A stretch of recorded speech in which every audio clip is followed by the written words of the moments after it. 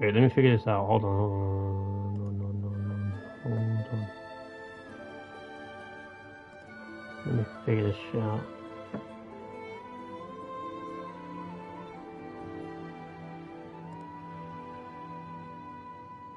What's going there? Dual stream.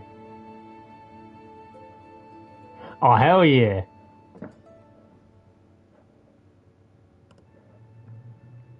Oh, hell yeah. Oh, shit, sorry. Hey, I got it. Let's go. Close all those fucking apps. Turn that phone all the way down. I goats it.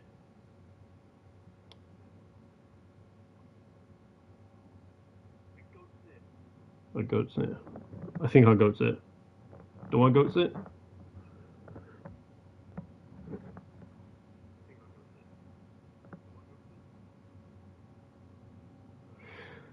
Alright, let's see if we can kill the Torres there. My rocking chair. I should at least grab like the final two I need. Admire the view. Or we could go to the moon and gaze down at Tefat. Whatever you prefer.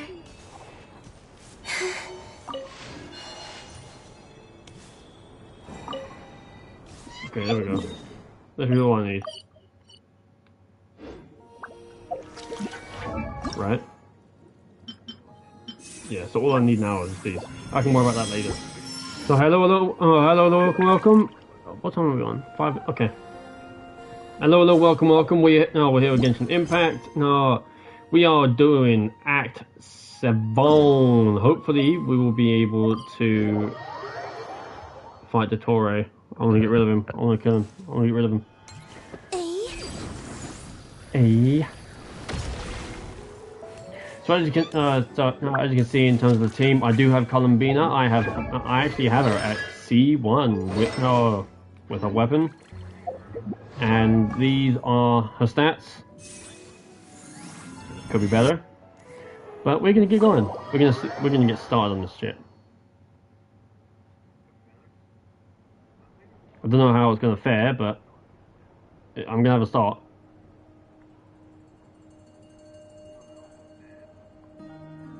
Meow meow, motherfucker. Looks like the gang's all here! Yep, all ready. How about you two? Green and good to go? No. Paimon's ready! I'm yellow. I'm covered in yellow. Does that answer your question? Haha, feeling nervous? Don't blame you. We're all a little out of our depth with this one. Okay, so some time ago, Columbina was ambushed by the Doctor. It all happened pretty fast, and the last thing you saw was her vanishing into the moon's reflection.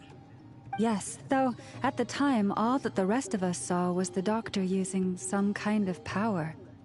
The next moment, Columbina had disappeared, and you were falling into the sea. We have to get Columbina back. And whatever the Doctor's plan is in seizing the Three Moons Authority, we have to stop him before he succeeds. The Frost Moon Scions consider it our duty to rescue the Moon Goddess. I wasn't expecting so many others to come to our aid. So I want you to know that you have our utmost gratitude. Great. Well, first things first. Wait. I feel Someone's strange here. seeing it, Drew. We heard your footsteps. Although... You've been here for a while now. I take it you followed the Traveler, but I don't sense any ill intent in you. Come on.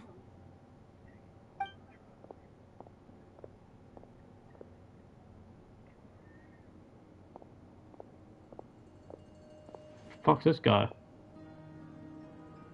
I figured it wouldn't take you long to notice me. I come bearing news from my lady, the Knave. Dottore went through the motions of returning to Snezhnaya, but it was obviously a facade. However, he has not returned to the Kuvaki Experimental Design Bureau, nor has he made an appearance in Nasha Town. Well, in that case, he'll be in his lab way up north. I always wondered why he applied for his own private pad. He was planning this all along. Tell them that Sandrone and I will go on ahead. If they still intend to pursue this matter, they should meet us at the research center in the northern tip of Nodcry. Nice of Columbina's two best friends to think of us. We appreciate the heads up. Our sincere thanks to the Fatui for your aid. Lady Damselette may have left our organization, but at least some of her colleagues remain genuinely concerned for her well-being. Not to mention that the Doctor's increasingly cryptic conduct gives us great cause for alarm. We have crossed swords many times before, but it's not personal. We're just on different sides. We don't lack humanity. And That's a so, good way to as see it. fellow friends of Lady Damselette, it's only right that you should be in the know about this. Appreciate it. Arlecchino's situational awareness has saved us a lot of trouble. I'll leave the map here with you. If you do decide to head to the research center, please proceed with caution. And remember, at least while you're in Nodcry, Lady Arlecchino's subordinates are your comrades if you want them to be. This is very accommodating of you. We can't thank you enough. Just doing my duty. I shall take my leave now. If you need us, you'll find us at the Experimental Design Bureau. That's good to know. So, the doctors left the Experimental Design Bureau and headed to some research center up north. Marionette seems to think he's been planning this for a long time. But when did it start? Before he even arrived in Nodcry? It seems his loyalty to the Tsaritsa is lip service at most. Behind the scenes, he may even be working against her. Whatever his motives, we know that he's decisive and incredibly ruthless. Facing him unprepared would be a recipe for disaster. At this stage, it's difficult to predict his next steps. I suggest we split into two groups. We need some people to stay behind and guard Nasha Town. Well, as much as I'd love to help, infiltrating research labs isn't really my area of expertise. But at least take Cool Your Jet's Ducky with you. It should be some help during the battle. And as for Miss Inefa, I suppose you will stay to protect Miss Aino? Detecting operational logic. Protect Dino. Priority. High. Just in case, Servarka, I think it would be best if you stayed behind as well. You can leave the research center to us. I mean, I would have said the Knight of Berea should probably be out on the front line, but okay, fine. Leave Nasha Town to me. Be careful out there, okay? If things get out of hand, fall back right away. Yehodo will be on hand to assist you. In my absence, she can handle any intel gathering work. You got it, boss. You guys make sure to get back here in one piece, all right? We will. Things are moving fast. We'd better head off soon if we hope to keep pace. I mean, falling behind wouldn't exactly be adequate. It's infiltrate a secret research facility, or... Yeah, alright. Paimon will help out here instead. Sounds like it's gonna be a pretty intense fight. We all have to bring our A-game here. So, anything you need to wrap up before we leave? How many times I'm gonna die? While the Archon Quest is in a special phase, certain systems and functions will be unavailable. To ensure you have the best experience, it is recommended that you experience the next part of the story when you have ample time to complete it.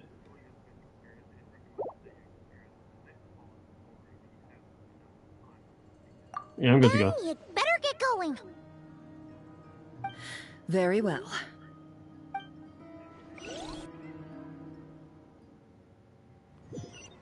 Only keep it on these focus broken mode. machines on the ground. Someone got hit. Oh shit.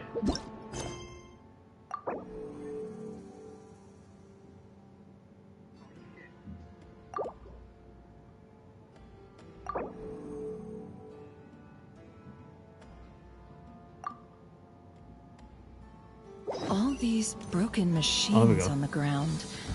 Someone got here before us. Could it be Arlecchino and Sandrone? I have my doubts.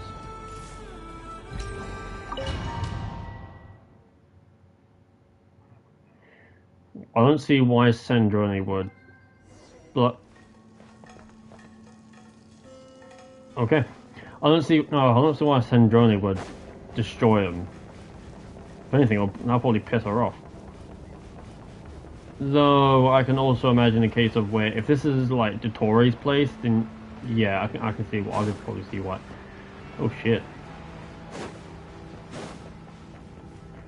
You two of their mannequins can't see nothing about me now.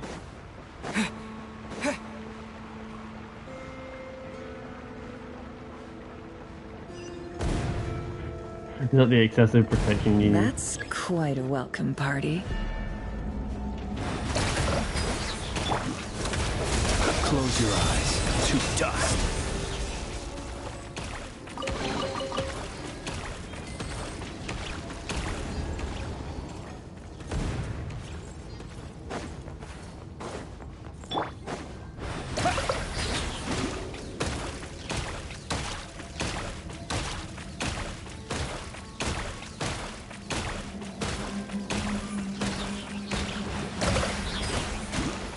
So using the skill just does that. Okay. I'm gonna just do this then. Screw it. There's like no reason to it, but I don't care.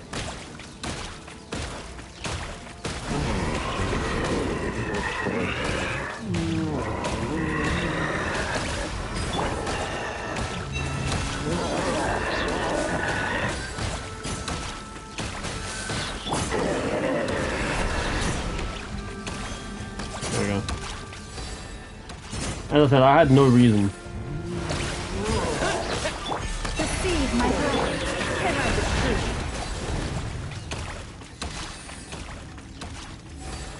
I've got two main DPSs on this team. Get back! I said get back! Do you hear me? Why isn't it working? No! Don't come any closer! Don't!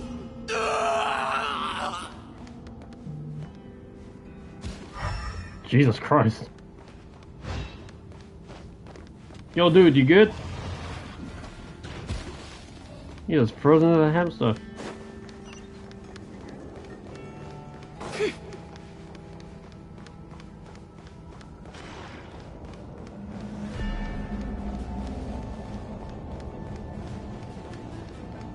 I'll just wander over it. Oh, they've seen me. It all adds up. The deception ends here. Forest, protect us. Be silent. Do you fear the dark?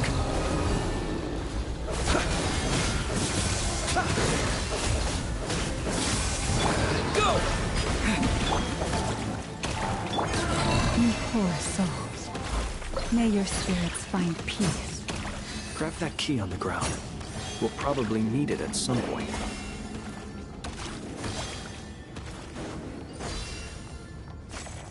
Right there. Huh. Watch out. Ugh. There's no way through. Let's go around. Well, I guess that's one way to get rid of him. Oh, fuck. Yeah.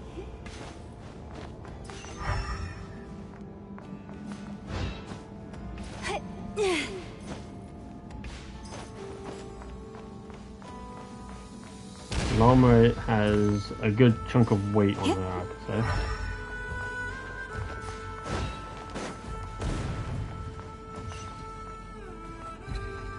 Whee!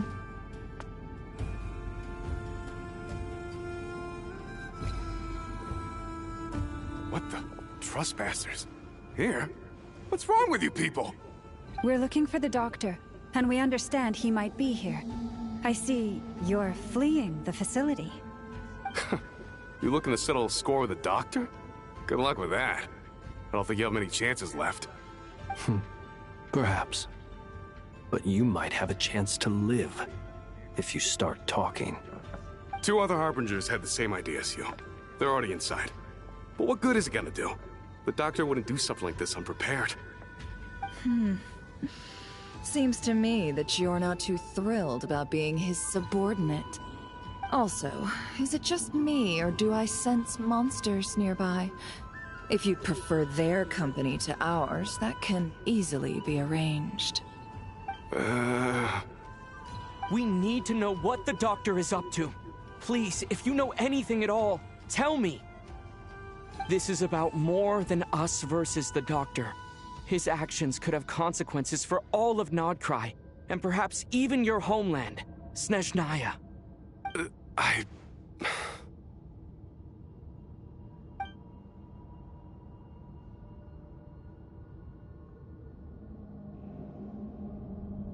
He's building something. Ambitious doesn't even begin to describe it.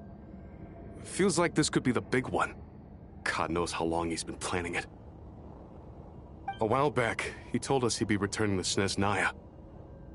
We weren't expecting him back so soon. This time he brought some gemstones with him, or something. 2 of them. The moon marrow spheres. He stole them from their rightful owner, Columbina. Oh, Lady Damselette? Last I heard, she left the Fatui. Before she went, she told us she'd finished what Her Majesty asked of her, and wished to focus on some personal matters. I remember thinking that leaving us might not be the best choice. I mean, I always looked up to the captain the most, and... Back when this all started, the higher-ups dispatched 3 units to Nodcry to execute their plan. They were led by the Doctor, Marionette, and the Damselette, respectively. I was a part of the Damselette's unit to begin with. She never really interacted with us much. In fact, she seemed sort of detached from everything. Not because she was distracted, just felt like she was indifferent to the world around her. Like she had no stake in anything that happened. She always seemed like she was staring off into the distance. Almost as if she didn't see anything worth living for in the present, so she had to look further afield. That's right. She always used to stare up at the sky. The Doctor used to stand nearby and watch her.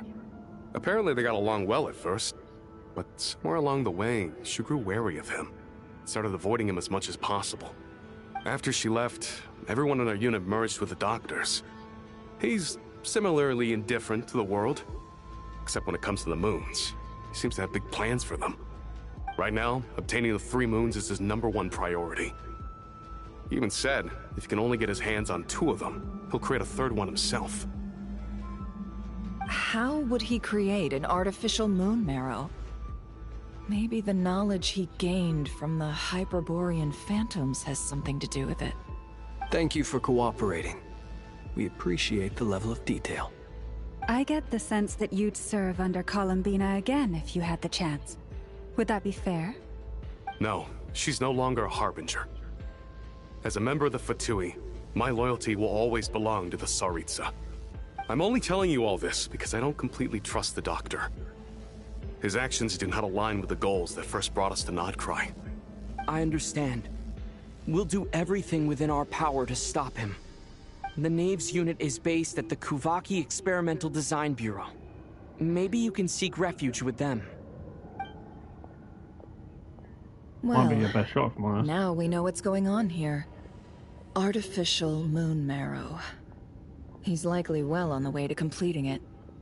Dottore's technological capabilities are far more advanced than I thought. I fear this could get ugly. Everyone, prepare yourselves.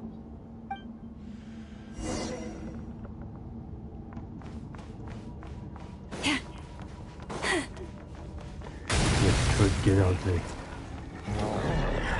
Leave this place. Bombs away! Close your I eyes. still find it important that it does that and not just sit still. If it could sit still, that'd be great. But it doesn't sit still. Can't hide the truth. The mystery unravels. Water jet! Be silent. Do you fear the dark? Observe to dust.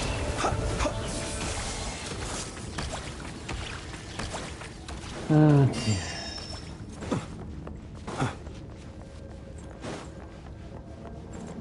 mean, in essence, I shouldn't really be able to get screwed over by YouTube to begin with. There's no blood or whatnot. It's usually blood that that screws it over. You gotta kind of like, if that is the case, then you gotta kind of like play with it. Like it's ketchup, it's jam, it's strawberry jelly, shit like that.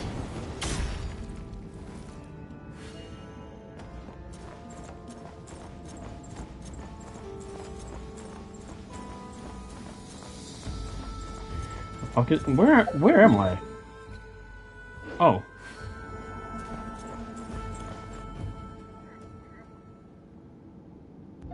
Welcome, one and all. I've been expecting you. I hope my humble research facility is to your liking. Yeah, we really appreciated fighting our way in through a horde of monsters. The gall! You expect us to believe you've just been patiently waiting for us? Of course I have. Should I be worried about something? Everything seems to be going quite smoothly so far, and you've shown up right on schedule. First Sandrone and Arlecchino, now you. Ah, quite a surfeit of guests I've had today.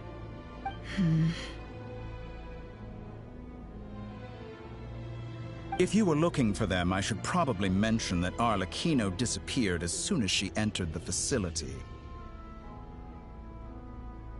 What do you mean As disappeared? for Sandrone, why, she stood right here only moments ago demanding answers from me at the top of her voice. Hardly out of character. She never was one for basic courtesy. But I have to admit, I was a little surprised to see her showing concern for someone besides herself. Does everyone you associate with undergo such a change in temperament? Speaking as a researcher, I have to say, it is not a change for the better. It threatens one's ability to remain objective. No, I think Sandrone has always kind of like liked Columbina. She just doesn't really show it. Well, since you ask. So you've got your hands on the moon marrow, and now you're claiming godhood. Don't you think that's a bit of a stretch, Dottore? I must protest what you are insinuating with that phrase, claiming godhood. I am not claiming anything. I am stating a fact. You're a researcher. I'm sure you appreciate the distinction between the two. Huh? Wait, you really think you're all that? You'll excuse me if I'm not being a polite little lady for you. We're colleagues. We both know what kind of person you are. By the same token, I knew you'd respond along those lines. You and I both understand that facts speak louder than words. To that end, I've had my people send you a small gift. It should go some way toward helping you understand my present position. Sonny's about to throw hands. Where have all your troops gone? Who knows? Perhaps they are already marching toward a new world, following in the footsteps of an unknown god. As vulgar and arrogant as you may be, dear Sandrone, I have no intention of taking out my displeasure on your subordinates. They will enjoy equal rights to my own. You sent your people to the Experimental Design Bureau? That's the Tsaritsa's property. Yes, and I am very mindful of Her Majesty's instructions. But you know full well that they do not conflict with my present goals. In which case, all I'm doing is conducting another one of my experiments. Is there a problem with that? Now then, you have a judgment call to make. Am I simply lying to stall you?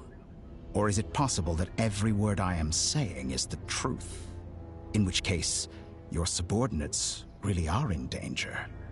So now you've turned on fellow Fatui soldiers.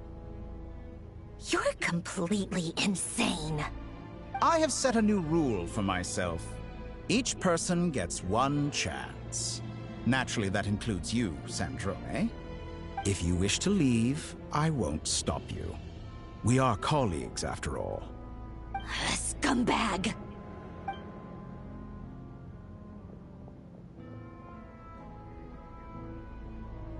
Still, I hadn't counted on Sandrone sparing any thought for the people of this world. Shame. I always found her self-centeredness to be one of her few better qualities. How can she ever hope to achieve greatness when she's so obsessed with protecting her little design bureau? It's more than a little disingenuous to speak of achieving greatness while taking hostages. Or does honor no longer mean anything to you? It never has. I have the marrow of 2 moons in my possession and will soon complete the construction of a 3rd. I will be the god of a new world. And you speak to me of honor? How charmingly naive. Those are sacred relics. You do not deserve them. In my view, many in this world do not deserve to be alive. And yet, I mercifully permit them to go on living, do I not? You come to regret your actions. Will I now? Let's see if you can make me. Well, he's got 2 moon marrows. He's artificially making a 3rd to basically make another version of what Sarah used to do way back. So if there were in a funny essence, if I had a nickel for every time a Patui Harbinger was trying to become a god, I would have 2 nickels. Is that the best you can do? Forest, protect us. By the frost moon of old. Which is not much, but it's strange that it's happened twice. Be silent. Night falls. Observe. Do you fear the dark? It all adds up. Leave this place. No more lies. The mystery unravels. Oh, hello. Thanks for the assistance. Arlecchino. They see you as an ally. What a farce. You're clearly here to destroy my research, not to use it. I'd say your research is more valuable than yours. Am I wrong? Everlasting as the moon! Overruled! Bombs away! Water jet! Keep your distance. Branch into song. Can we just speak? What do you want me to say? It all adds up. The deception ends here. Go! Be silent. Close your eyes. Night falls. Observe. Shooby-dooby. I'm a little bit quiet. Night falls. How about now? Observe. Close your eyes. Oh, I can't pause without getting my ass handed to me. With one heart, we... No more lies. Can't hide the truth. Alright, hold on. Target acquired. Alright, Doctor, fuck off. An exact practice. How unfortunate. So how's this? How's this? You poor master. Observe. Fuck off, I said it first. It all adds up. No more lies. The mystery unravels. I said it first, it's already. Leave me alone. Lush as the moon. Datora is too powerful with the artificial moon marrow in his arsenal. Fighting him is futile. Quickly. How's this?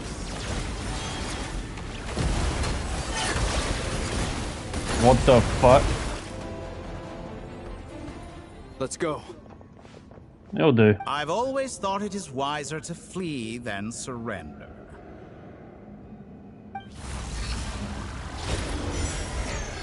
Watch out! What the? Forget about me! You should... Where's the traveler?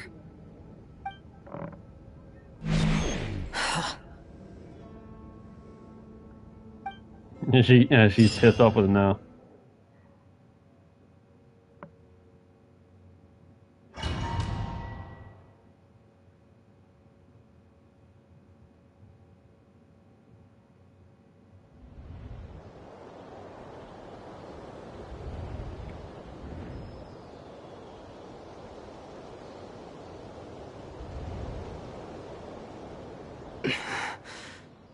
What just happened? Nasha Town? How did I get here? Strange. I remember being trapped by Dottore during the battle. And now all of a sudden, I'm here. Something weird is going on. I guess I'll start by exploring the area. Huh? Traveler? What brings you here at this hour? Huh? What are you in the mood for today? A hot dog? Or something else? We've got some special discounts at the moment. Want to see the menu? Sorry, I'm not hungry right now. Ah. Well, feel free to take a seat for now. Let me know if you change your mind. Appreciate it. Everyone seems to be acting normal. Am I just overthinking? Oh, darling, look who it is. One of our regular customers.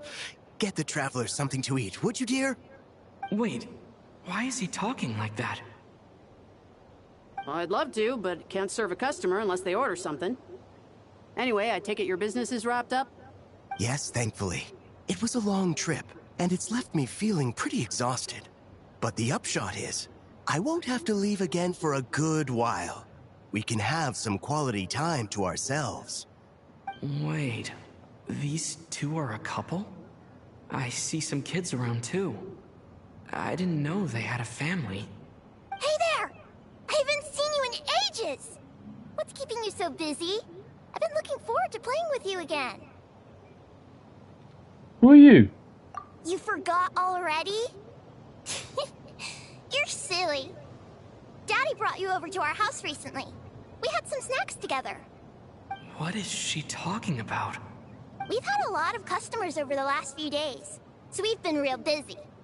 And like my mom always says, some people are more than just customers.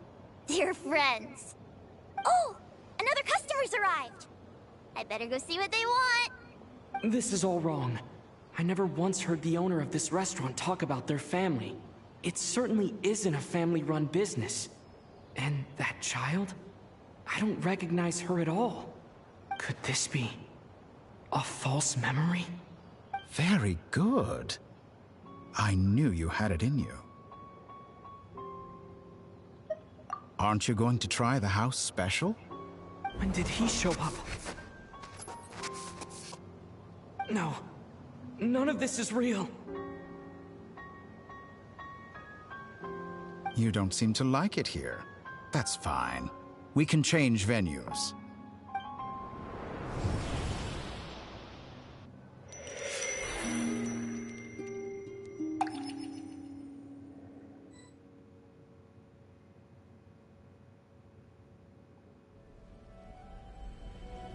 Hell? I'm still alive. Where is this place? It took all my strength to open the moon gate, and then I leapt into it. So this is the moon's reflection? The mysterious realm beyond the gate?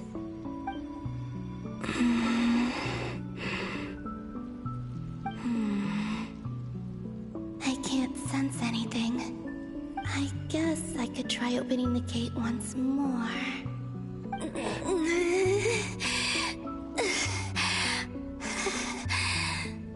No response. Maybe this space can't be opened from inside. If this was the space that killed both Revier and his lover, then why am I unscathed? Or... no, I'm not unscathed. Even the air here feels frozen in place. There is nothing here with which I can restore my power. I should conserve my strength and proceed with caution. Just Rivia shows up out of fucking nowhere. I don't believe Dottori's scheming will stop just because I escaped. If there is any chance that I can get back to the others, any chance at all, I must return.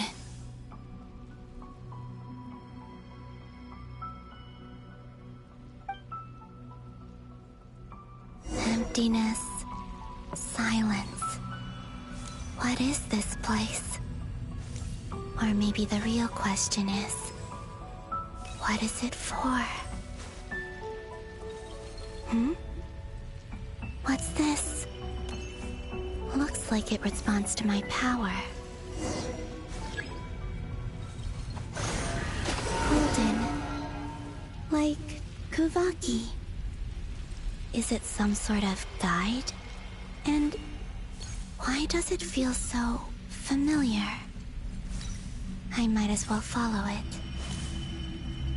There's not much of an other option, is there? Where does this lead? Could it be the exit?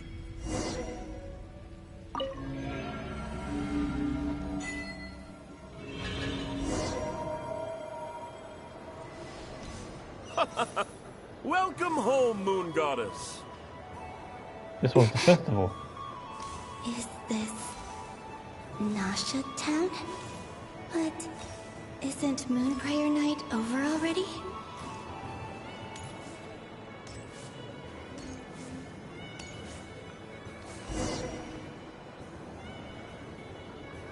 Goodbye for now, Columbina. I hope you have a wonderful night. I will. Everyone else. And me? Are these my memories?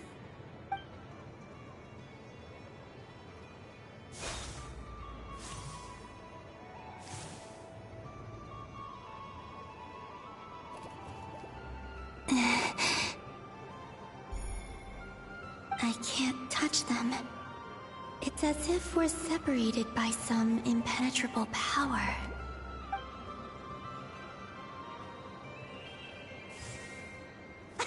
Over here! Over here!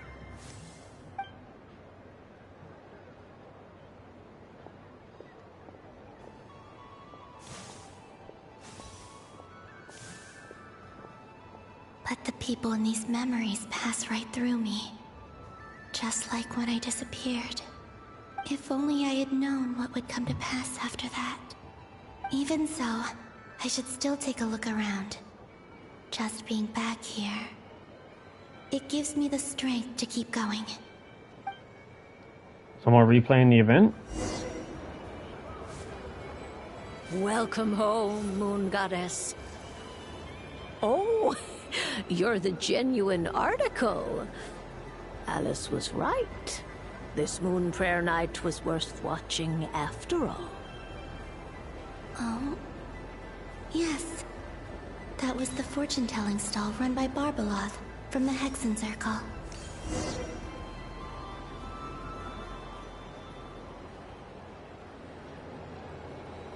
Please, draw the first lunar arcana. This represents destiny and is the foundation for the divination as a whole.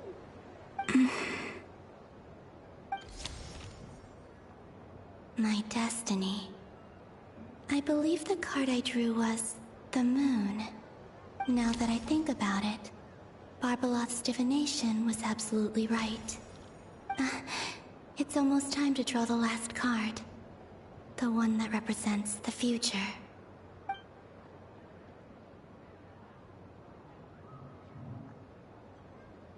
That was the card that popped out on its own.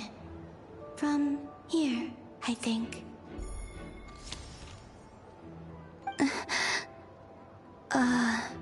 Kuvaki Pulse? What? Fascinating. I've never encountered this before in my role as a diviner. What's going on? Did that card leave the deck? Because of my influence? All I did was try to touch it, and then... Maybe this memory space is not untouchable after all. Are there weak points in the barrier? Or... is it possible that there's more to this space than my memories alone? This card is death. I need to get to the bottom of this. I'll try touching something else.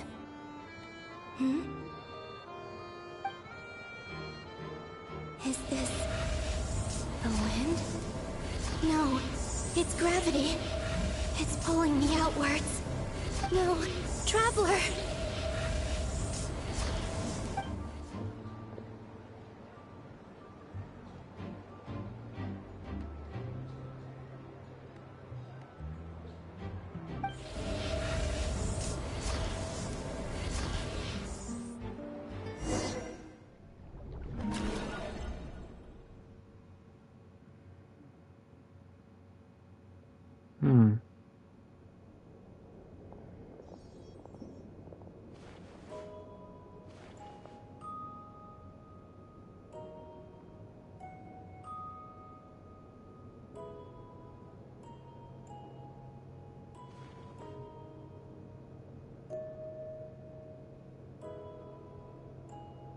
Paimon, listen to me. From the bottom of our hearts, we are so sorry. We completely understand how you must feel. The Traveler is trapped, and we all feel responsible for it. Don't say that! Paimon's not a little kid! You didn't leave him behind on purpose! There was nothing you could do!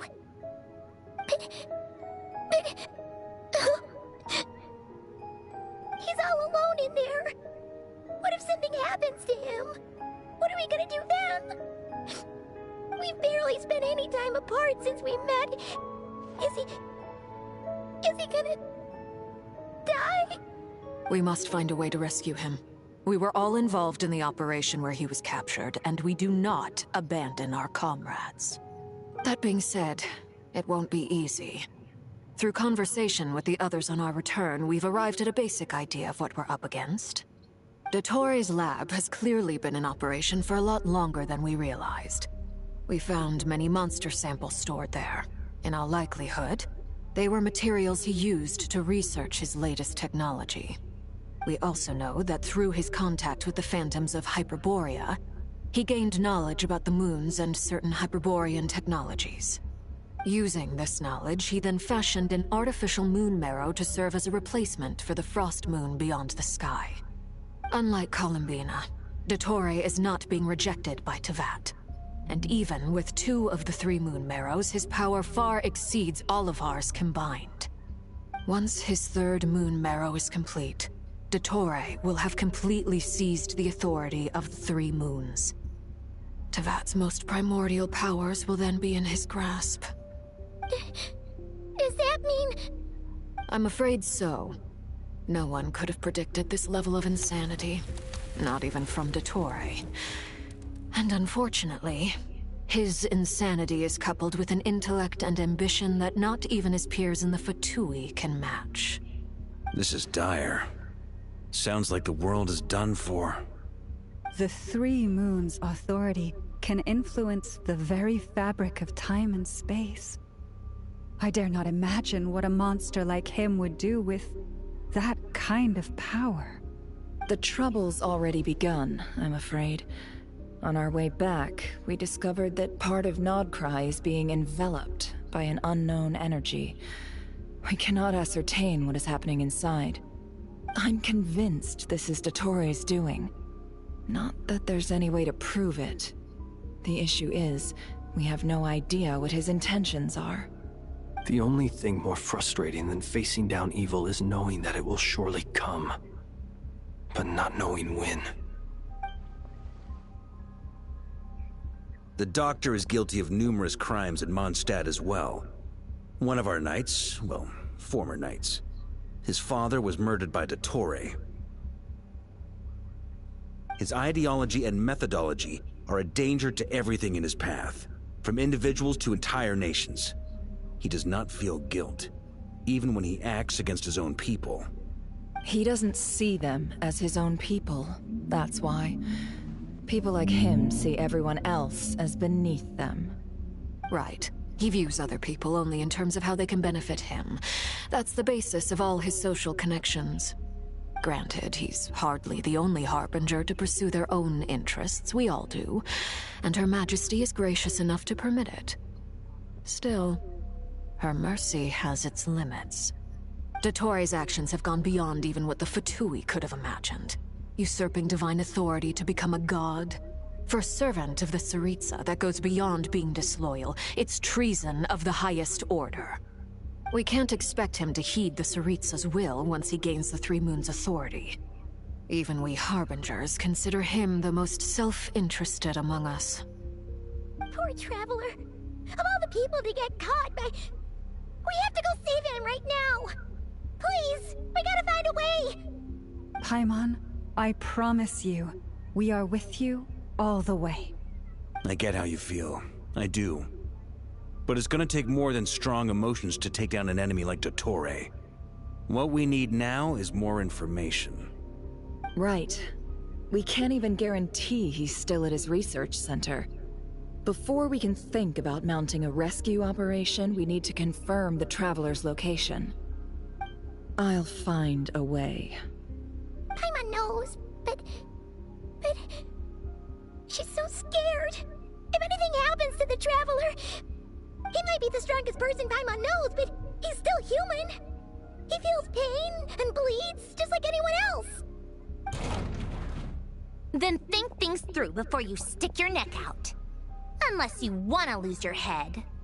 Sandrone. Miss Sandrone, you're okay?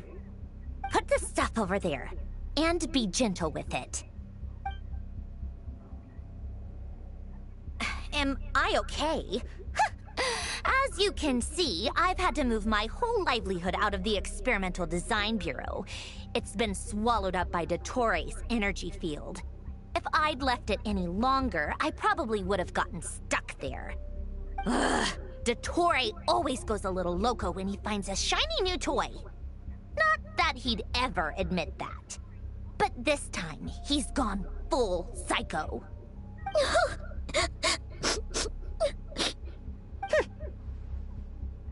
Just go ahead and cry already. Sorry. Paimon's not trying to make it seem. It's just... She can't. Oh, Paimon. Well, they have been together for quite a long time. There's no shame in it. When you're overwhelmed by fear and despair, crying can help get it out of your system. You'll feel better for it. Okay then, while the baby of the group is having a moment, how about the grown-ups get to work? Give me your hand. You've made a discovery? Polonia, scan.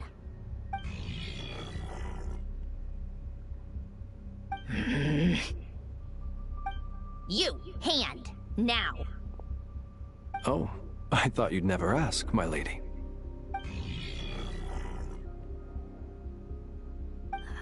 Curses! You're next, then you.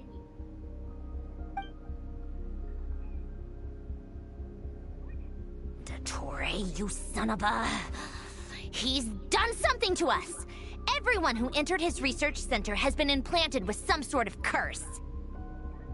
I don't feel anything unusual at the moment. Does that mean it hasn't activated yet? Is there a way to figure out its purpose and what might trigger it?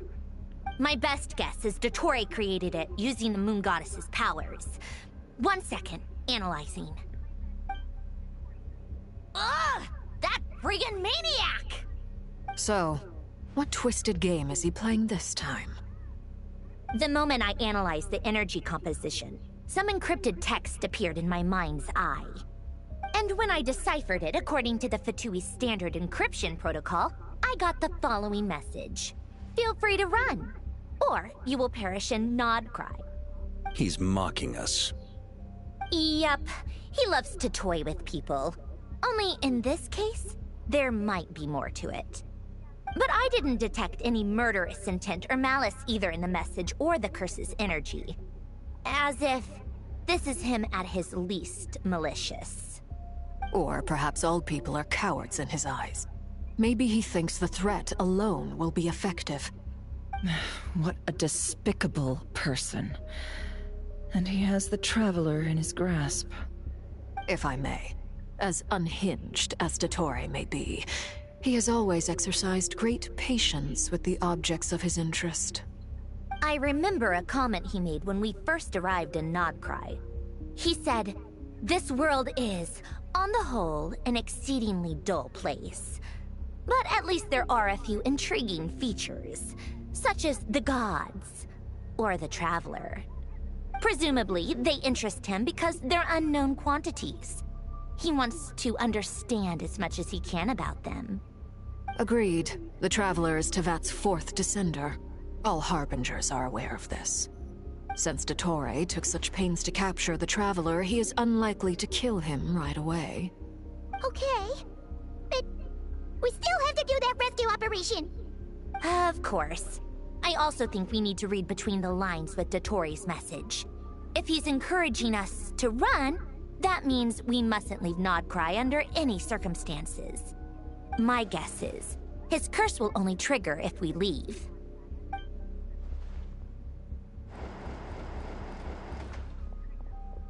We've discovered multiple energy fields. Albedo is still attempting to analyze their structure. He told me to report back first. Each field is slowly growing, swallowing up more of the surrounding area in the process. And the pace of their expansion has increased since we first examined them. He's probably trying to swallow Nodcry whole. His nefarious ambition knows no bounds. If this continues, the whole of Tevat will be in trouble, not just Nodcry. The loss of Columbina could not have come at a worse time. Do we think she's truly gone for good? She entered the space beyond the Moon Gate, knowing what became of Rerir and Thalindus.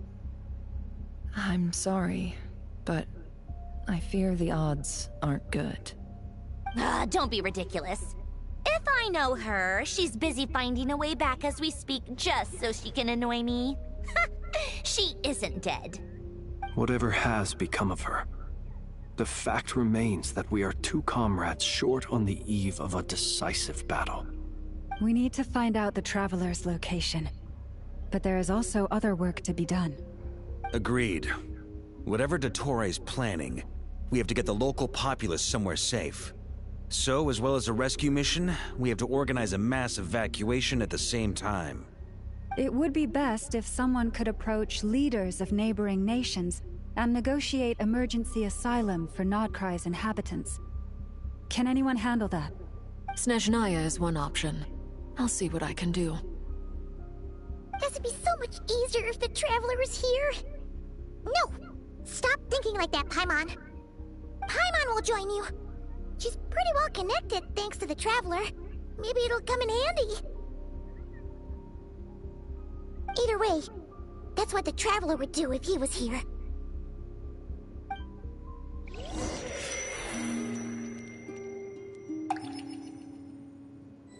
That's a pretty animation. Back here again.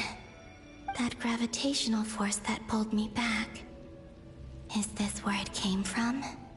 When I saw that memory of Moon Prayer Night, I think I influenced reality. Was it just a coincidence?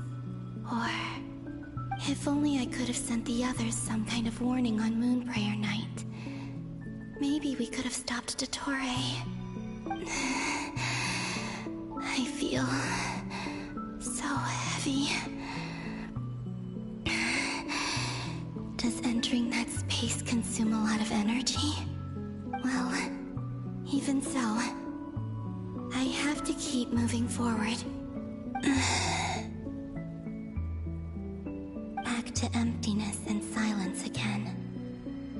I should try and find my way back inside that memory.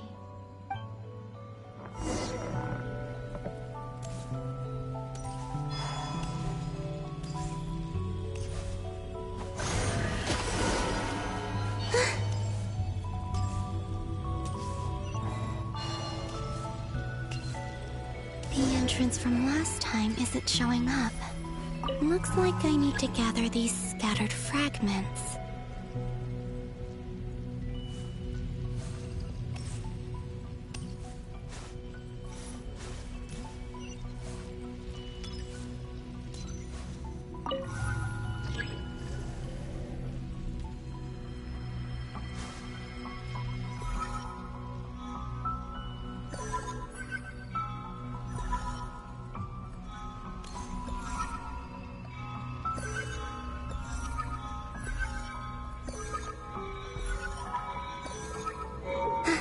It worked.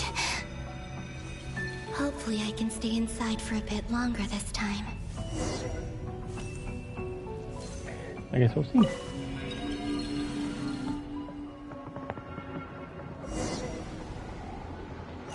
Ad Astra Abyssosk. Welcome to the Adventurers Guild.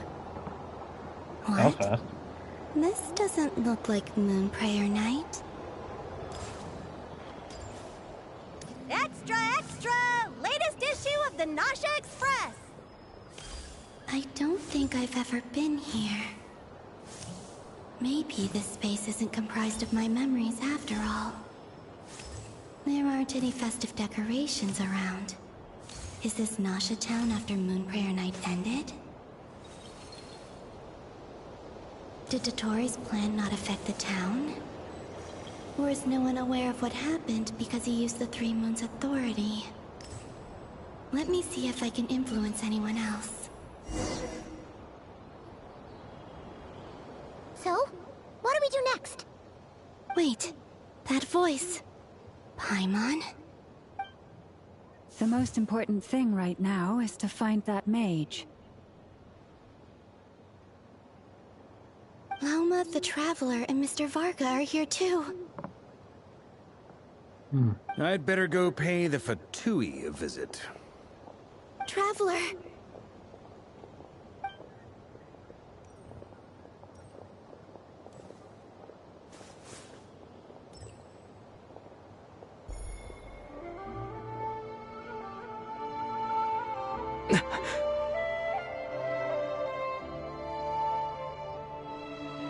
Columbina?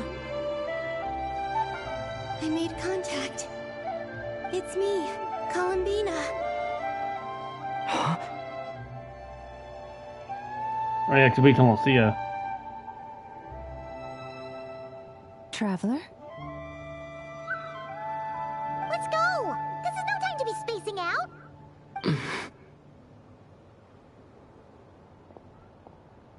Huh? Wait a moment. This has happened before. Huh? This is what happened when I disappeared. I stood right over there, thinking that no one would ever find me again. It was only when he called my name that I decided to follow them. But did he turn around because he sensed my touch just now? Is it really possible that from in here, I can change the past? If I keep following them, maybe... Huh? It's that gravity again.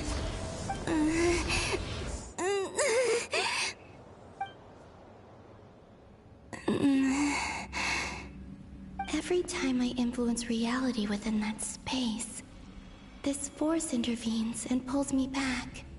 It's as if it's trying to stop me from leaving.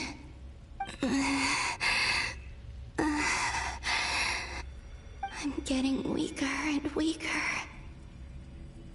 I'll just have to try another approach next time. Come on, Columbina. Keep going. You have to tell everyone what happened.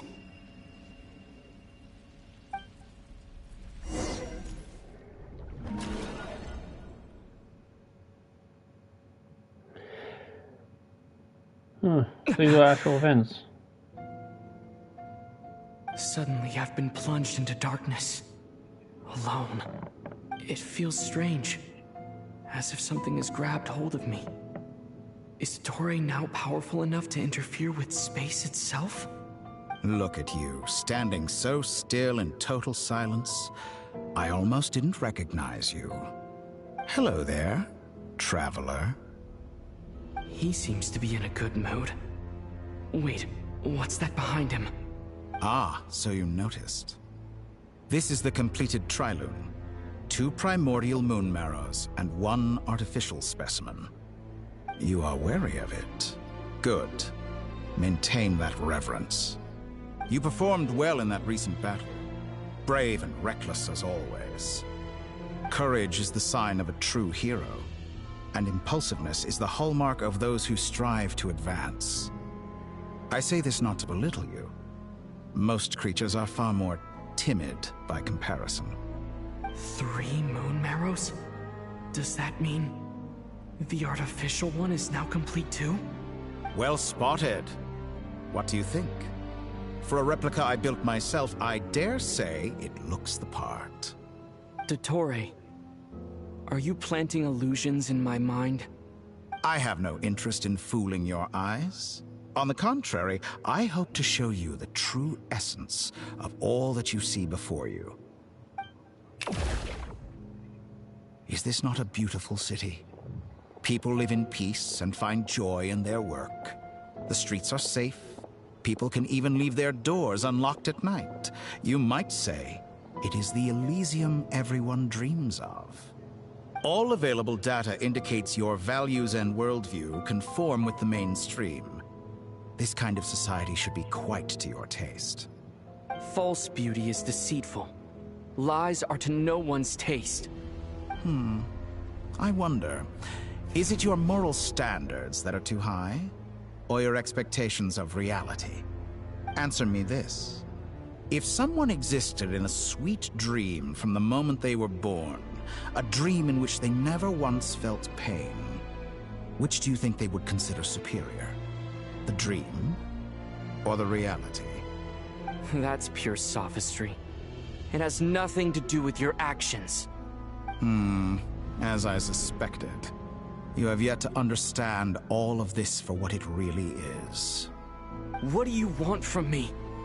You sound impatient.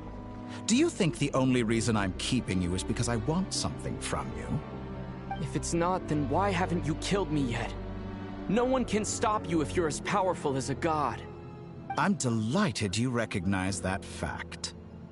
I believe we last squared off in Sumeru. Ah, the memories. How time flies. You and I have both grown. I'm not surprised that Arlecchino and Sandrone worked with you. You've always a way of slowly but surely ingratiating yourself with all levels of society. People laud you as a hero, but I suspect there's more to it than that. Oh, but to be clear, I don't say that to flatter you. Do you always give your opponent an appraisal before you deal the final blow? Call it a long-time habit. I'm a researcher, and one of my duties is to give an objective assessment of my subjects. But you misunderstand. We are not opponents. Not at this moment. I just want to talk. Think back to Tartaglia, Arlecchino, Capitano, Colombina, and now even Sandrone.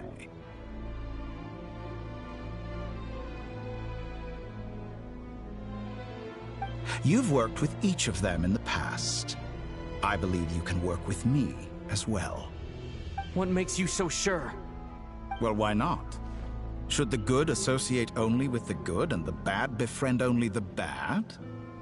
I like to think we could have a more mature relationship than that. Surely you don't think all your relationships are grounded in friendship or shared ideals? People come together because it benefits them to do so. If you think of the people you admire, you must surely admit that they have provided some benefit to you. Morality, ambition, dreams. People have plenty of words to embellish the nature of their relationships. But once you break free from those ethical frameworks, you will see that the only thing connecting the two of you is mutual benefit. And that is what I'd like to talk to you about. You say that, that's actually true. He's probably been planning to kidnap me for a long time now. But for what exactly? He has the authority of all 3 moons. I won't be able to gain the upper hand in a fight. Best if I pretend that I'm willing to negotiate for now. You say you're a god, but you also speak of mutual benefit. What could a god want that the 3 moons cannot provide? Excellent question. But before I answer, I would ask you the same thing. Gaining Colombina's allegiance was a rare and extraordinary feat. But the Moon Marrows are now in my hands, and I have the edge over her. For this artificial moon is not being rejected by Tevat. Her identity and lineage may have been a thing of glory in the old world. But they were also shackles that prevented her from ever integrating into Tevat. I, on the other hand, you may view me as a thief, but I have overcome that limitation. So what is it that the Three Moons cannot grant you? What stops you from negotiating with me to get what you want? I don't make deals with lying psychopaths. That's quite an accusation. Are you expecting me to get angry with you? Well, this is one aspect in which my personal growth has served me well. In the past, my less mature self might have been disappointed, perhaps even angry, over a small setback like this. Like when you and Lesser Lord Kusanali joined forces to oppose me, for example. But things are different now. Just as the rich do not quibble with the poor, I no longer find myself perturbed by these trivial affairs. Human relationships end with conflicts of emotions and interests. But relations between humans and gods are different. And ours is even more unique. I have ascended to the highest heights and laid claim to unprecedented horizons. And you were no ordinary person to begin with.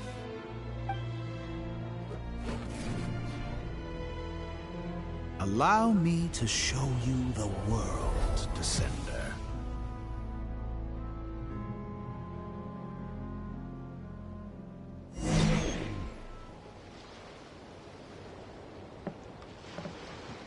Why does it look like I'm gonna fight him? To stand, walk, jump, sit, and lie down. These are the most common of behaviors.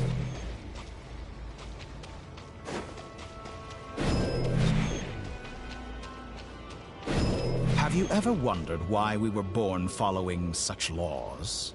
Who stipulated that we could not fly instead of walk?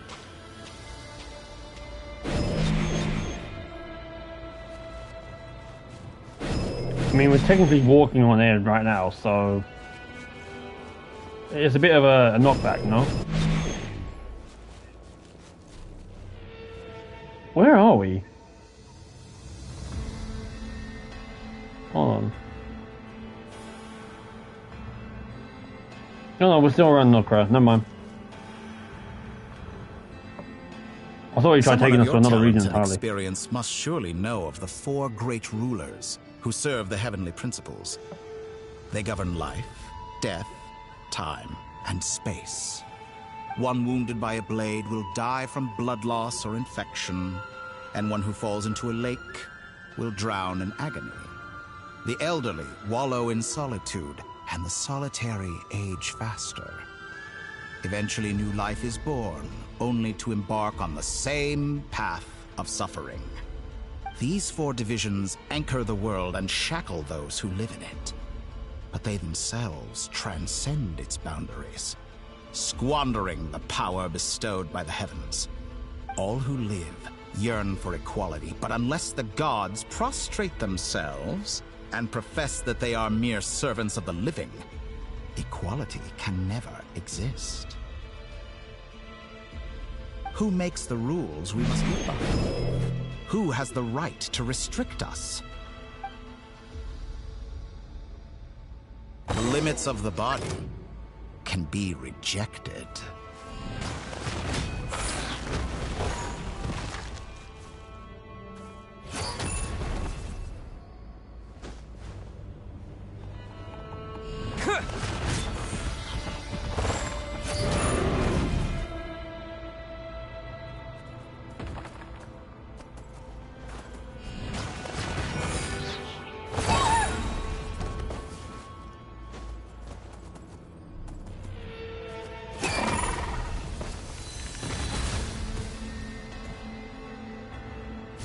How does it feel to be among those with absolute power? I feel like it was wrong that I did it, but You cannot conceive the extent to which your flesh hinders your mind and spirit.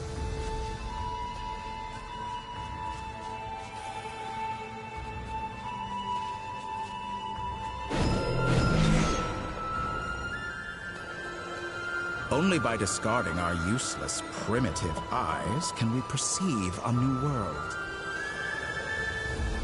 How narrow-minded we all were in the past. Why should the final answer of the world not be the power that predates those of life, death, time, and space? The power of the Trilune. Through it, I have glimpsed new experimental possibilities. Nature suppressed, authority exiled, souls controlled.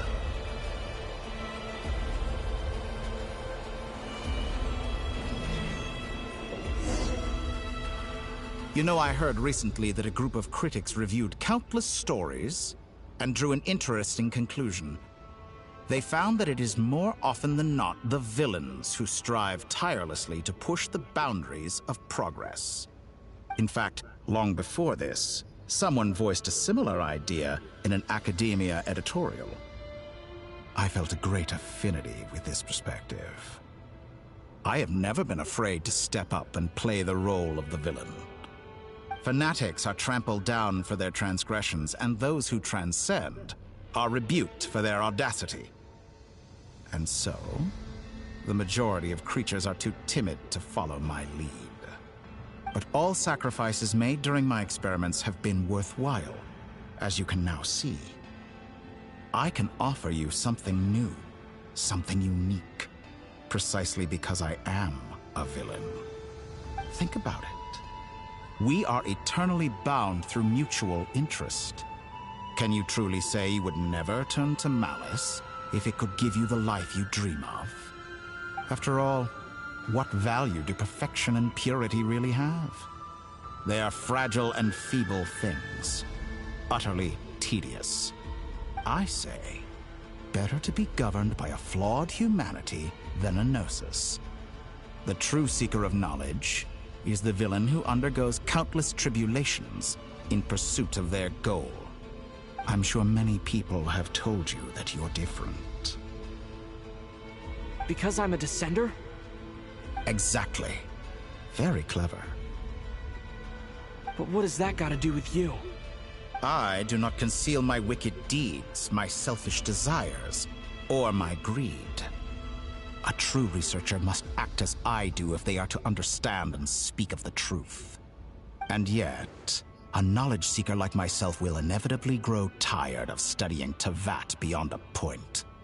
You have traveled to all corners of the world and met many people.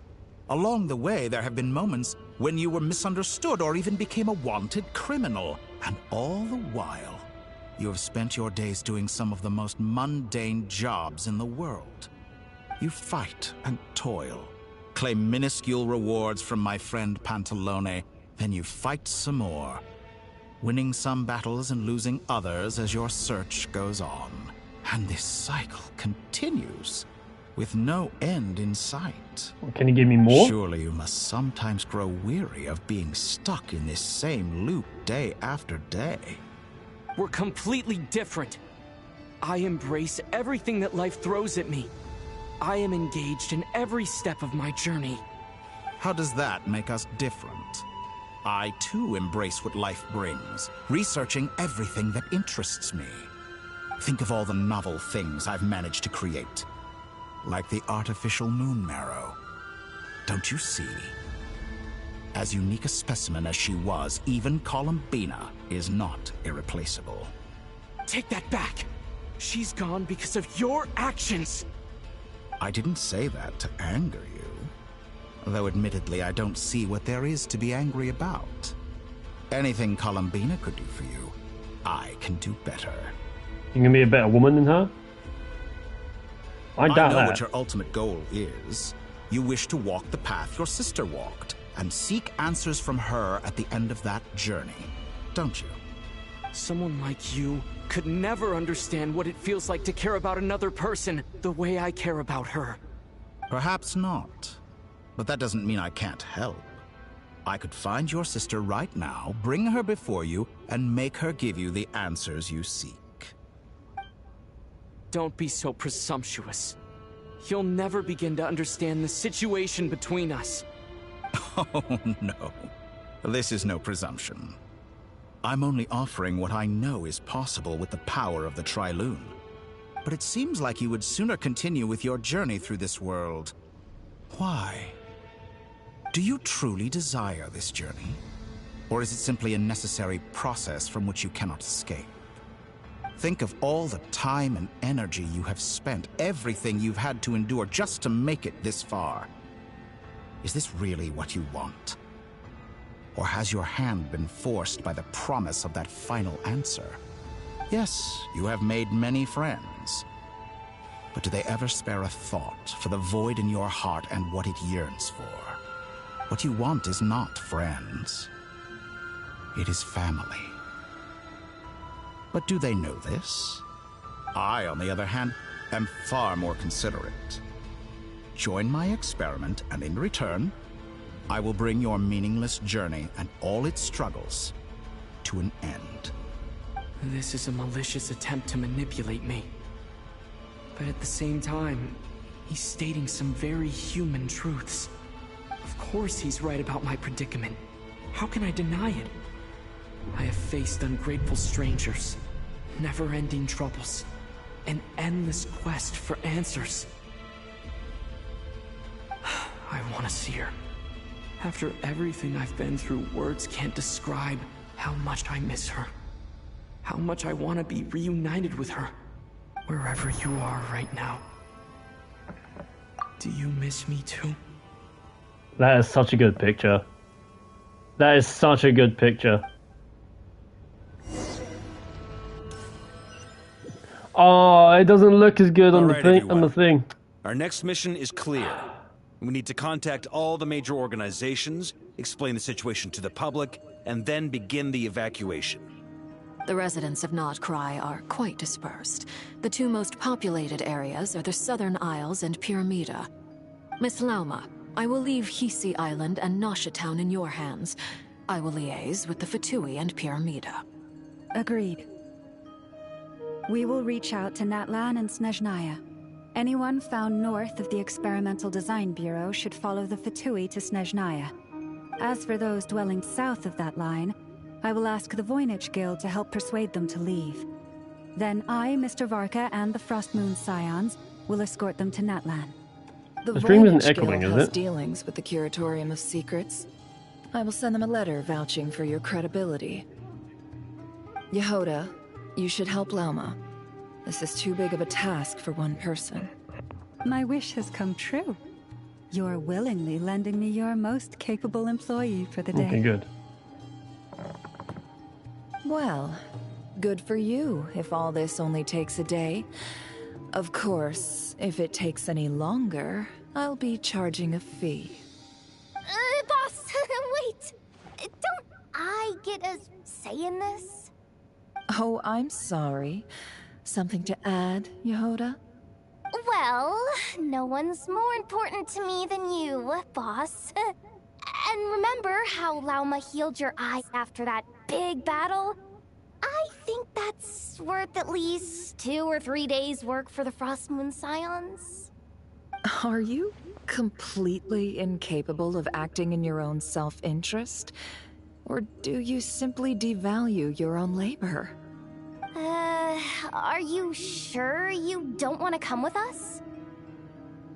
Who will see to our other work if we're all busy evacuating residents? Sandrone insists that Columbina is still alive, and we have a traveler to rescue. There's much to be done. But boss, I'm just worried that... Well, Nefer, I'll link up with you once my tasks are complete. What makes you think I'd need you to do that? I'll need it. And considering the way you approach certain matters, I think you'll be better off with me present. That's quite enough. Just focus on your work first. I bet we're in for an uphill battle here. But we can help out too. Inefa and I are gonna help Nasha Town's residents carry their stuff. Loading schedule. Store essential local research data and technology samples, then escort the people to Natlan. Understood. I will execute this to the best of my abilities. Great stuff. Thank you, ladies. I've contacted the Lightkeepers. A colleague of mine will join us shortly. I will persuade them to conduct a thorough search of the region to ensure that no civilians get left behind. As for me, I guess I'll be making an early return to Sumeru. I think it's important that someone informs the Dendro Archon of what's going on in Notcry. Roger that. Someone should inform Mondstadt, too. Mr. Duran, can I trust you to handle that? I think you fly faster than any of us can run. As an added incentive, get there fast enough and I'll see about getting your gliding exam waived. Really? Ha! Mission accepted, sir. I intend to stay behind and help Miss Sandrone with her research. She has some alchemy-related questions that she'd like me to explore. She recognizes your expertise, then. I wish you a fruitful collaboration. Thank you. In truth, I was surprised to hear her express an interest in subject matter outside of machines. I believe she has been investigating some Fontanian technology recently. She made a point of bringing the relevant materials with her when she left the Experimental Design Bureau. She's sorting through everything in her room as we speak. I should mention that we have one other friend who isn't present. He hasn't made his position in all of this clear. But if we know anything about him, he's likely investigating on his own. Paimon's been very quiet today. But I know how close she and the Traveler are with the Natlanese. She should come with us to the border. Okay. Paimon will do her best. Make sure to heed Sandrone's warning. Many of us have been cursed by Dottore. As such, under no circumstances should anyone cross national borders. Remain within Notcry. That aside, personally I have faith in Columbina. Things look grim, sure, but who knows how it'll play out. Same goes for rescuing the Traveler. Both of them are important allies and friends. We'll be counting on you to gather intel on them, Miss Nefer. Oh, wonderful. You're all here. Nicole? Oh, right, I forgot when the bubbles come up. Nicole? Whoa, that was loud. And it came out of nowhere. So mysterious. Sorry, this is the only way I can speak to you all right now. Please accept my apology. Anyway, time is short. I'll cut to the chase. Yeah, isn't she like physically a mute? Like, she's a mute physically, so she uses her ability to speak to us in mind.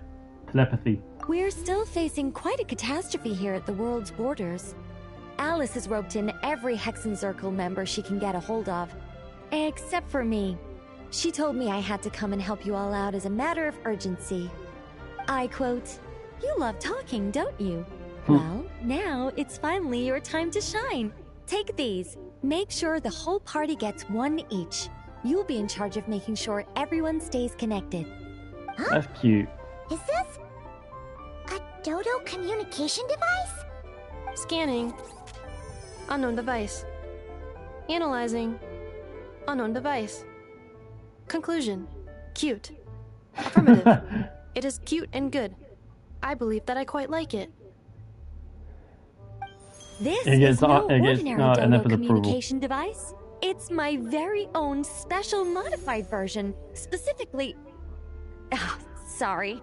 I almost went off on another tangent there. Anyway, help yourselves. That in itself would actually make a good short. And if the Dodo communication device, and if we're approved. It will allow us to communicate over long distances within Nodcry. No more worrying about shuttling messages back and forth. What astounding technology. Am I right in assuming that it relies on your personal abilities to function, Miss Nicole? Yes, exactly. Right on cue, Albedo. Ah, I'd love to brag to you all about how it all works. But no, next time. Anyway, I'll be right with you all, serving as a communication hub.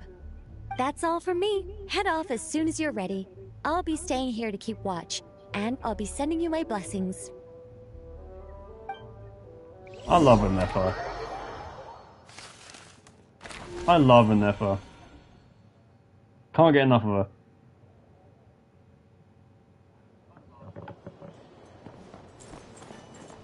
There is actually something that's rather amusing about this.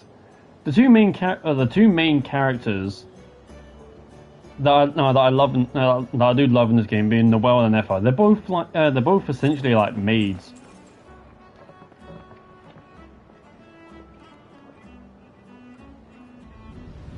Just like one's mechanical, the other one isn't. Ah, Sir Flint. Perfect timing. I just arrived myself. You are most considerate, Master Ilua. But in fact, I know you have been sitting here for quite some time. If you saw me, why didn't you say something? I was curious to see how long you could sit still for. Also, shouldn't you have managed to sense me approaching? That would be a first. You always seem to appear out of thin air without making a peep. Also, how many times do I have to tell you not to address me as Master? I don't qualify. I beg to differ. Why should a young man so well versed in social graces as yourself not be worthy of that title? Please, Lord Flint's... Sir Flint's. I'm begging you, don't flatter me into complacency like you do with everyone else.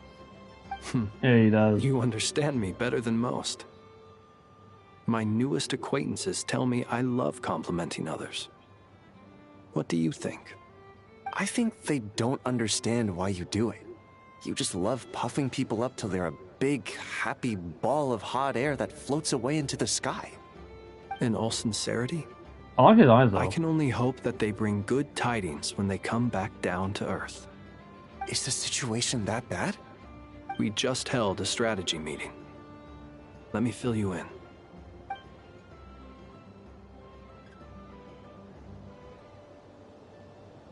In short, I like his eyes though. We need everyone gone from Pyramida. We also need a team of Lightkeepers to scour the more remote regions of Nodcry for civilians to evacuate. I only hope we have enough personnel. We do. Old Man Nikita will definitely help, and we can recall anyone out on patrol to focus on this instead. Good. I'm sure you and the others will make short work of this.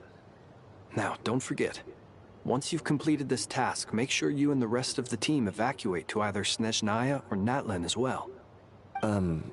Flint? If you've got something to say, Master Ilua, why not guess what I'm thinking right now? You mentioned that you have something else to deal with later. No, I can kind of tell.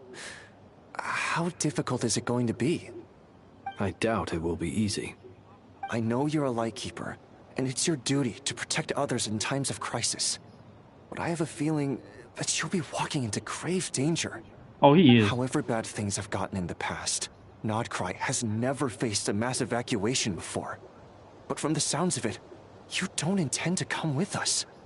I don't mean to pry, and it's probably none of my business. But whatever it is you're intending, you don't have to go through with it, you know. I've been afflicted with some sort of curse, and I'm told it may well trigger if I set foot outside of Nodcry. As such, I cannot leave. I have to act, if for no other reason than to fight this curse. What? No. Why? Why would anyone want to curse you? There are plenty of people out there willing to trample over others in pursuit of their own goals. Frankly, Sir Flint, I am furious.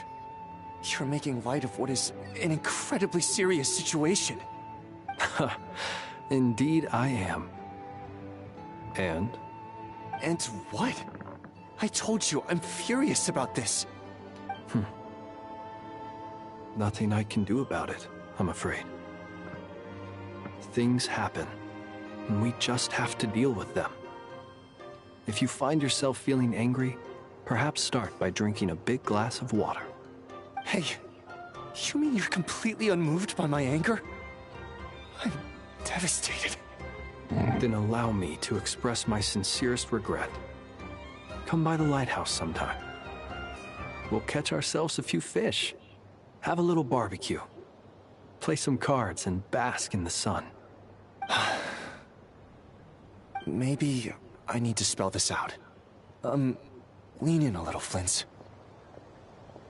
Imagine if it actually carried into gameplay. This doesn't bode well.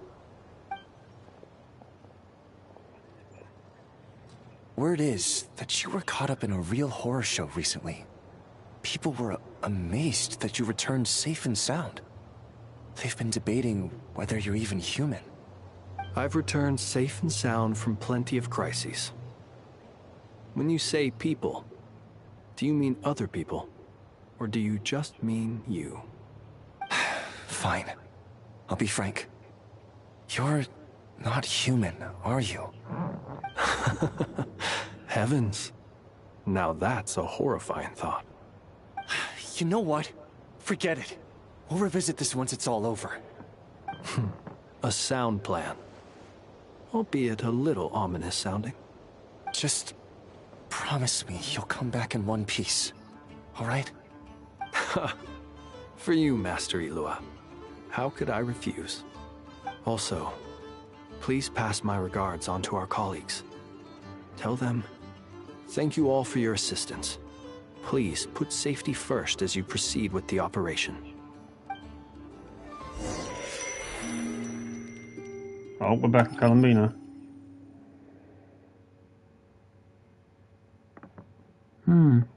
I have to keep searching for a path toward reality.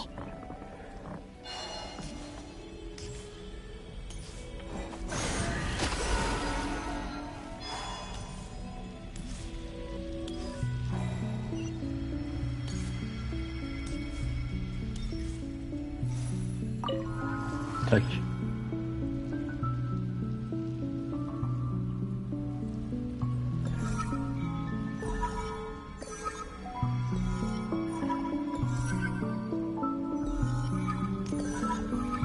Catch it.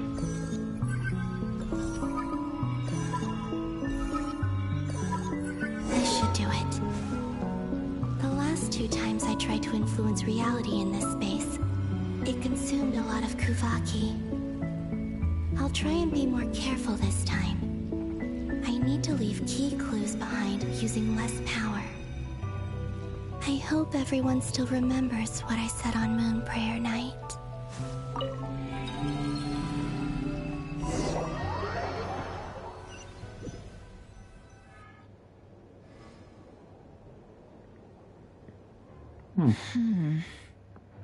Nothing here either.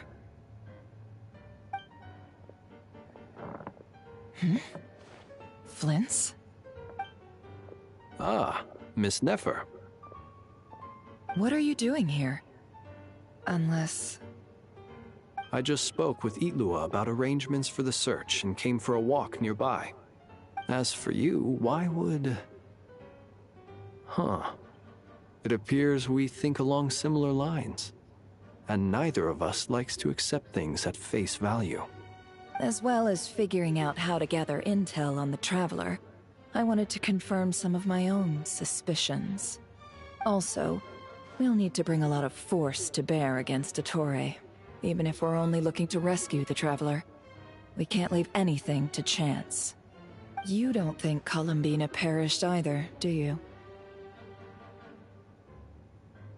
I'm merely considering the possibility that she survived, just as you are.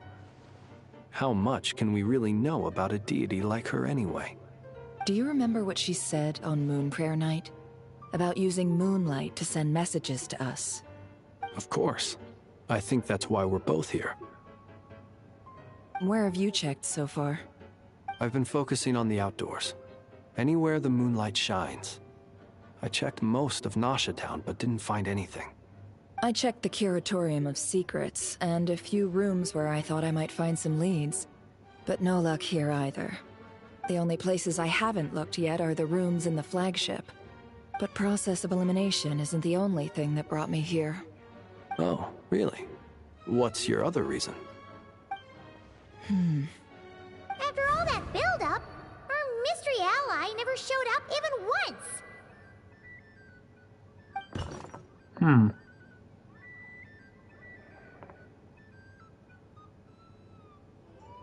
Huh?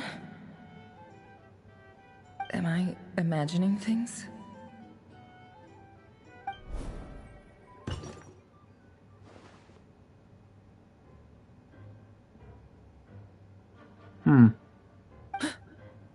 Come on, let's see what's going on. Oh no. I knocked over a vase as soon as I came in. It must have been caused by a Kuvaki fluctuation when I entered the space. Although, it seems like I'm not about to be pulled away this time. It looks like as long as I'm careful with my actions, it doesn't count as influencing reality. Anyway, is this the flagship? The Traveler mentioned that's where he was staying. I only went into the lobby last time, so I've never actually been here before. How does this space work? If nothing else, I can now be sure that it is not simply memory. He mentioned where his room was. I think it's this one.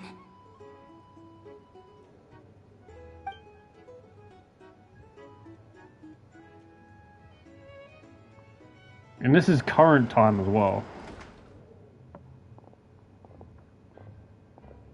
The door is closed. But if this is anything like when I disappeared, then maybe...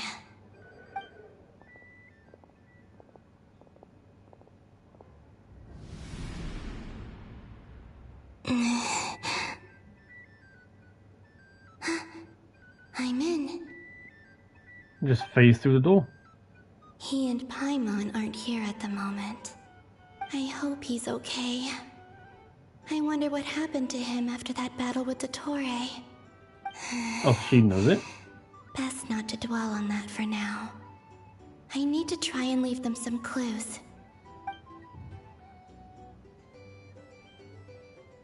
Please, Traveler. I really hope you find this.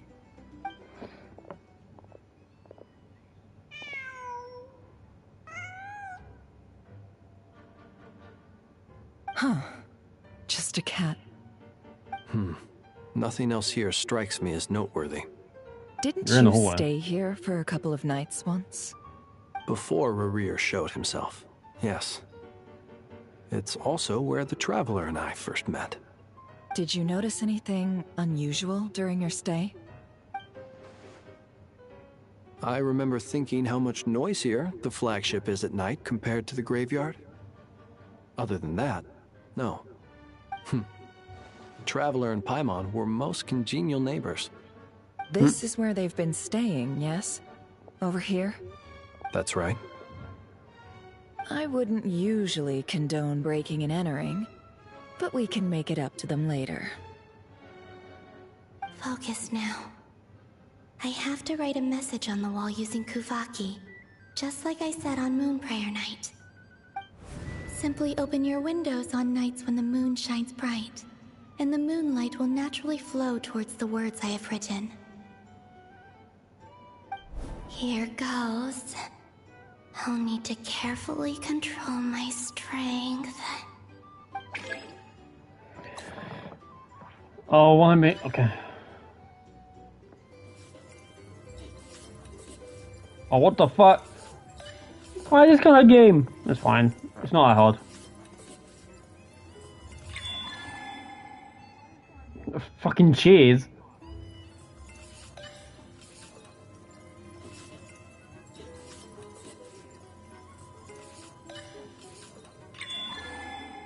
Ah, why is it even thinner?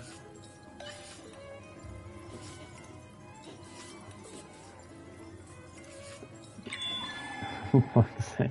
Columbina, why?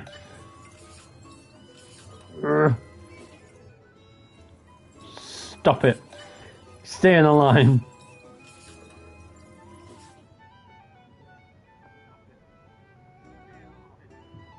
Oh, fucking damn it. What does it say? There's a noise outside the door. Is he back? Nope.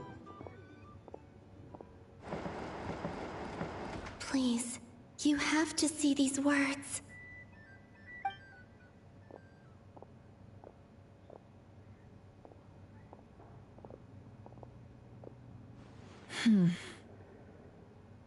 Well, do you sense anything? Unfortunately, no. This place was our last chance. Not necessarily. We've only looked in Nasha Town so far. Miss Columbina said she would leave messages at her friends' dwellings. It's still worth checking where Miss Lauma lives and where I live. Let's try and make some time to look into those then. Wait. What are you waiting for? Oh, Paimon might have overeaten slightly. What's that look for? This is a victory feast. It's normal to eat a little more than usual. The Traveler in Paimon. It's really you. But why are they talking about a victory feast? Huh. You worried Paimon sick while you were out there fighting Rare, so this is your chance to make it up to her, alright? Wait.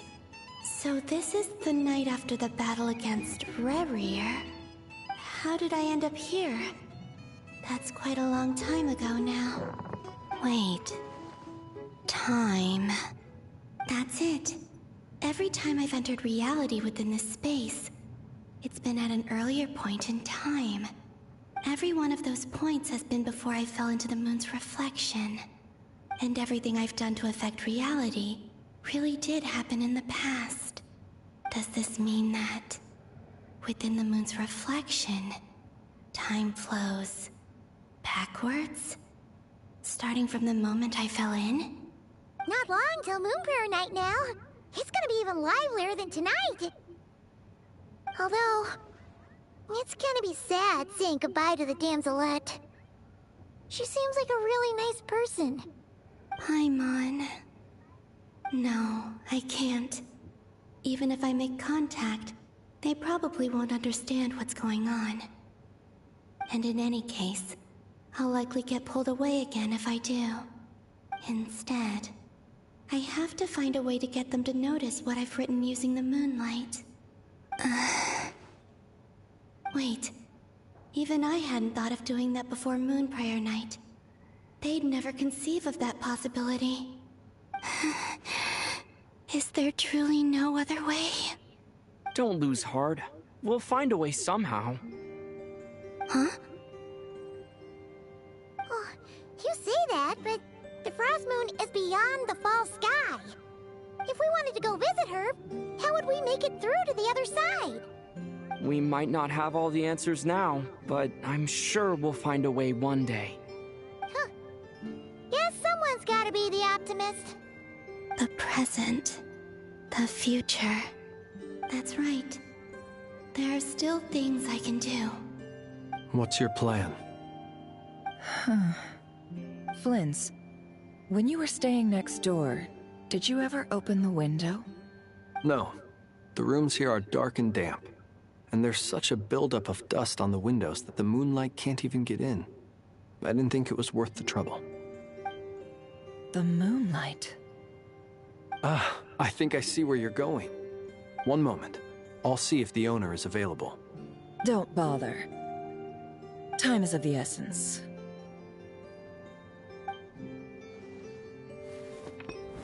Time. Who's the piano now? Even if no one sees what I've written at this moment, maybe someone will remember what I said after Moon Prayer Night. I need to write down as much information as I can. And maybe one day...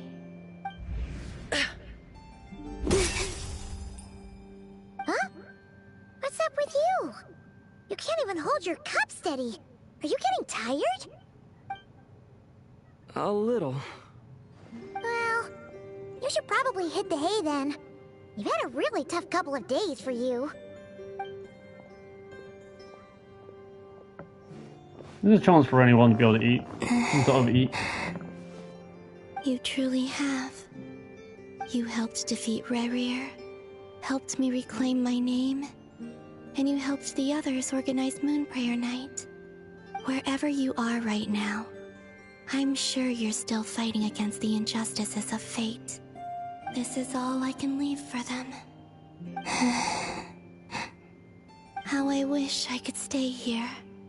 But it's time for me to go. I hope to see you again. in the next time, and if the opportunity presents itself.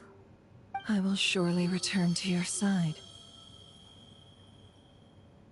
Huh. Columbina. She's alive. You wrote all that? Not Fuck only off. that, but she's left us an entire wall's worth of clues. She even wrote down what would happen on Moon Prayer night. It's just a shame we found it too late. I am here. Time in this place flows backwards. I am constantly moving forward. It sounds like she's found a way to influence the past using Kuvaki. But her future is our past. So, these words have been here ever since we defeated the Ray hero Solnari. We just never discovered them. Which came first, the chicken or the egg? Do you ever mull over questions like that? Only when I'm in a good mood, and at leisure. Well, I never do. Everything that has happened already belongs to the realm of fact. As a business person, and especially an intel broker, what I do is extrapolate from those facts to try and read the future. An admirable philosophy. It's a means of survival. Let's go. We have a wall's worth of clues to share with the others.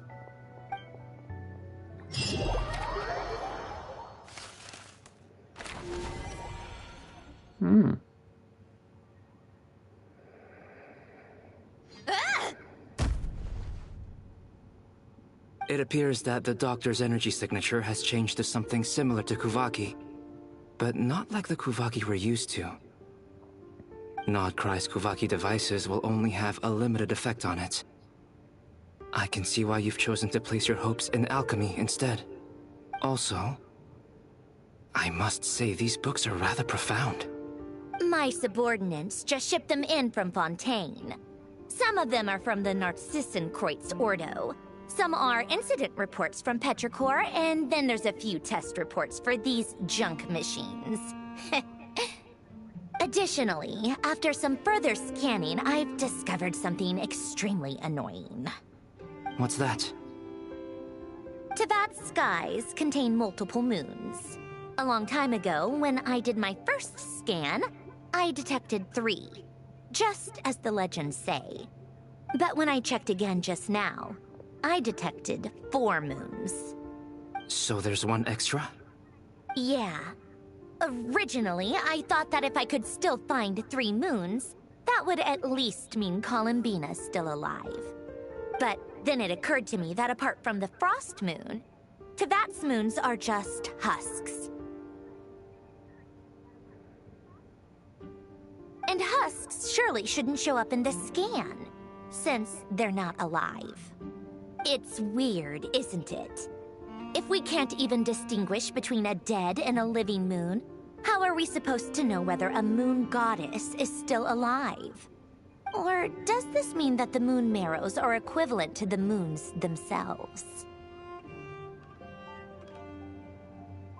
It's certainly possible. In which case, the 4th moon you detected may be Dottore artificial creation. So he wasn't bluffing. He really built his own moon marrow. Ugh! I'm so mad right now! It's easy to get overwhelmed when you have too much on your plate. Maybe you need to relax. Perhaps try going for a walk. Or simply take a few deep breaths. Nothing can calm me down at a time like this. I need more time, and I need progress.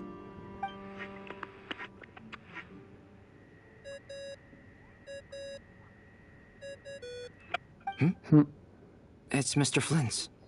I really hate that ringing tone. Ugh. First the 4 orthants of the Narcissenkreuz, then moon marrows. Now what? Oh, sorry if we're disturbing you. Might I ask what's troubling you? What do you want? We're busy. Are you still at the Curatorium of Secrets? Yeah? Look, everyone else is still out, so there's no hurry.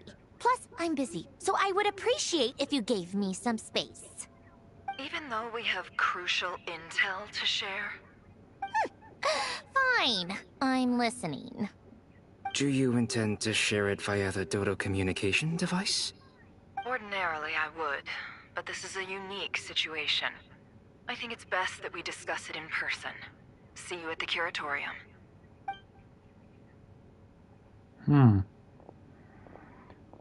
All right then. It's so cute. So, what's the situation?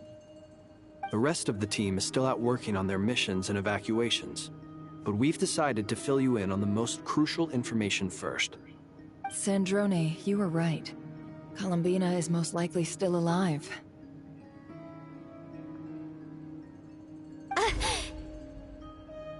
That's the best news we've received in a while. Honestly, By a long way. or something. I don't want the shortbread right now.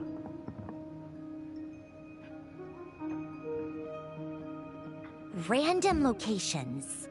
Appearing in reverse order? Are you serious? So not dying isn't enough for the moon goddess, huh? She has to show off too. Anyway, does this mean we can deduce her condition from the moon marrows? Miss Androne, there's nothing wrong with simply admitting that you're happy to hear the good news. I'm not. And she's the least of our problems. We're facing a huge crisis. If she can't control the flow of time in there, she's just gonna keep moving backwards. Different points in time won't intersect, and she'll never find a way out. Let's say life begins with a drop of water. When did time begin? The moment this planet came into being? No, that's not right. Her final destination would be the moment at which the space she is in was created. But it doesn't seem like we can influence that space from the outside world. So how can we help her? Also, if she's alive, Rerir and Thalindus might be too. But as far as we know, neither of them have come back out. That space may not have an exit at all. I'm afraid I must concur with Miss Nefer in this. Can't exactly argue with that. Let's leave it there for now. I've taken notes on everything you said. Will it help with your research? I doubt it's gonna help with breaking Dotori's energy fields. But who knows when it might come in handy. Better to have it all written down than try to remember everything when I need it. All right, I need to get back to my research. Mr. Albedo has made a lot of suggestions that will require my undivided attention. Sure, I'll stay here. I have things to work on.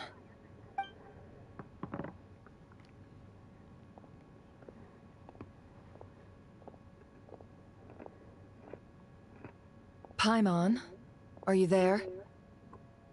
Oh, right. She went with Varka to Natlan, didn't she? Good thing we've moved her and the Traveler's luggage in here. Speaking of the Traveler, where could they be? There's a note from Paimon. Paimon here. Not in at the moment, but if anyone needs to borrow her stuff or the Travelers, go ahead and help yourself. Paimon won't be mad.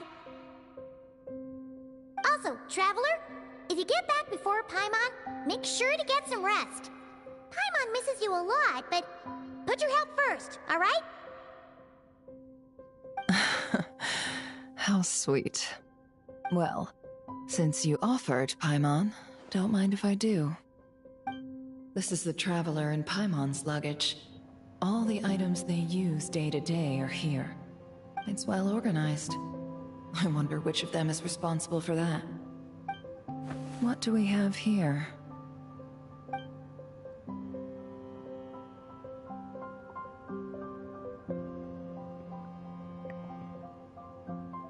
That's during moon The prayer. camera captured a special moment that can only occur between people who are close to one another. You can really sense how the photographer feels about their subject. I wonder why this picture was placed outside. Is it because Paimon recently looked at it?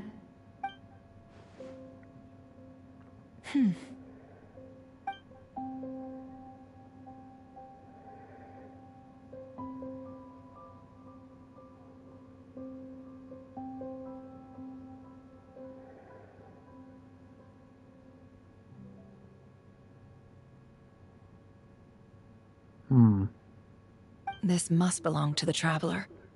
Perfect. I'll use this. That is a thick Hang in book. there. We'll find you.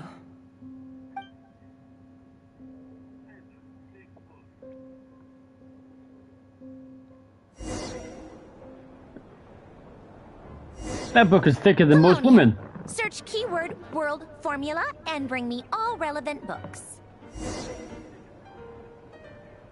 Oh, fuck yeah.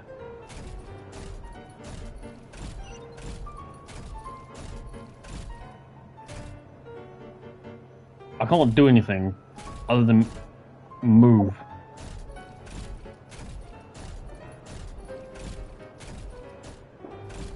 Can I walk out of here?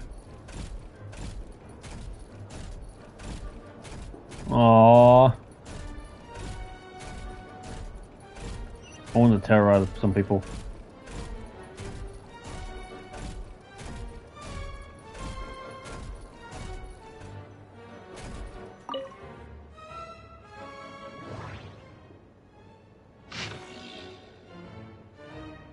I'm not reading all that. I'm doing the same shit as usual.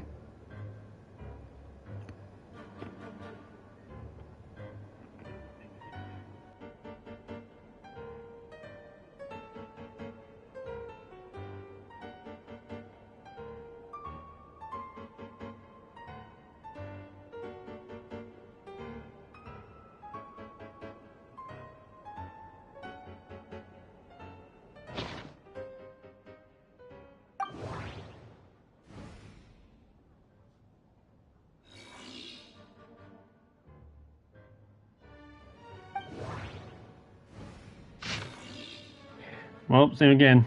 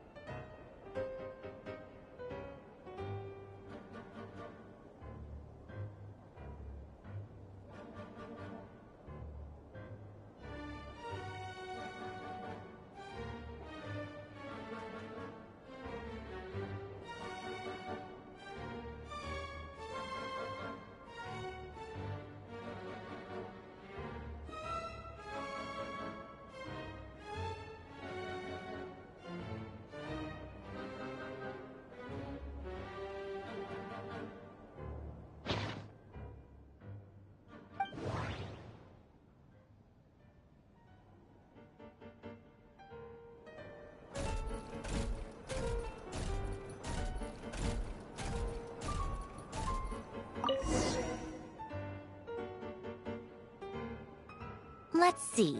This one is on Tonki's sermon dictation concerning the apocalypse.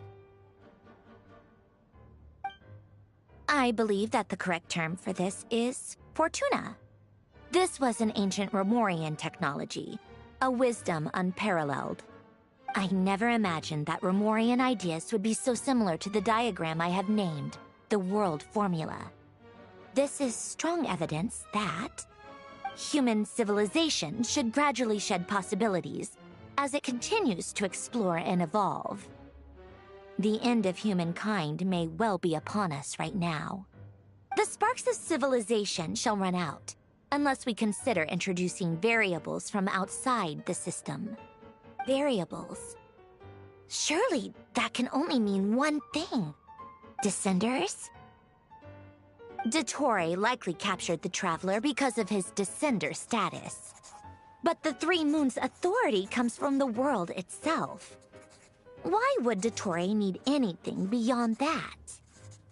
Where does this variable factor in? The world formula calculates the fate of an entire world. Introducing a variable would therefore give us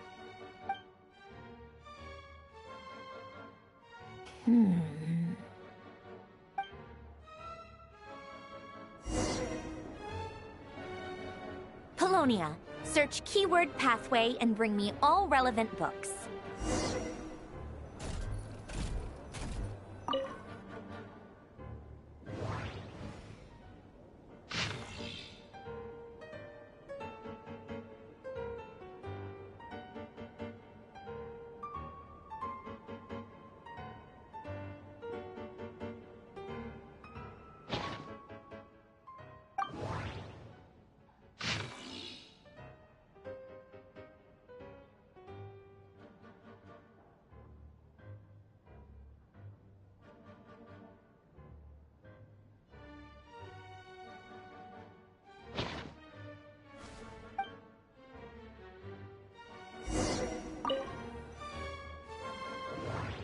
I'm gonna keep the scans up and have saying that way people have stuff to read.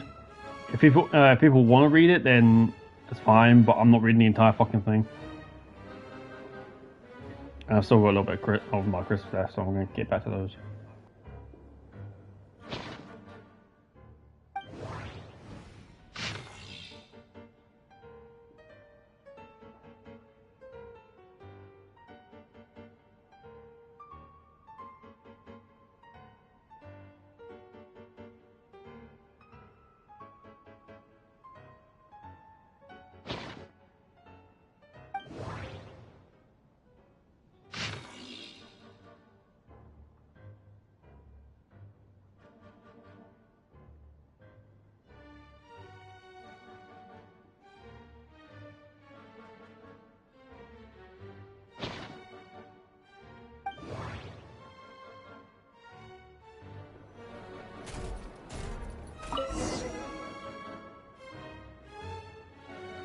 Otonki Sermon Dictation.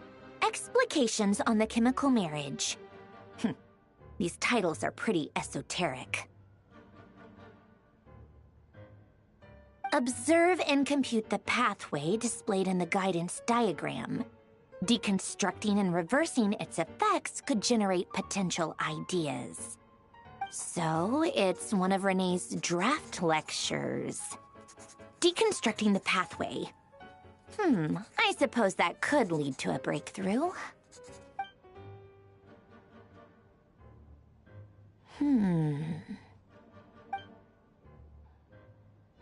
This is so long. This guy sure loves showing off his knowledge.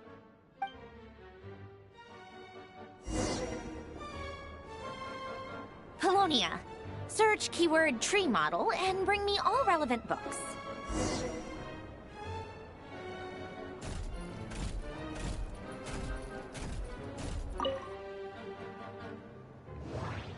I'm not looking the right way for him to scan all these.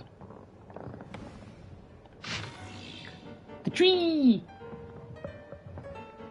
I'm technically looking at trees right now. That's what paper is.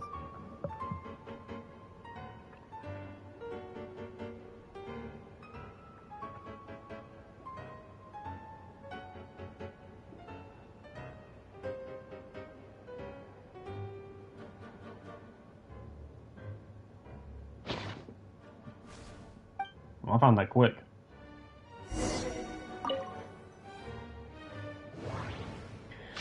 As I said, I'm gonna do the whole tracking shit.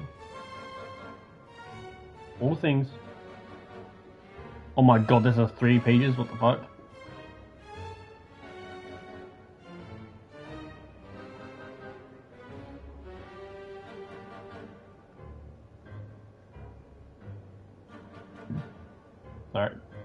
Sorry.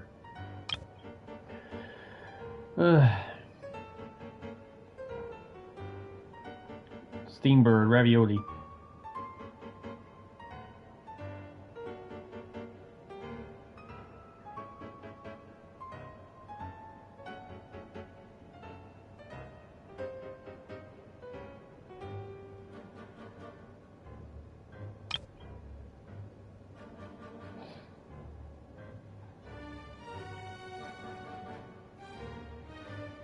This is way too much reading.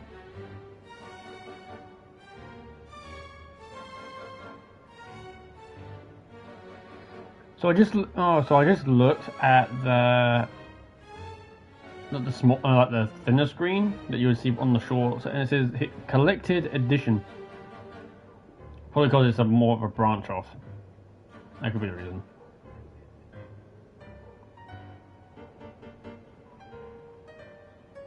Could be.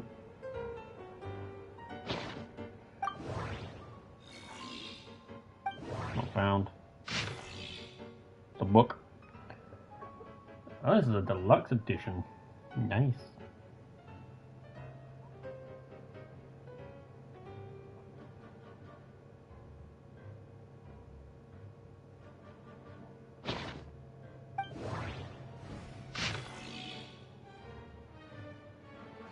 Yeah, this fucker scans it in like an instant. It's like not found. You can hear it with the sound. Oh my god, what is all this? I'm interested in this. This is a fucking essay.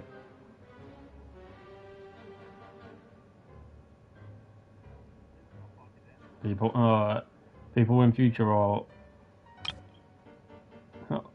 more than fair to pause it if they wish. I'm not reading all this. I can just about read my life, let alone this.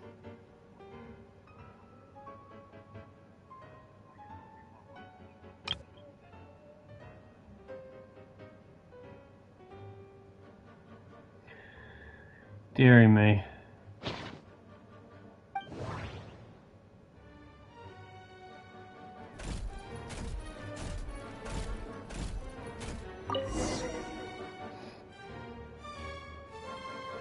Most of the experimental devices proposed by the Lilia Crucis Ordo are built based on the simple and basic logical structure of a tree model.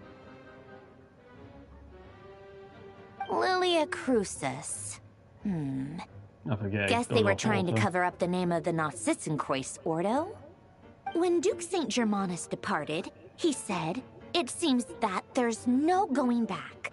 Alas, he is only a genius when it comes to machines. In all other things, he is but ordinary. Excuse me?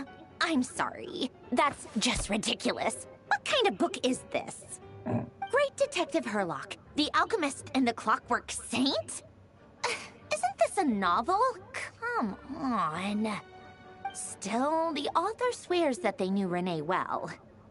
Whatever. I guess it's not beyond the realms of possibility that Renee would say nonsense like that on occasion. Memory, wishes, souls, and persona. Frankly, this sounds more like occultism, but if Albedo vouches for it, I suppose there must be some alchemical basis to these techniques. The way Alain Guillotin saw it, the world was comprised of machines. The universe needed machines, and thus his technologies were created. That's why I was born. René, his full name was René de Petrichor, if I recall correctly. Sounds like he and the town must be intricately connected. That place was also the source of most of our information regarding Remurian civilization. Seems like some of his projects were based on their technology.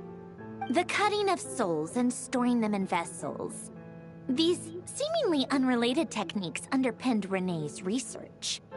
Assuming that the 4 orthants correspond to alchemical categories. The chemical marriage model? Alain would have scoffed at that. He never would have let those theories or parameters anywhere near his mathematical formulas. Maybe we could still control him and just watch him spin. What was Alain's view on René? I know he mentioned the name, albeit very rarely. Oh, now I remember. Alain's old notes are here too. They mentioned René once. René seemed most out of sorts when he spoke to me. A lack of sweet foods has dulled his mind, I should think. Either way, his words are not to be believed. Yep, that sounds like Alain. My subordinates actually did a half-decent job digging out all these materials. Makes a change. Good for them. Some of Alain's old files are completely consistent with these records. He must have gotten them from the Tower of Gestalt. I never knew he got his hands on Renee's records that early. Heh, he may have kept them, but he never even attempted to use them. Didn't believe a word they said. Come to think of it, Renee's world formula was filled with calculations of constants. That shows he believed that the fate of the world to be predetermined. As for Elan... it's been too long. I forget what he said. What would he have said? A guy like him, fervent believer in machines, but not headstrong enough. The world can be changed. It is worth persevering. Yes, that's how he used to think at least. He created that procedure to save this world. Yet the scale of the world's fate proved too enormous. The result was beyond his ability to calculate. He died having never seen the outcome. And there I was, left behind in the ashes of his dreams. Did you really never take a close look at Renee's research? Or did you read it, but deem his philosophy incompatible with your model? The very thought of trying to incorporate his ideas probably made you feel sick to the stomach. Well, don't worry, because there's a whole new category of lunatic in town. Next to Dottore, every other madman looks sane. You once asked me what I wished for. Should have asked him instead. He's the one pining for things you'd sooner die than witness.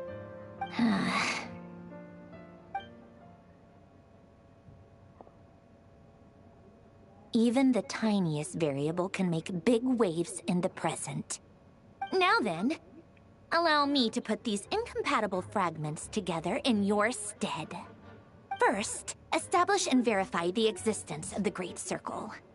Absolute nihil on one end, absolute reality on the other.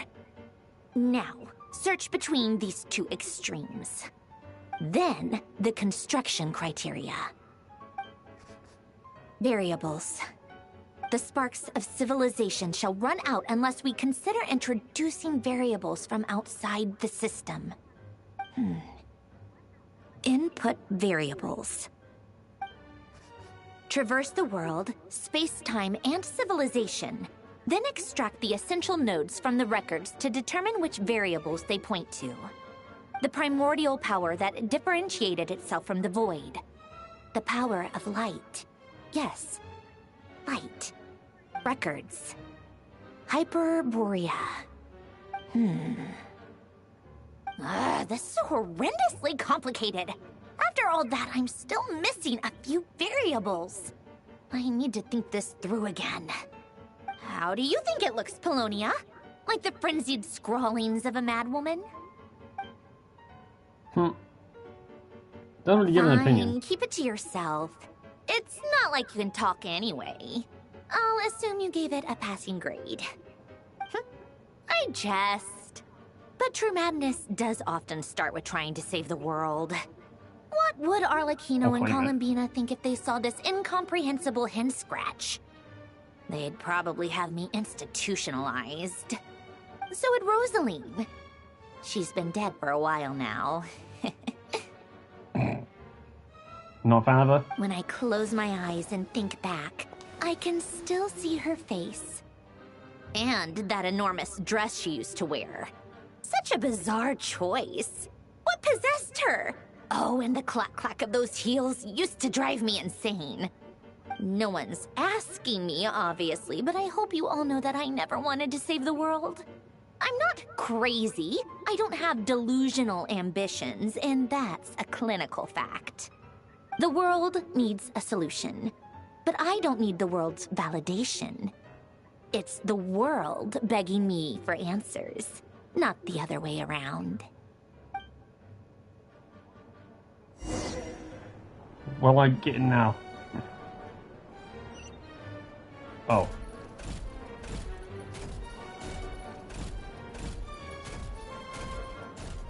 Tea time?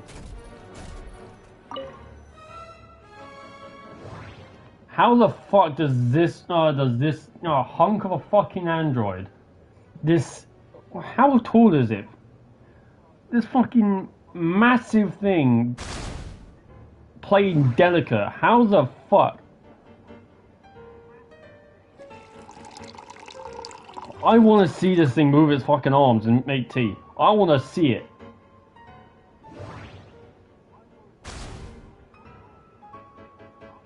Really?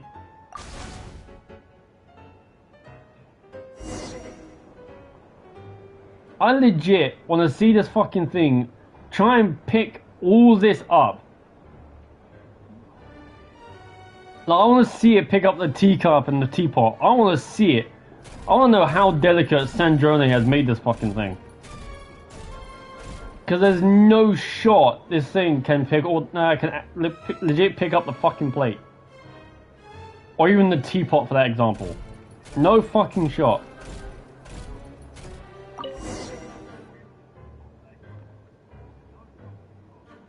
I want to see it. Oh, cookies to go with the tea. Let's see. They must be from that person who brought those documents. I see they're from Hotel de Boer. Something's written on the box. We are proud to present this homage to the Fortress of Meropede's fun-filled mill collection system. Fortune cookies. Have a lucky start to your day. Sounds like a dumb gimmick to me.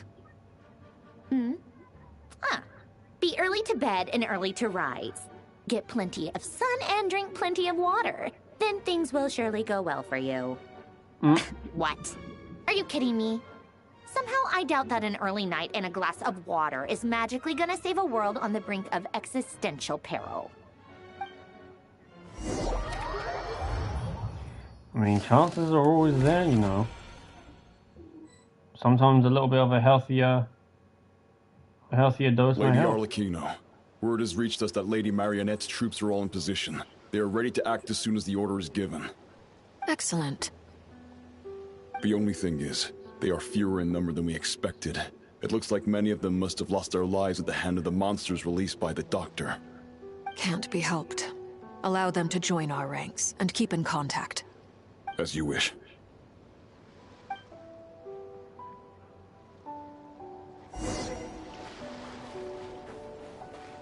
Oh, Tartaglia is here? It's been a while, Arlecchino. You look well. Did Dottore really have to build his lab right on the sole path between Snezhnaya and Nodcry? Had to go on a huge detour to stay out of its line of sight. Sounds like an arduous journey. I assume you've brought word from Her Majesty? Of course, all part of the job. Firstly, the Tsaritsa has authorized Fatui Internal Affairs to review Dottore's case. They will reach a formal verdict on whether he has turned traitor and whether he poses a threat to Snezhnaya. While they're working on that, I've been ordered to come and receive the refugees from Nodcry. They are nearby. My team will escort you to them shortly. Great. Aside from that, Her Majesty has a message for you and Sandrone personally. Huh? Where is Sandrone? She stayed behind to work since I was making the trip anyway. It seemed sensible to have one person on standby at base while the other came out to meet you. All right, guess that's just how she rolls. In that case, tell her that the Tsaritsa's decree this time is pretty awesome sounding. I think she'll like this one. Still, I wonder what... Wait, what's that? Did one of our troops turn into a monster? Take him out.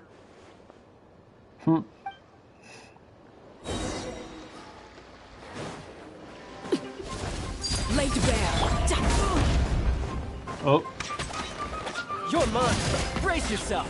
This is gonna hurt.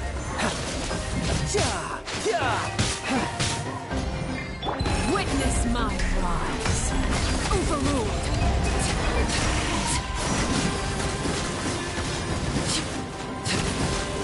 You've gotten stronger, Arlecchino. Nice.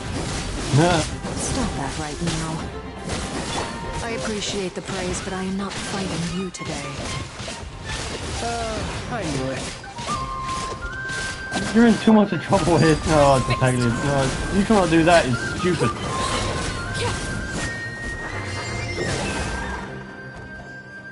I can't believe it. He was a living, breathing human one moment, And the next? Another fine piece of work by our dear colleague, I'm afraid. What in the world has been going on in Nodcry? A lot. But long story short, Dottore stole 2 moon marrows that should have belonged to Columbina, then built a 3rd moon marrow of his own to concentrate the Trilunar Authority in his hands. What? What do you mean he built a moon marrow? People build roads and houses, not moon marrows. What's his next DIY project? He's gonna build a god? Well, he would have to build one. Less surprised. We are harbingers. The work we are engaged in makes the creation of gods seem mundane by comparison. I tell everyone who asks that you once crossed swords with Rex Lapis while serving as a key supporter for Rosaline's plan. But right now, you're acting like a common adventurer. Thanks for speaking up for me. Those 2 really took me for a ride back then. Then again, surely no common adventurer would manage to get tangled up with them the way I did. That's gotta count in my favor, right? It almost sounds like you wish to repeat the experience. I might have to lower my opinion of you. No. I'll stop talking. Please, go on. Dottore is currently still experimenting with his newfound power in ways that continue to corrode the outside world. As for the human mutation, I believe this is simply a consequence of his experiments, and not a strategic move. That radiant beast was once a subordinate of Sandrone's. I suspect he was only allowed to live so that he could become an experimental subject. Also, those of us who fought Dottore have been afflicted with a curse. As such, I cannot leave Nodcry. This is so much worse than I thought. No wonder Her Majesty's decree is so extreme. While these exceptional circumstances persist, the Harbingers are hereby authorized to use unilateral executive powers. Should Dottore pose a threat, Arlecchino and Sandrone are permitted to eliminate him. My thanks to Her Majesty. I will pass these good tidings on to Sandrone. Her Majesty has also declared that she will refrain from launching an attack on the now evacuated Nodcry due to the presence of unretrieved research material. A wise decision. By the way, how's my old partner doing? I'm assuming they're with you? Partner? You mean the Traveler? I'm afraid I have bad news. He was captured after our failed assault in Dottore's lab. His whereabouts are currently unknown. What? Why? Since when does Dottore have a bone to pick with him? That is indeed the question. I'm not sure he does. He must have some other goal in mind. This won't do. I have to rescue him. You can't. We have no idea where the Traveler is. What am I supposed to do then? Stand here twiddling my thumbs? Sandrone is working on it. The best thing you can do right now is complete your mission. Fine. I guess I'll leave this to you then. One last thing. Tell the Rooster to get the message out to the gods and citizens of every nation in Teyvat. Beware. An uncontrollable pollution is spreading forth from Nodcry. The source of that pollution is a madman drunk on the success of his experiments. The Fatui and our allies will endeavor to contain the threat. However, if Nodcry falls, things are likely to escalate. Considering Dottore is one of our own, all Fatui stationed in Nodcry consider it our duty to stay and fight him to the bitter end. Whatever the cost. Hey, don't be too pessimistic. If it comes to it, I'm sure Her Majesty won't stand by and do nothing. I hope you're right. You gotta think he's basically seen us in every single region. The dude's we fought him and he's fought with us, so dude's a bro. You're right on time. Thanks. Hey, do you think I'll get that gliding exam exemption? I made sure I was on my best behavior in Mondstadt. I landed well outside the city and walked in through the gates. I'll help you apply, don't worry. For now, let's see what we have here. What are the Doctor's energy fields even made from? The usual attract and repel principles that govern Kuvaki don't seem to apply to them. They are very mysterious. But ultimately, they appear to be comprised of energies from the 3 realms. Thanks to research by Master and the Hexen Circle, we know that Tevat's 7 elements are derived from the more primordial power of the Light Realm, which is antagonistic with the power of the Void Realm. Since you have the power of the Dragon Durin within you, I'm sure you can already tell that this energy field contains no abyssal energy. That's true. It's not abyssal energy, it's something pure, wild, and untamed. I've been thinking about something. Do you still remember the device that Dory supplied from the Academia when you and Miss Columbina fought Raria? That was one of the most marvelous feats of ingenuity I've ever seen. The design, the craftsmanship, the material selection. I couldn't fault any of it. Not to mention the operating principles. Surely the most ingenious feature of all. Dory didn't go into detail on how it functions, but I have a working theory. The clue was that Miss Columbina was somehow able to use the pyro energy that you provided, despite the fact that, as a moon goddess, she should only be able to use Light Realm energy in principle. Now, all elemental energy is, of course, derived from Light Realm energy to begin with. Hence, I suspect that the device works by restoring elemental energy to its original state. This presumes a theoretical model of the 7 elements akin to that of light refracted through a prism. Perhaps it is no mere analogy. Maybe there is indeed a prism in this model.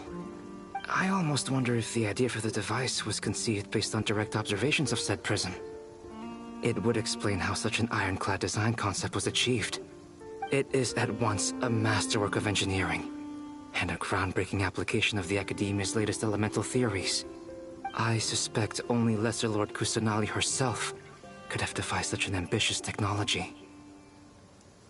But back to the energy field before us.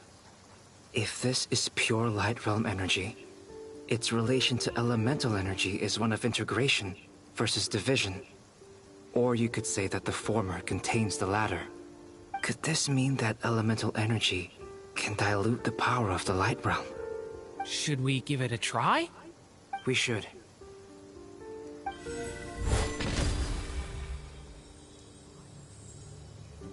Ha! It works! Clear signs of disruption were detected at the periphery of the energy field. This indicates that elemental energy can disturb or even negate the field. Now you try. All right, here goes. It's working! Switch to abyssal energy and attack again.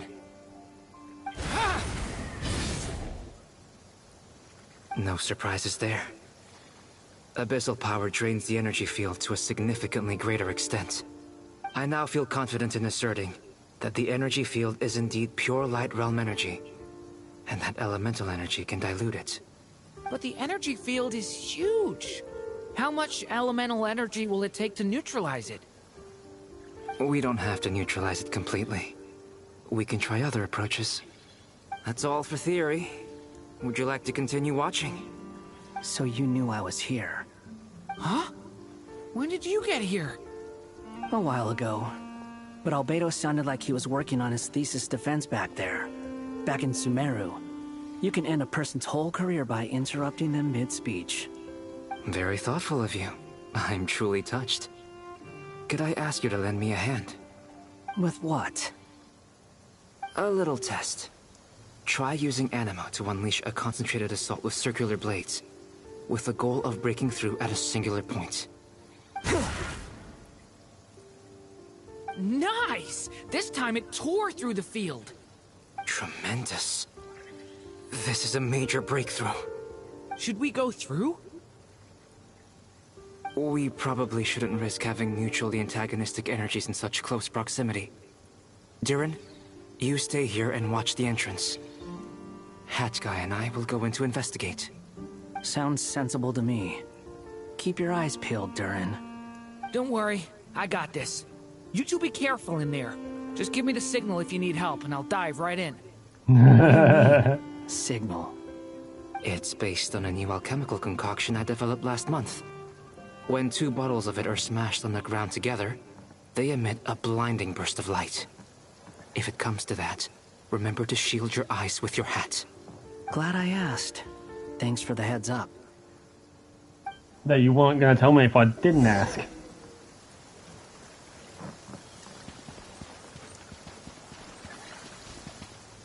Okay, I can't see anything to do. Like I thought. Intrusion! Beyond a certain distance, we can't see the opening where we came in. Maybe that's to prevent people from escaping. Sounds like Dottore style to me. Huh. Not much has changed. Things are basically the same here as they were before the energy field appeared.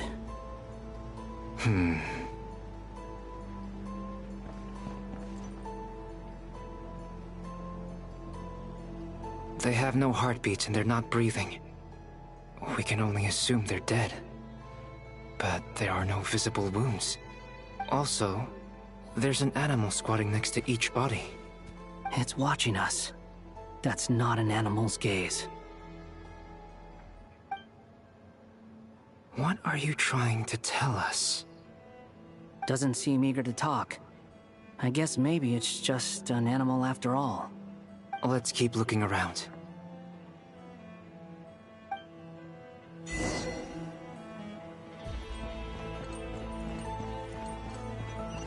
No, they're trying to tell you something.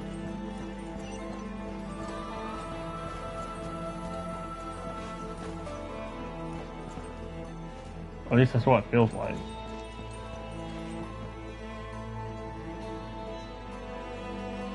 Same situation everywhere.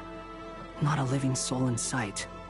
Just countless bodies with animals standing watch over them. Well, I think we can safely rule out the possibility that they're all pets. Is skirting around the topic your way of showing consideration for other people's feelings? Just being cautious. I don't doubt that you can handle the truth. You can't handle the truth.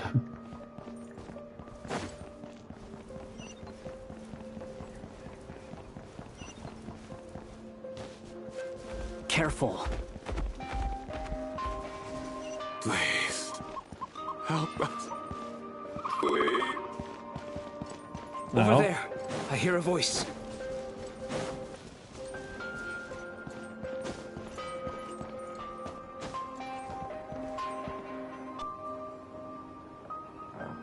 Please.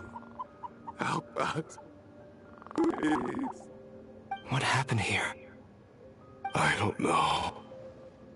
Suddenly, everyone collapsed. Then my line of sight got lower. I still have some of my senses left. I gotta get out of here.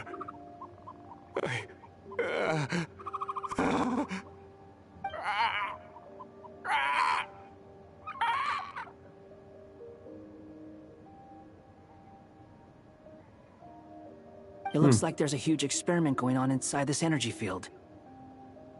Maybe each energy field is its own giant experiment. Vile. He's swapping human minds with those of animals. Even without the other circumstances, this would be an extremely radical experiment. Those people may have lost their sense of selves, but they are not fully animals either. If they were, they would have left. But instead, their instincts are driving them to remain by their dead bodies. We should go. No sense in sticking around here longer than we need to. Agreed.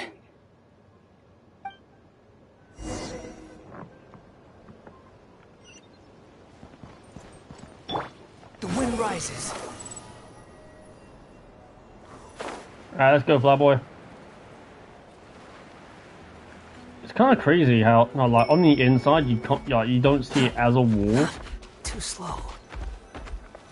Unless it's just the sake of it, like, visually. Ah, you're back! Everything okay? We saw some things that take a strong stomach. Otherwise, we're fine. We should share our findings with the others. Well, it's a good thing neither of them have a need to eat.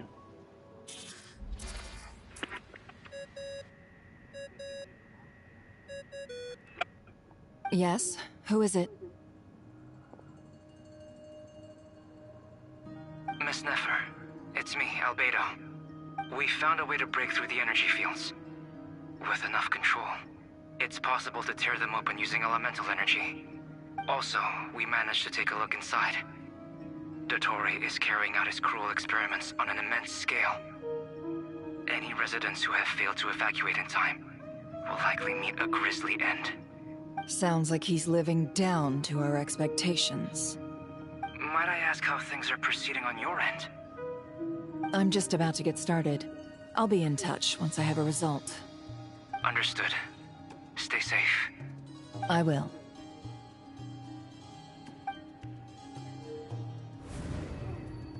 Well, Nefer, I'll link up with you once my tasks are complete. What makes you think I'd need you to do that? I'll need it. And considering the way you approach certain matters, I think you'll be better off with me present.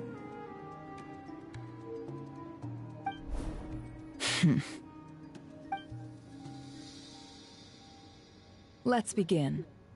Entering simulation mode.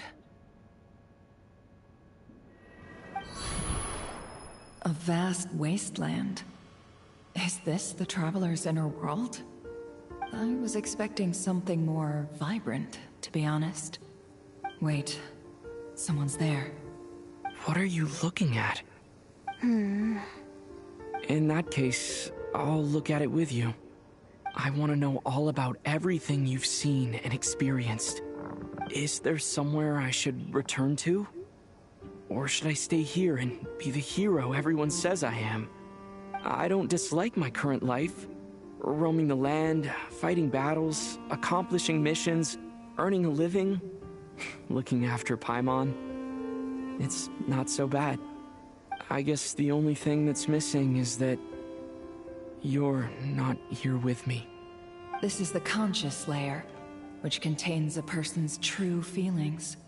It is filled with both longing and kindness. I suppose anyone who lives long enough ends up wishing for someone who can't be there. Maybe it's the only way we can feel truly alive. Time to delve a little deeper.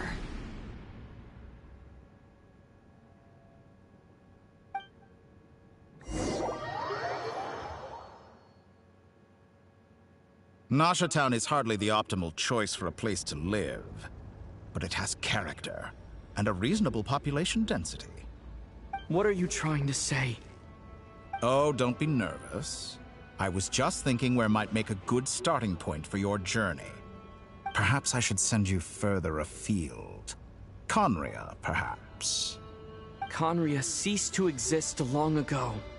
Once again, you fail to understand the possibilities that the Tri-Lune creates. Anything that has existed in the past, I can now recreate. You simply do not wish Usually to it's see the guys that that say they want to go a bit deeper. That might be because you miss your sibling and fear getting answers that you are not ready to learn. But this is not for me to judge. If we are to collaborate, we need to maintain an amicable relationship. In a moment, you will be able to... Oh no. What are you... Oh dear.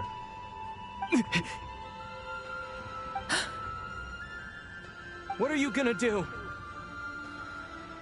Don't move. Something unwanted has crept into...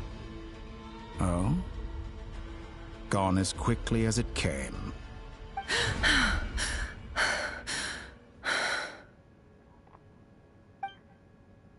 Did you save me?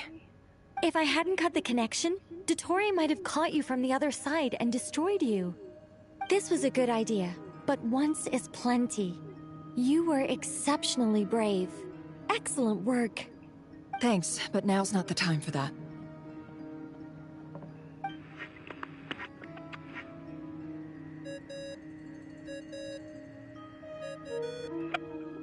Albedo speaking. I think I know where he is. What is this endless darkness? I can't see anything, even though my eyes are wide open. But why? What happened? Ah, sorry about that. I take it you didn't notice. Just now, a friend of yours took a little peek into your mind. Could it be Nefer? How did she do it? Did she use something as a medium to connect to me? Do you think she's aware of your current circumstances? Probably not. Oh dear. Have I stunned you into silence? I only wanted to slow down your time a little so I could stop your intruder in her tracks. It would have been nice to capture the spy. I must say, I'm finding the ability to adjust the flow of time rather intriguing. The moment you closed your eyes, time seemed to grow impossibly viscous, didn't it? A whole month passed before you opened your eyes again, but only for you. No one else was affected. I dare say this is something only a god can achieve. Point taken. You've proven once again that you have god-tier powers. Oh, you misunderstand. This wasn't about proving a point. I was testing things out. I find I learn best by doing, and I have to admit, time is not the easiest dimension to control. I only wanted to make you sleep for a short while, but it ended up lasting a whole month. Clearly some finesse is required to wield the authority over time as I wish. I hope you're not angry with me. It was only a month's discrepancy, nothing too serious. Had I been off by a year, a decade, or even a century, that would have been quite a different story. You could have frozen me for millions of years. So much for collaboration. You aren't showing much sincerity. Millions of years? To what end? I wonder if you don't understand humans all that well. They are very pragmatic creatures who understand only that which they can perceive with their senses. If I had you sit here for a week, I imagine people might sympathize. But if I left you here for 100, 1,000, or 10,000 years, the sheer size of that number would cause it to lose all meaning to them. They would not have the capacity to comprehend your suffering, and thus they could not empathize.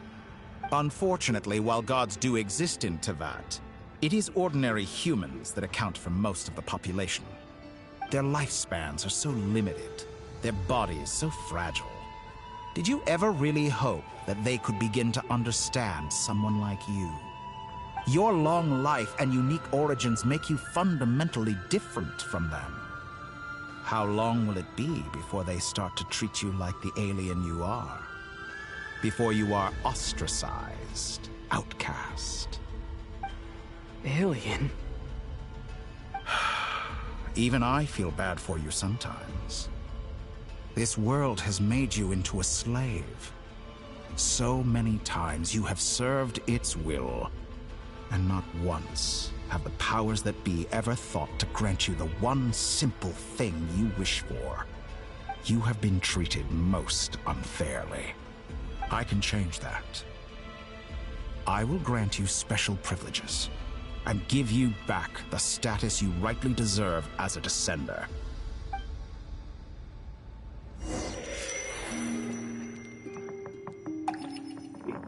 It's annoying when the person you're meant to hate I've is entered making the past points. 3 times at this point, but I still have so many questions.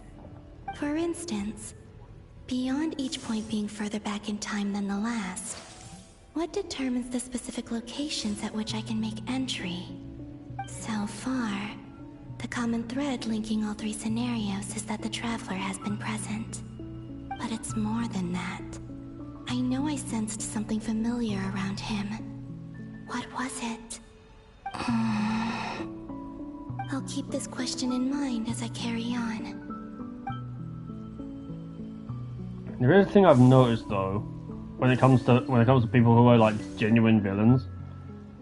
It's a case of where they understand so much, despite not wanting to. Change. Always trying to use powers Which is you why it makes neither it so difficult. comprehend nor control. This looks like Star Sand Shoal. Was this before Rerir regained his physical form?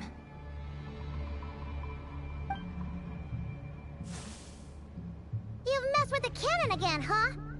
Sorry, but this round's not gonna go your way. The cannon. That's right. I was at Silvermoon Hall and I sensed an abnormal Kuvagi fluctuation coming from Nasha Town.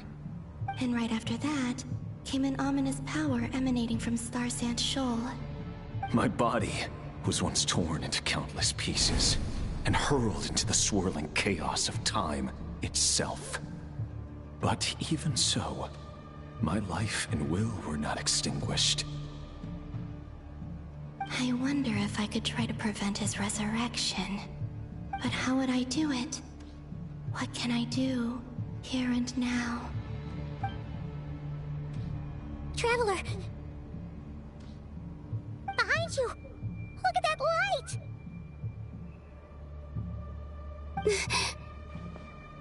No, I won't make it in time. He's using the Kuvaki shield, like I taught him. Is he going to use it to block the cannon's beam? He's strong. I'm sure he can manage. But the force released when the beam impacts the shield might lead to collateral damage. Easy Island. The Frost Moon Scions will be exposed to lethal levels of Kuvaki. A question, if I may. Kind Miss Columbina. When the cannon's Kuvaki beam was deflected earlier, I saw several bolts of energy streak toward Hisi Island, only to be blocked. Did you also have a hand in that? Maybe that really was me after all. Well, future me. But I don't know if I have enough power left. Sigi sato pasa sais, niti ipotofutos. There's no time. Osestikos paratin tiram to risuiku, to pirto aithion veraton. I have to make it. Oh, Frost Moon. Oh, great land. Oh, slumbering moonlight of Nodcry. If you can hear me, if you can sense my call, then please, heed me once more!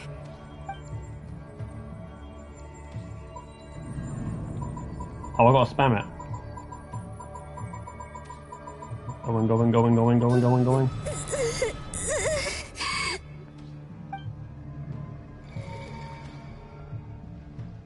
Did it work?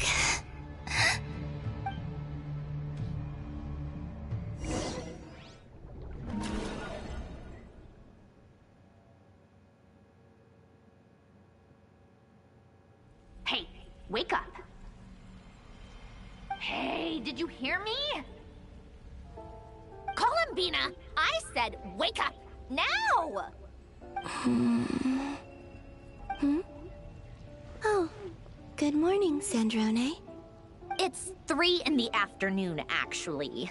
And could you kindly not use my quarters as your personal nap room next time? But I feel so safe here. And your coffee, right?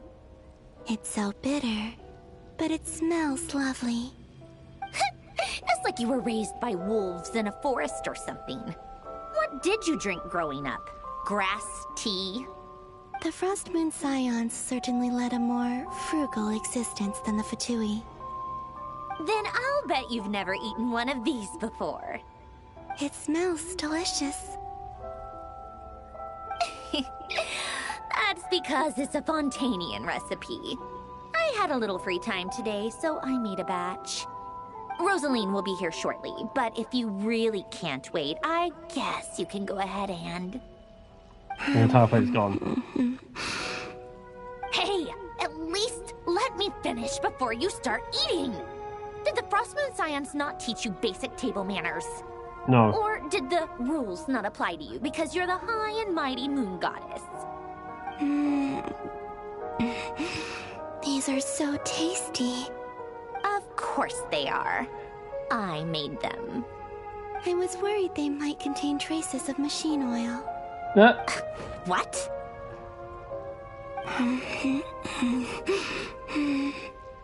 You know, there's something I've always wanted to ask you. Why did you leave your old home and join the Fatui? I mean, I'm sure their food was awful. But there's gotta be more to it than that. Well, life there didn't go quite how I imagined. What were you expecting? You're a god. Your followers are gonna make some demands of you, right?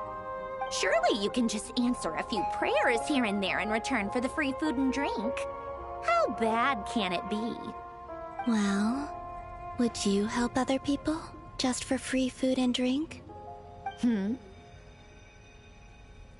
doctor told me that you were created by a great mechanic, Lord something Fisher.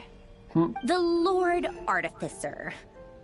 Ugh, some people can't keep their mouths shut. Oh, Lord Artificer. And didn't he have something to do with the, narcissist? Narcissenkreuz Ordo. Yes, that was it. Narcissenkreuz Ordo. So, would you try to fulfill their wishes? You must be joking. I wouldn't go even if they paid me. I don't even know them. Exactly. Well, I felt the same way. I did not know the people who made demands of me. What do you know? We're on the same page for once. In his later years, Alan did ask me if there was anything I wanted to do. If I had any wishes of my own. Well, I don't.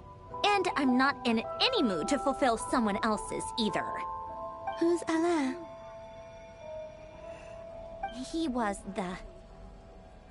You know what? Never mind. You're not gonna remember. Anyway, the point I'm trying to make is, neither of us is the self-sacrificing type. Let me ask you this. What sort of place would you like to live in, if you could choose? A place where people don't ask me for things I cannot give them. Where they don't worship me, or fear me, but just want to chat with me like a normal person. I'd also like the freedom to come and go as I please.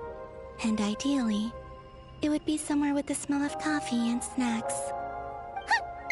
Not to burst your bubble, but no such place exists in the world. Now, take your snacks and scram.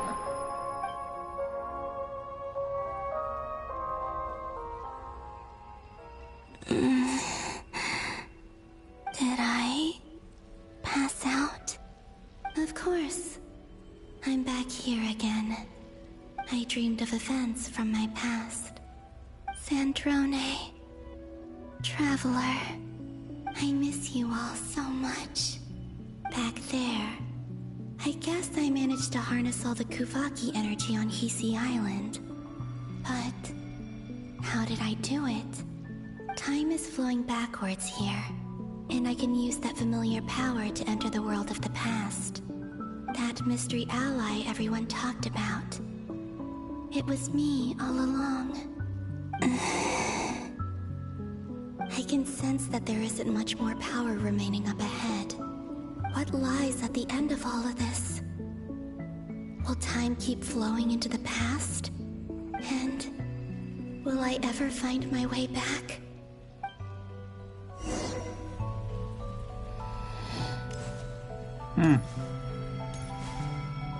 I mean, you're a playable character, so why wouldn't you be? It's getting harder and harder to use my power.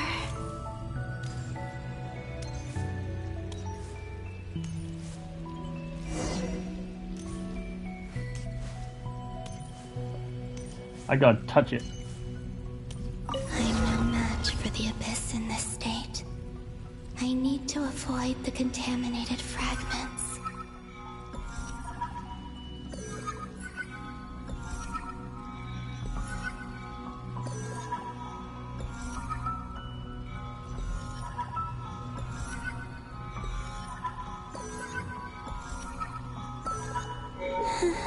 Accuracy. Time to go. I wonder where I'll find myself this time.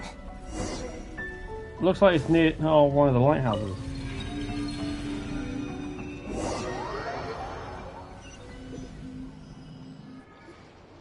The Final Night Cemetery. This is where Flint's is based. Or not! How are we supposed to read through this many files? Difficult, yes. But it is also our most efficient option.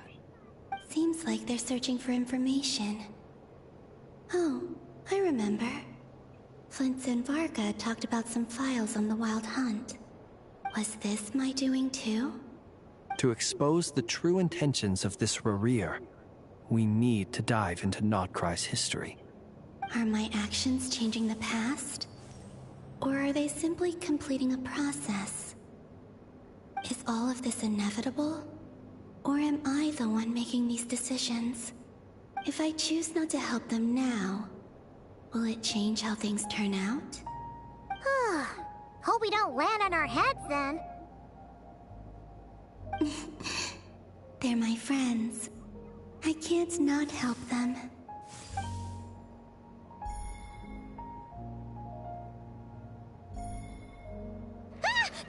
Ghost! And the other one was... here. Hey! Another file's moving!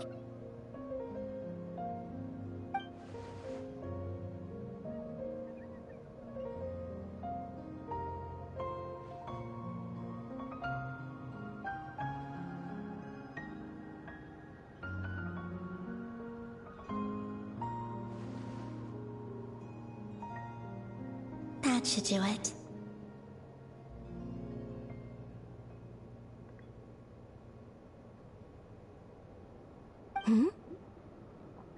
Luanatar? You can sense my presence? Wait! Back through it again.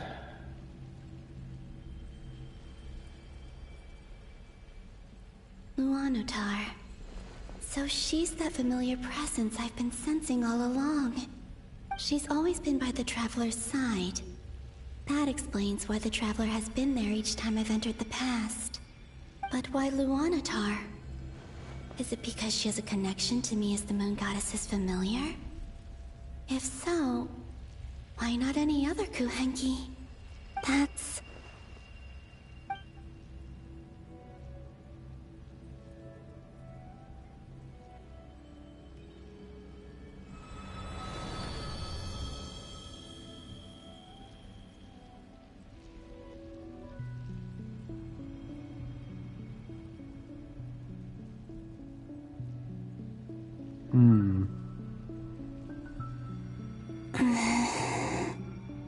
I cannot sense any power up ahead.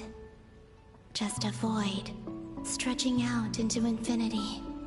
This is likely my final chance to enter the past.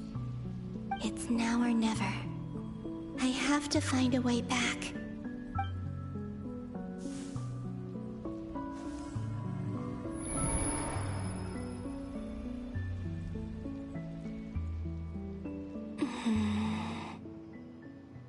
Easy Island? How far back in time is this? Where's Luanatar? I can't sense her presence this time.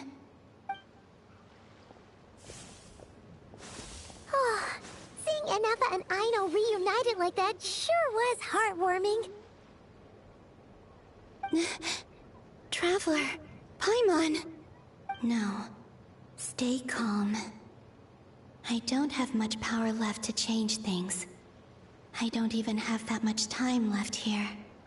Think, Columbina. How do I find a way back? A way back... to where? Do I go back to Moonprayer Night? Or to the future that followed? And if I return in my current state, what will become of me then? Dotori's actions that day prove that he'd been planning that for a long time. He had already seized the power of 2 moon marrows before capturing me. Even if I managed to get back, how can I fight against him when he wields the Tri-Lune Authority? I can't. If I go back like this, I'll be playing right into his hands. I have to find some way of rivaling the power he has usurped. Wait. Time flowing backwards. The Tri-Lune Authority. Does that mean... I think I know what the final destination of this lunar reflection might be. The moon itself. I know what I must do. Speaking of homes, we must already be close to where the Frost Moon Scions live. The vibe here feels different, just like the scenery. But how do I communicate my plan to my friends? Should I write it down here? No. Someone else will see it. I need something with a close connection to me. Something I can use as a medium to tell them what's happened to me in here.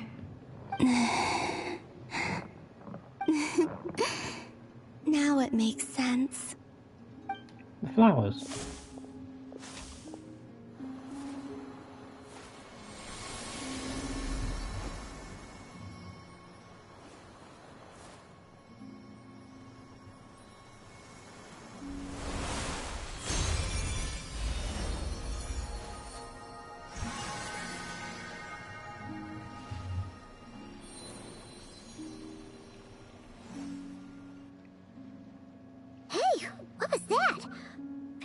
Some sort of breeze blew by, and then the petals suddenly turned into... Huh? It was I who brought Luanatar into being. I gave up a piece of my own soul to create her. That's why I could sense a familiar power from the moment I entered this space. It also explains why she's been present in every past location that I've entered. Because we have a deep connection. Hey there! What's your name?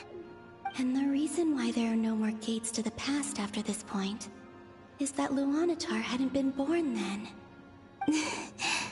No wonder I sensed the trace of a blessing when we first met. But I still didn't recognize the soul hidden within you. Back then, I was just a little lost dove. I had yet to become Columbina Hyposelenia. Go on now. We've got stuff to do. Best you find someone else to hang out with. Hey, you scared it off. I'll be counting on you. Remember to stay by the traveler's side, guide him, and help him in my stead. Oh, and bring him to the garden where the moon prayer blossoms grow. There's a little lost dove there who will need his help.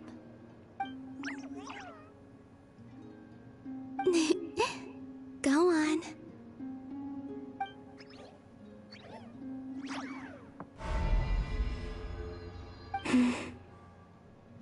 You too.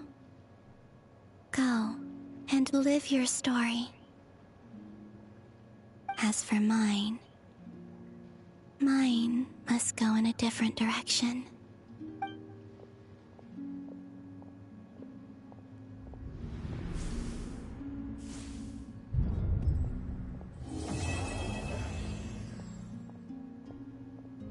What about a 3-hour story?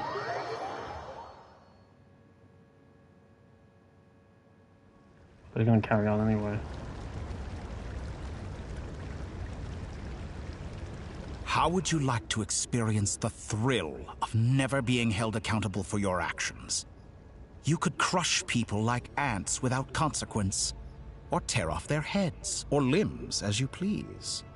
Believe me, such a life is but one small step away. What point is he trying to make? Freedom? But the freedom to kill? To do evil and get away with it? Why would you offer me that? The creation of a world is the ultimate scientific experiment. I have taken my research to the highest level, where I shall be not just a god, but also a servant to many sacred spirits. I shall heed the truth and perform holy deeds. A god's laboratory is the perfect playground. But it needs the right occupant to explore its full potential. Mortals are found everywhere one looks. Not so with Descenders. I'd prefer my first guest to be a distinguished individual such as yourself. And I know you could make the most of the opportunities it offers.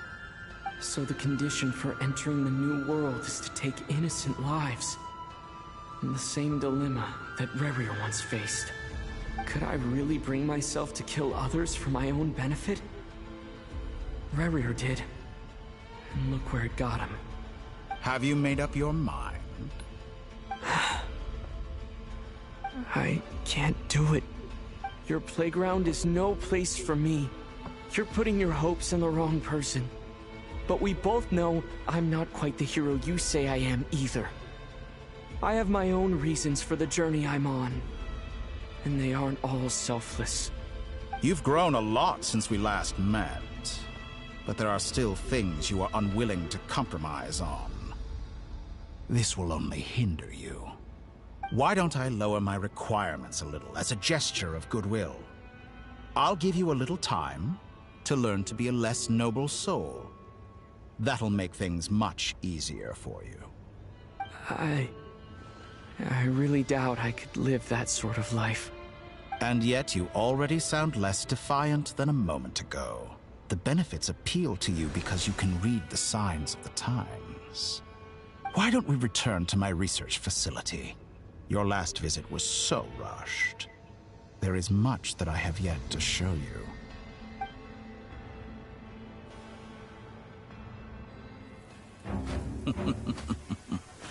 Now to that question, Heroes don't attack from behind. Guess I'm no hero. This is most disappointing.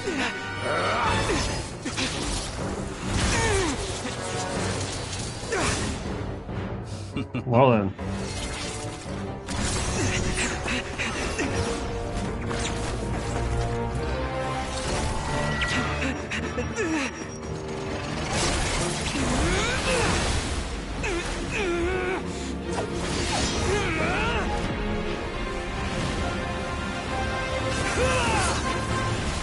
Would be nice if we could mix elements in the actual game, you know?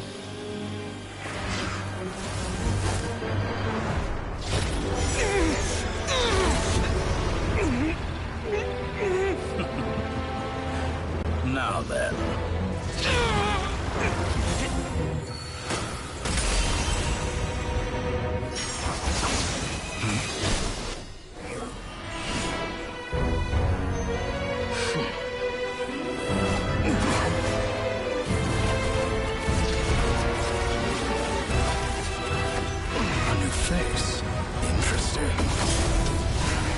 So he doesn't recognize him either.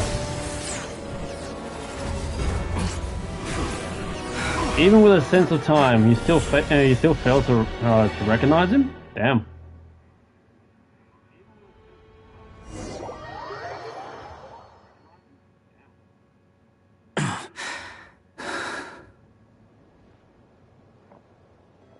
You're still gonna call me Hack Guy after that, huh? I didn't see anyone else in there who needed saving.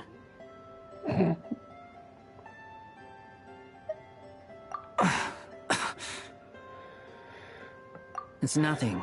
I'll be fine. Why are you looking at me like that? Is it that shocking that I'd come to your rescue? I'm more shocked that he caught the doctor off guard. I owed you a favor back in Sumeru. Now we're even.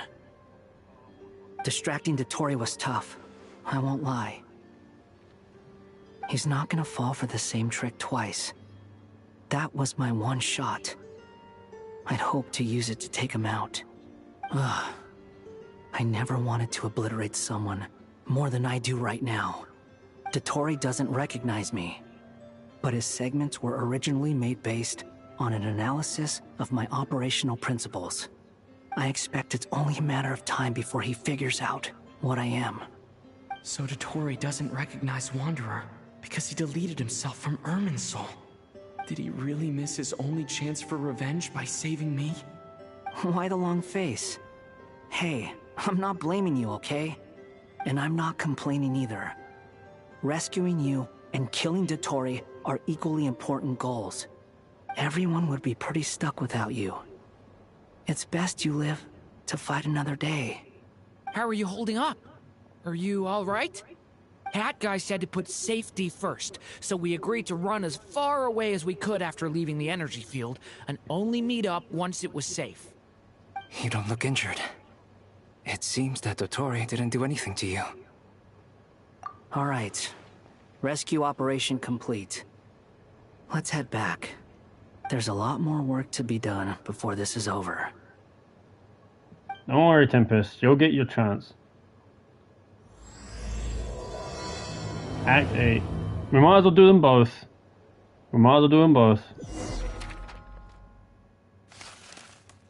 I mean, I can't escape it, so I might as well.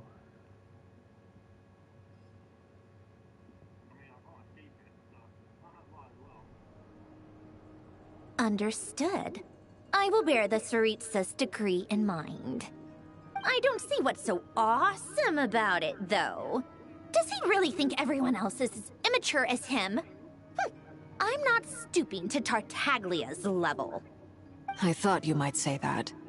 How's your progress? Quite promising, actually. That alchemist Albedo gave me a few ideas. Remember how I asked you to look up some files for me? That stuff on the Nazi-Kreuz Institute. René de Petrichor and Jakob Ingold. Alain Guillotin despised René's theories and methods, but he never managed to come up with better alternatives either. So I adopted some of René's ideas. I thought Alain was like a father to you. He and René were mortal enemies, were they not? And what would you say if Lenny and his friends one day learned something useful from someone you utterly detested? I would applaud them for it. That would mean that they have surpassed me. For all we know, Alain Guillotin might have thought the same thing. Not that it matters, though. He's dead, and I'm alive. So it's my call to make. Once you die, it doesn't matter how great you were in life. Only the living get to decide what happens next. Hey, come on out. They're back. Huh?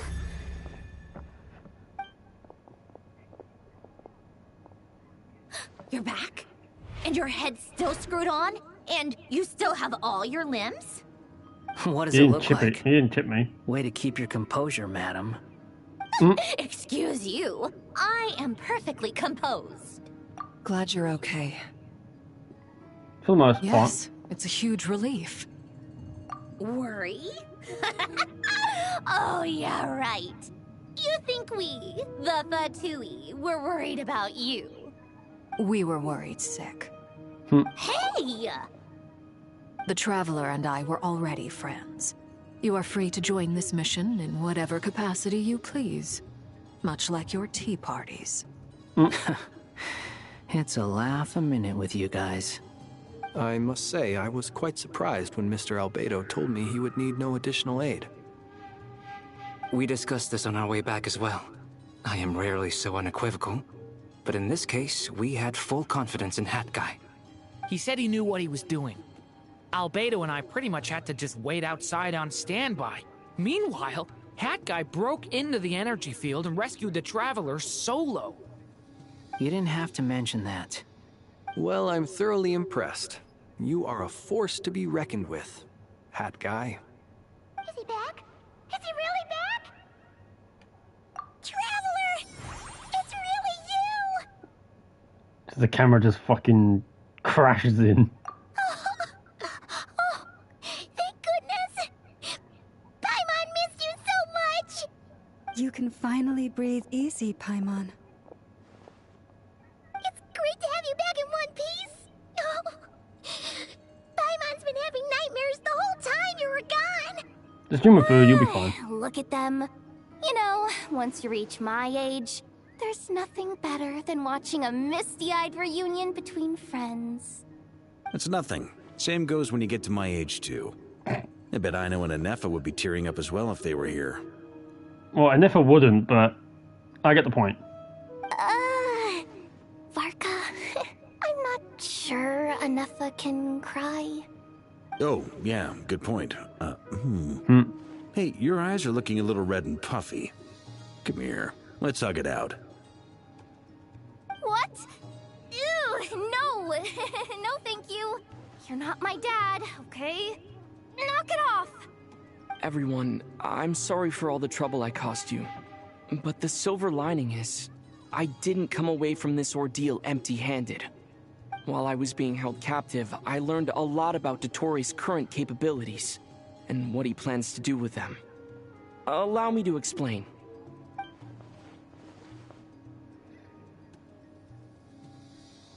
The three moon goddesses were even more powerful than we imagined. No wonder Dottore believes himself to be equal to the gods. Maybe even superior. Utter blasphemy. While everyone was gone, Nefer and I made an interesting discovery. And I believe Miss Sandrone has something to share too. Ma'am, perhaps you could do the honors?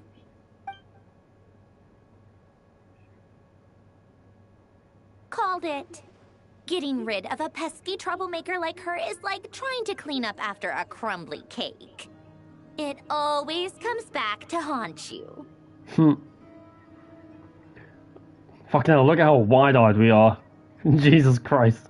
Our next step is to find a way to bring her back. A place where time flows backwards, with no destination in sight. Surely it must have been created for a specific purpose. But I fear the answers are buried deep in Tevat's history, held by great powers beyond our reach. It sounds like she's on a specific path through time, just traveling in the opposite direction to us. The question is, where does that path lead? Or will it keep going to infinity? We considered that question as well. Strictly speaking, time is not infinite. Indeed not. Every road has an end. Nicole!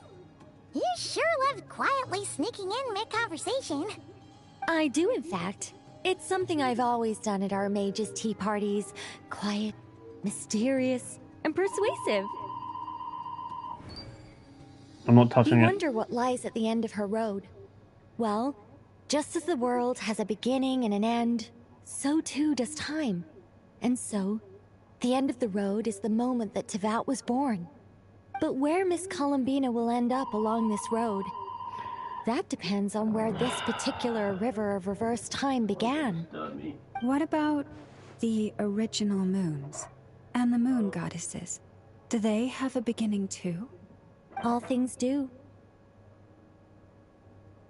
In the beginning, no moons adorned the sky.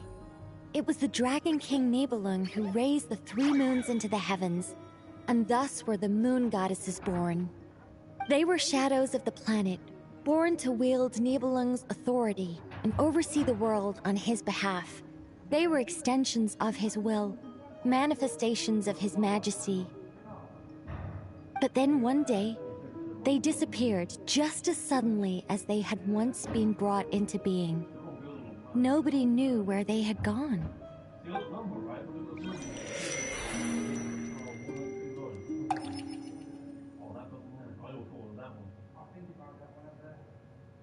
Like I thought, no more paths back to reality have emerged since.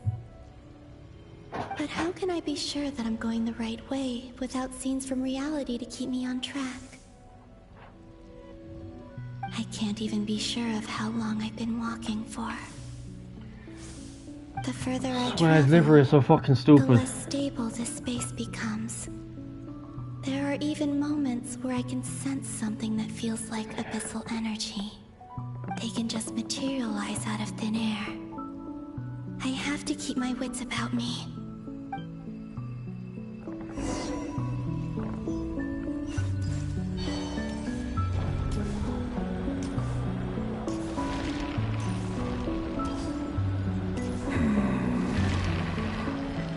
Oh. Is that the ray here of Solnari?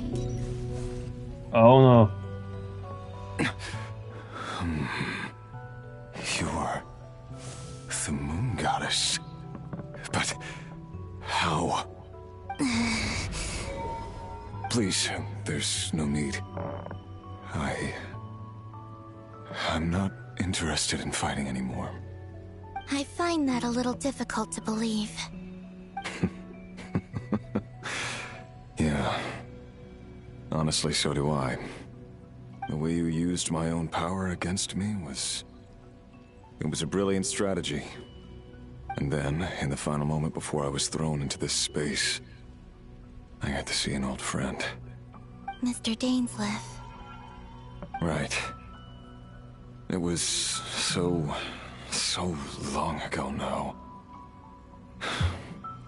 But we were friends once. And when I first got here, I was filled with hatred, remorse, and rage. How I cursed and devoured. I tore everything here apart. I was consumed by the desire to leave this place and have my vengeance. But to no avail. This is a place with no exit. This is the second time I've entered this space. Though I have no memory of the first. I was torn to shreds the moment I entered. But this time I survived. It must be partly because of this new body. And partly because of all the Kuvaki I absorbed in Nodcry. Are you the source of the abyssal power in here? Not all of it. Some is from when I first arrived here and tried to destroy everything. But there was already a degree of abyssal power here, before I entered. And like a venomous snake baking in the merciless sun, it tried to slither into my shadow. Tried to? So, you rejected it? Yes. Because after that, the world suddenly became silent for a moment. What do you mean? The voices in my head, they were gone. And then I saw her. Her? Thalindis. My former lover. Never mentioned that she saw a memory of Thalindis leaping into the moon's reflection. More precisely, I saw her afterimage. I'm sure the real her is long gone. She was just an ordinary Conrian. She couldn't have survived here for very long. Anyway, why have you come here? Didn't you know it was a dead end? If I hadn't escaped through the moon gate, my friends would have been in far greater danger. No. I see. Because of your power. The power of a moon goddess. What? You'd like to know how I know, wouldn't you? The one who resurrected me said so. I could hear deep lust for power in his voice. Do you mean... Dottore? Dottore. So that's what he's called. He'd been collecting fragments of my body for a long time. All so that he could resurrect me at the moment of his choosing. I had no interest in his research. But being as corroded by the abyss as I was, we were aligned as far as hunting the moons and recovering my strength were concerned. So that's why the Wild Hunt suddenly became so active in Nodcry. When I left the Fatui in my weakened state, Dottore must have felt that his time had come. Moon Goddess? Could I ask a favor of you? What? I know this is a lot to ask, especially from someone who tried to kill you. If you refuse, I won't fight it. But this is the only thing I desire now. Nothing else matters.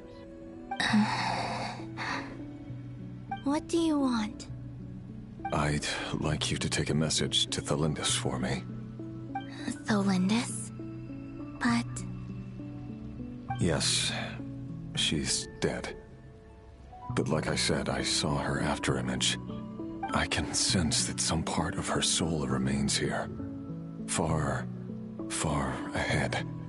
Why don't you go and speak to her yourself? I can't. I don't know why, but I can't move freely in this space as you can. All I can see is a glimpse of her, walking away. Just like the moment when I last saw her in life. In return, I will clear these abyssal obstacles for you. No, not in return. I'll clear them for you. Whether you want to help me or not. It feels like something I ought to do. Why? Yeah. Why, indeed. I've been asking myself that question a lot recently. Why did I do the things I did? I'm tired of it all. Tired of the person I became. People used me. And then I turned around and started using others. I hurt a lot of people. This is where his human side comes. I think I grew tired of it long ago. But I wouldn't admit it to myself. And ultimately, that's how I ended up here. What do you wish to tell her? All of it. My past. My mistakes. Everything that happened after we were separated. Is it okay if I give her the abridged version? Yeah, I'm sure there's plenty you can skip over.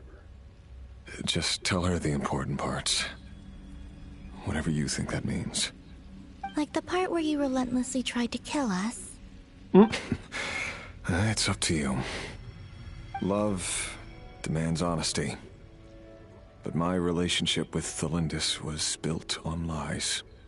We hid too much from each other. But after living my whole life in the shadows, I don't want to hide anything anymore. I will do my best.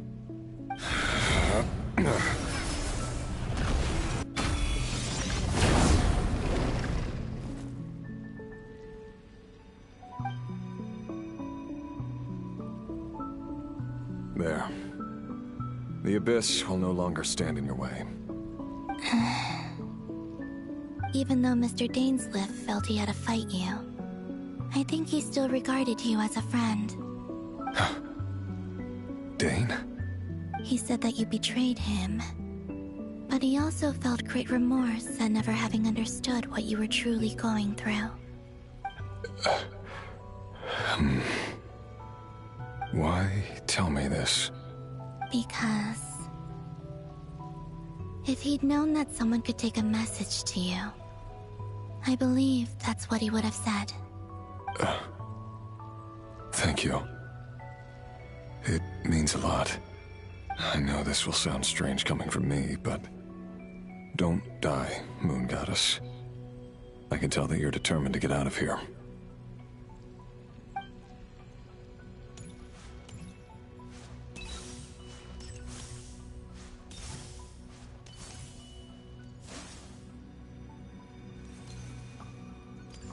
He's had his human mark.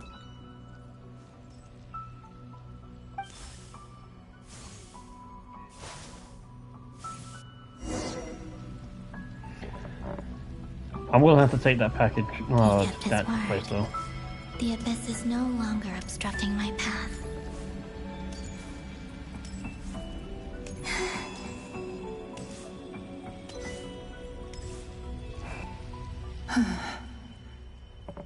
Thelindis.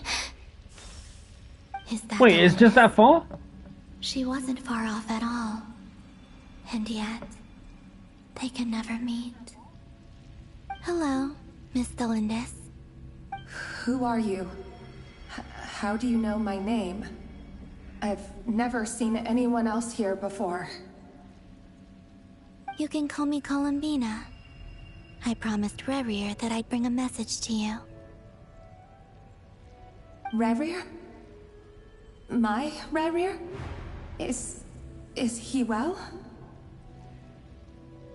He's doing better than he was. Better than he was, huh? Sounds like he's had a pretty rough time. Others have had a rough time on his account too. In many cases, their time ran out because of him. And I'm not just talking about the children of the Crimson Moon. So, things got worse before they got better. Could you tell me what happened, Miss Columbina? Are you sure you wish to know? Yes. This is my opportunity to learn the truth. No matter how hard it is to hear, I have to know. I admire your courage. However, time is short. I cannot stay here for long.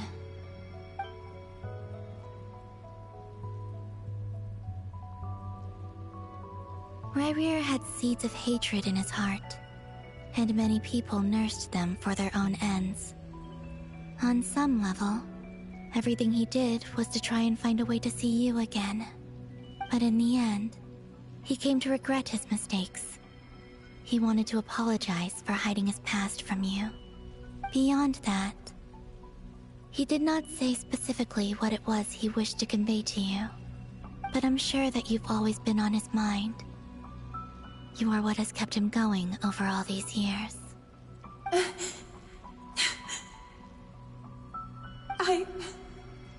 I'm sorry, Miss Columbina. This is so upsetting. I'm not sure how to put my feelings into words. It's all right. I understand. Well, that's everything from me. So, I guess I'll be... Wait. One moment. Time flows backwards here. The road ahead only leads further and further into the past. I know. I intend to reach the end of that road. Without a moon marrow, without the 3 moons' power, you won't make it far. Wait, unless... Are you one of the moon goddesses? You could say that. I see. I often think to myself, if life is like a train ride, why haven't I reached the terminus? Where am I even going? And it's not just me, it's this whole place. Wherever it is, it seems like it's existed forever. It's such a mystery. Where is it going? I must seem so ridiculous. I can't answer these basic questions, and yet I jumped right in here without hesitating, only to be torn apart the moment I entered by powerful energy currents. Only my soul remains now. Thinking back, I was suddenly overcome with fear and terror in that moment. Perhaps I too became bewitched by the abyss. I may have been the leverage it needed to control Ryrir. I used to be a researcher at the Universitas Magistrorum in Conria, researching the iridescent moon's marrow. Eventually, I came to the conclusion that time in here flows in reverse. Ryrir was one of the Venster King's retainers. With me, he was in an impossible position. It plagued him constantly. I wanted to help him escape his lot in life. I wanted him to be happy, so I thought I'd use this place to return to the past. At the time, I thought I could just go back to the day that the Venster King first found the princess. It was only after meeting the princess that the Venster King started going too far with his research into the abyss. That was the day all of our woes began. I thought I could stop the king from ever meeting her and solve everything. I couldn't kill the Venster King himself, so I had to find another way to save Ryrir. That's why I wanted to go back, to kill the person who had brought new possibilities to our realm. I'm sure it was a futile endeavor, but the Abyss probably enhances the basest human desires. So I naively hoped I could change everything. But I was simply too weak. Like a speck of dust against the whole universe. Look at me. I didn't even survive the journey here. Not physically, at least. I know I'm never getting out of here. But you're different. You can make it, and I want to help you. I owe you that much. How do you plan to help me? Have you noticed the golden energy that exists here?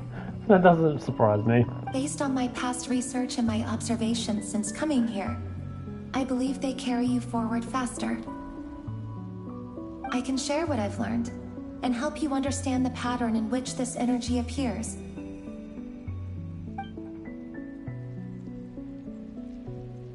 Time is short. I think you just might... Now, I know you will be able to change the past. Also, I've been speculating about where this phase ends. The documentation was scanned, but from what I know of the legends about the moons, the oldest ones seem to begin with Nibelung, king of dragonkind. I have no way of verifying any of it by this point. But if it's true, you might be able to reach that era if you keep walking. Understood. Thank you, Miss Delindis. I'm the one who should be thanking you. If you hadn't entered this realm of everlasting death, what use would my deductions be? Thanks to you, they have some meaning. About Rayrir, I'm so sorry. For everything. It wasn't your fault. That's not true. Because we both feared bringing trouble upon each other, neither of us ever told the truth. And that dishonesty sealed our fates. But enough about that. I wish you a safe journey, Miss Columbina.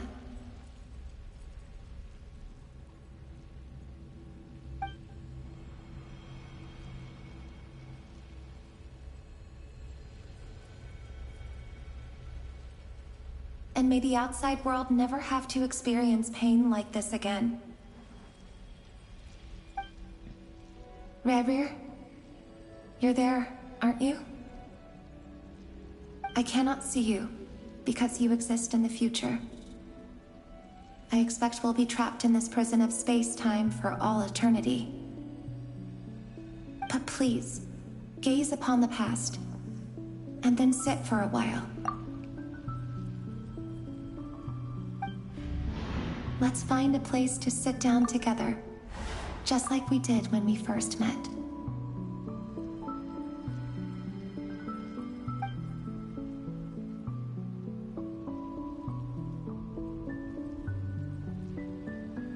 Don't think I can use it. Come on. Damn it. How long have I been walking? How much further till I reach the end? Is there even an end to be found? Everything's getting blurry.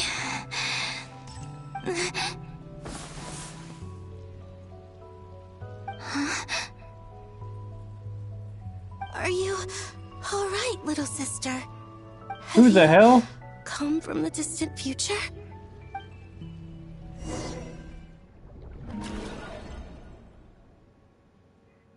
The hell are you? How exactly did the moons just disappear? Shouldn't it be a little harder to get rid of major creations like moons? The world is a vast and ancient place. On a certain scale, all life lasts for but a fleeting moment. Miss Nicole explained that the moon goddesses likely perished in the War of Funerary Flame. The moons themselves were also destroyed at that time, save for the Frost Moon, from which a new moon goddess was later born. Am I missing something then? 'Cause Because the stories say that the moon goddesses were born on the moon, but doesn't Columbina say she was born in Nodcry? Huh. You're right. Why do their birthplaces differ? What's the difference between the two generations of moon goddesses? Does someone fuck a Also, goddess? remember what Sandrone said? Her scans detected 4 moons. In other words, 4 moon marrows. Technically, the result of the scan means that 4 moon marrows were detected and positively identified as moons in that moment. In other words, this piece of information alone isn't enough for us to know how Miss Columbina is doing right now. Yep. We have no way of staying up to date on whether she's dead or alive. She's on her own for now. But at least she's trying her best to get back to us.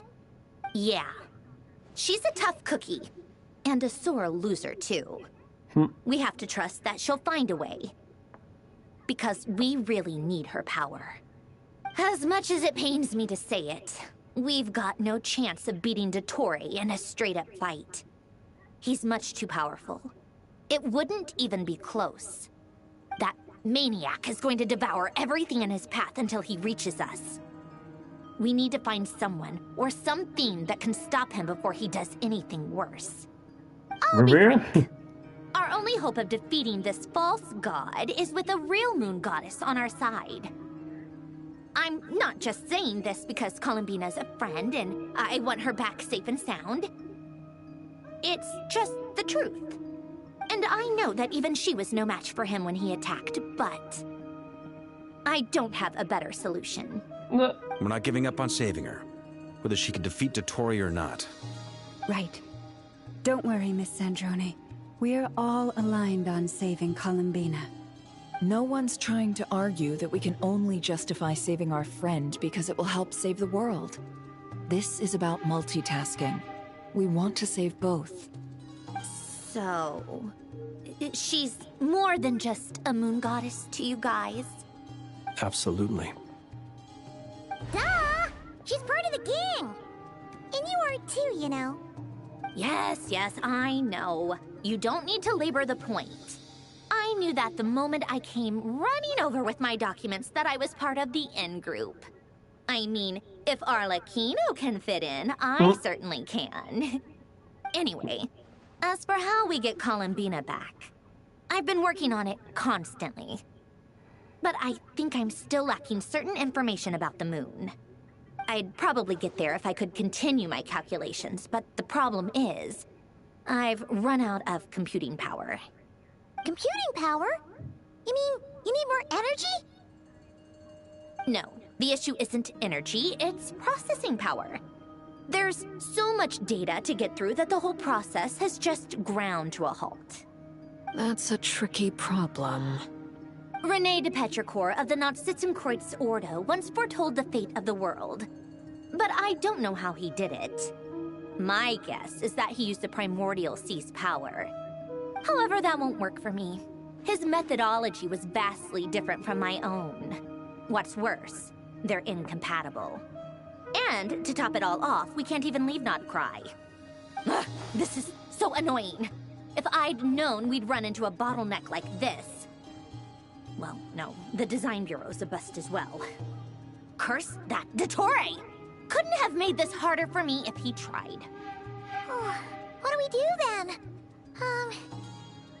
How about we grab a bite to eat and take a break? Maybe something will come to mind after you've cleared your head. You don't get it, do you? I'm trying to calculate the fate of an entire world here. And I need accurate results, not vague prophecies. Where the heck am I gonna find the computing power for that? Ahem. Anyway, time to shelve the discussion on technical difficulties. Being a killjoy isn't very ladylike after all. Either way, we've done what we can. Rest well, everyone. Remember to let us know if anything new comes up. Hat guy? Is he hinting that we should talk outside? I mean, you twitched his fucking head. Let's go somewhere a little more private. Careful what you say. I'm sure there are women that would. You know that Dory went back to Sumeru, right? Yeah, she mentioned she was planning to head back.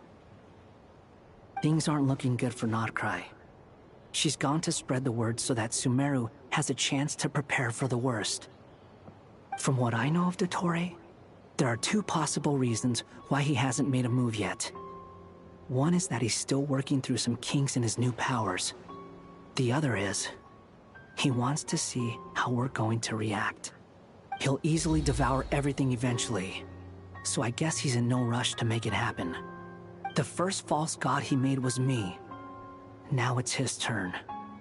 Even though my records were erased from Irminsul, Dottore's ideas haven't changed one bit. He once told me that becoming a god was like turning yourself into a hungry wolf or giant serpent to devour the moon. Clearly, he began studying the moon goddess's powers long before he even tried making a god. He's always wanted to get his greedy hands on divine authority one way or another. And in the end, he devoured the moon where I failed. In the desert of Sumeru, there is a chessboard built by King Deshret, also known as Al-Ahmar. I don't know if it was a real game, or if he was just trying to challenge his servants and citizens in some way. But creating games and setting rules, gods do that as a matter of course. That's the kind of power Dottore craves. Now he has the Trilunar Authority. His power is leagues beyond the common people. I don't think there's any point in other nations rushing to the front line. They're better off focusing on defense and hoping they can fend off any threats that spill out from Nodcry. Either way, Dory will inform Lesser Lord Kusanali, and she will contact the other gods in turn. The Seven will have some recourse available. If nothing else, their protection should keep the rest of the world from descending into chaos as quickly as Nodcry has. So on the bright side, even if Nodcry is doomed, your friends in other nations won't be in any immediate peril. That's good to know. But I'm not ready to give up on Nodcry yet. There's a word for people who refuse to let anything go. It's called being greedy. Maybe it sounds greedy to you, and probably naive too. But whatever you call it, that's what gives me the determination to keep fighting. Battles are fleeting, but the will to fight is a long-term commitment. Give up for even a moment, and your resolve will shatter. Why do you always feel the need to do the right thing? No one is born to be a savior. I mean, who's gonna criticize you if you fail, or give up? Don't take this the wrong way, but Dottore said something similar to me. I guess the Fatui attracts people who don't believe in saviors. Not necessarily. It's less about belief for me. I just want to know how determined you really are. After all, I don't owe anything to anyone else here. Only you. You look kinda worried. I thought you said we were If square. your arch-nemesis was about to achieve their ultimate goal, I think you might feel a little worried too. That's true. Dottore is about to become an omniscient, omnipotent deity. That's gotta be a bitter pill to swallow. Still, you're calmer than I expected. Obviously. I have to admit that my past self was a reckless fool who misunderstood not only the point of revenge, but how to achieve it. And as much as I want my vengeance, I know I'm not gonna get it by acting alone. If the world's taught me anything, it's to think before I act. Too bad it never taught me any other virtues, though. So, I am going to destroy Dottore, no matter what it takes. Please do. So, what's I'd your let plan? him. I would legit let him. I'll get to that. First, tell me, what do you think of Sandrone? Just like Paimon said, she's a friend, part of the gang. How much do you trust her? This is a serious question. Think carefully before you answer. Although she's with the Fatui, she has her own values. And she's helped us a lot. If nothing else, she's clearly going the extra mile for Columbina. I see no reason not to trust her. If you say so. In that case, the three of us need to talk. I have some thoughts about her computing problem. It can be solved, but it will come with a cost. How much? If I can afford it, I'll cover it. Sometimes your heroism really backs me into a corner. You know that? Come on, let's go talk to her.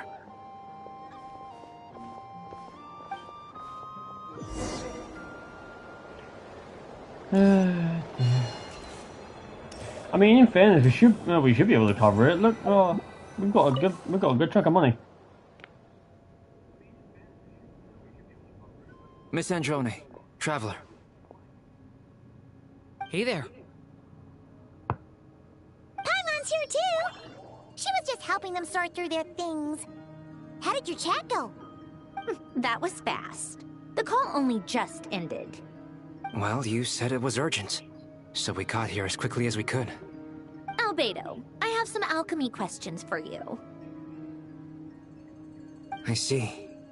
Looks like my knowledge proved useful after all.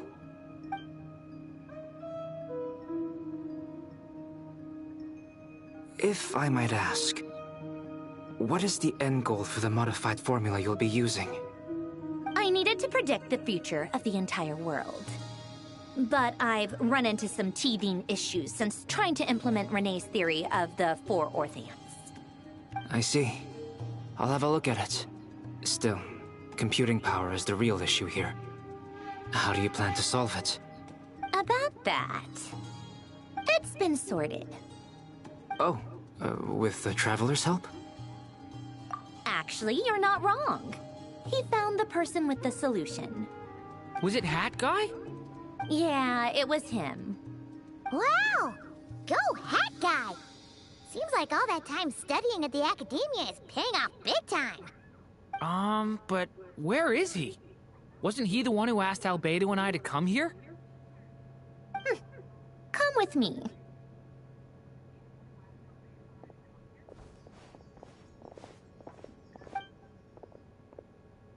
Hat Guy? What's happened to him? Hat Guy! Can you hear us? Don't disturb him. No response. I guess he's in hibernation. Hat Guy mentioned that he was a puppet. It seems that his functions are currently shut down. I presume this has something to do with the solution to your computing problem. That's right. He and the Traveler came to see me. Wait, what? You have a solution? Would you calm down? Why do you always react so hysterically to everything? Excuse me? How would you know? You shouldn't be so quick to judge complete strangers. It's very bad manners.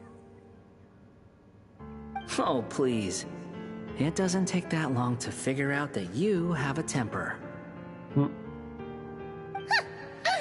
does a mere student get that kind of confidence? I've actually published more papers than you. Not that status counts for much. Even Paimon's applied for academia admission. Huh? Fucking glasses. Are you serious?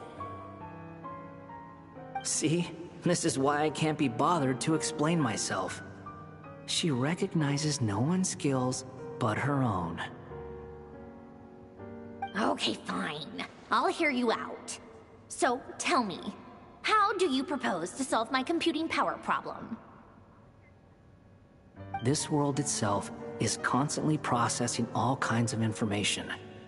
If it's the world's future you're trying to calculate, you need a processing device that's designed to cope with that volume. Easier said than done. Only Irminsul can handle that kind of... Wait, is that what you're suggesting? But surely we can't just plug my formula directly into the ley lines. You should be able to tell that I'm not human, right? Yeah, I noticed. The technology, though, seems pretty ancient. Very different from Fontaine's. It's a completely different system. Conrian, to be precise. I'm what they would have called a puppet. Puppets need an energy source and processing power. The artisans who built them sought out the materials most suited for that purpose. You? Do you mean... The Traveler and I have talked it over. He's willing to vouch for you. So, I'll allow you to borrow my core for your calculations. It was built using wood from a silver white tree, which makes it a small part of Irminsul. Conrian technology and Irminsul wood. Who in the world could have built you? Are you sure about this? A puppet without its core will cease functioning completely. And if it's left in that state for too long, it might not recover. You could die if you do this. You do realize that, don't you? I can put 2 and 2 together, yes. No need to rub it in. I won't lie to you.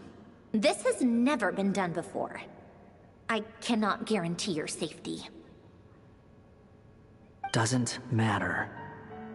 I'm prepared for the worst. Did you two actually talk this through? Is he... Are we really considering this? Yes, we discussed it. The bottom line is, he trusts me, and I trust you. But he don't trust you. Let's give it a shot, shall we? Honestly, I have no clue where this kid even came from. But for whatever reason, he lent me his core to use in my formula. I'm very close to finishing my calculations now, and the core is currently in use. So I'm sorry, but I can only show you a sketch right now. This is what the core looks like. A silver white branch. It certainly matches the legends told about Irminsul. Is Hat Guy gonna be okay?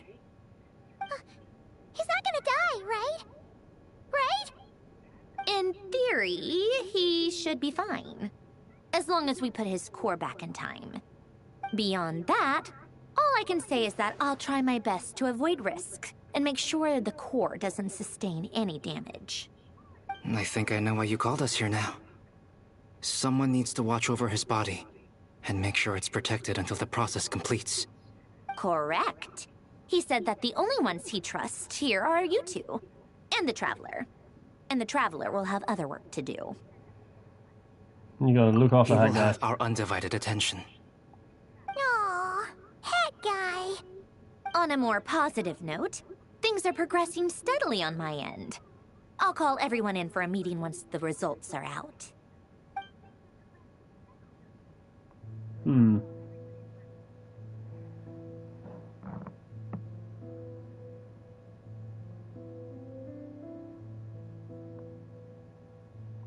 But he really wants to get rid of the Tory. I don't blame him. I don't blame him for it.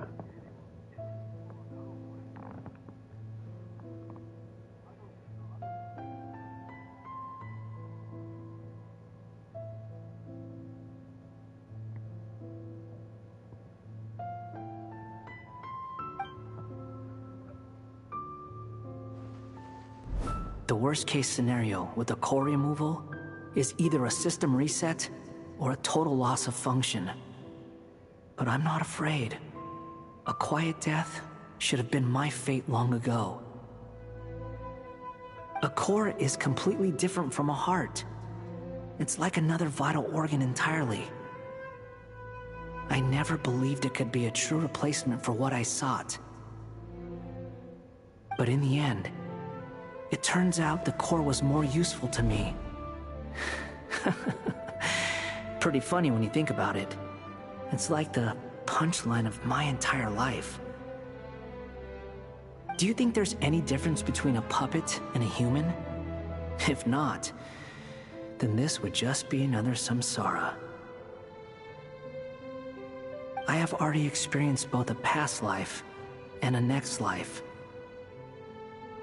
Part of me wonders whether I'm only capable of making this decision because I've become a real human. What's with that expression? Isn't this a good thing?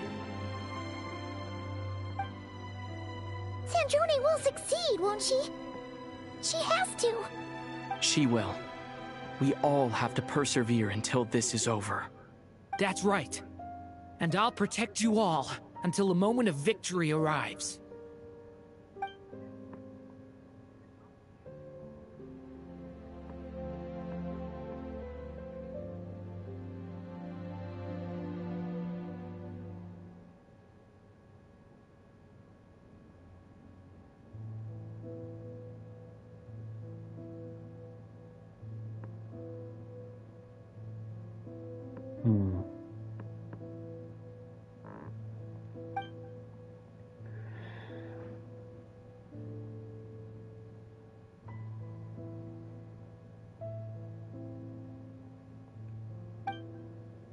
Maybe deranged, but he understands well the rules of the world, of which now test you all.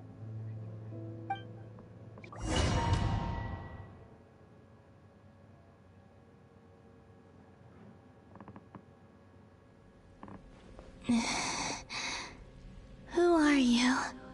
Call me Sonnet. You have the same power as Canon. Sonnet. So, you're the goddess of the iridescent moon? Oh, goodness. You recognize me? She's pretty. Well then, what's your name? Columbina. Columbina Hyposelenia. Hyposelenia? What a lovely name. Did you choose it yourself? It was a joint effort between me and my friends. Friends? You mean your friends in the heavens? Huh? Oh, sorry. You must be exhausted. I apologize. Hang in there. Let me introduce you to my older sisters. Do you mean the other two moon goddesses? Arya and Canon? Wow, you sure know a lot. Hey, does that mean that our story goes on into the future? Yep. But not lucky, well, not a good one. I guess that wasn't the best question to ask. It's alright. We were prepared for that possibility. You could say we were too prepared. I can't even remember how long my sisters and I have been here by this point.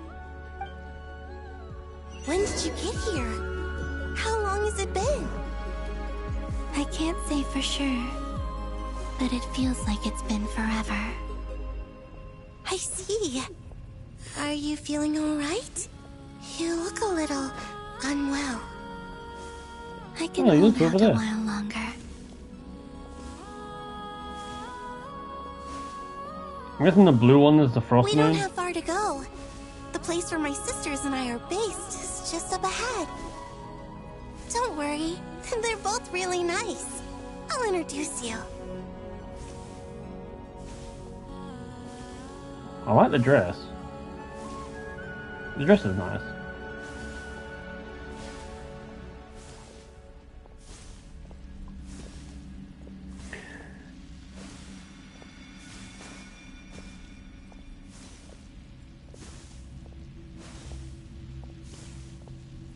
Am I generally like having to go this fucking slow? Fuck it.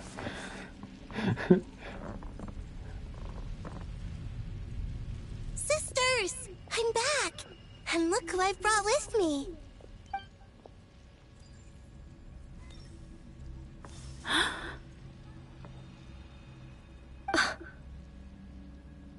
It's Why does she our look lovely serious? little sister, born in the far future.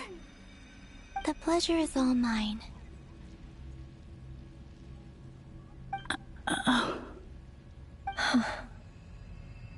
Allow me to introduce you to Columbina Hyposelenia.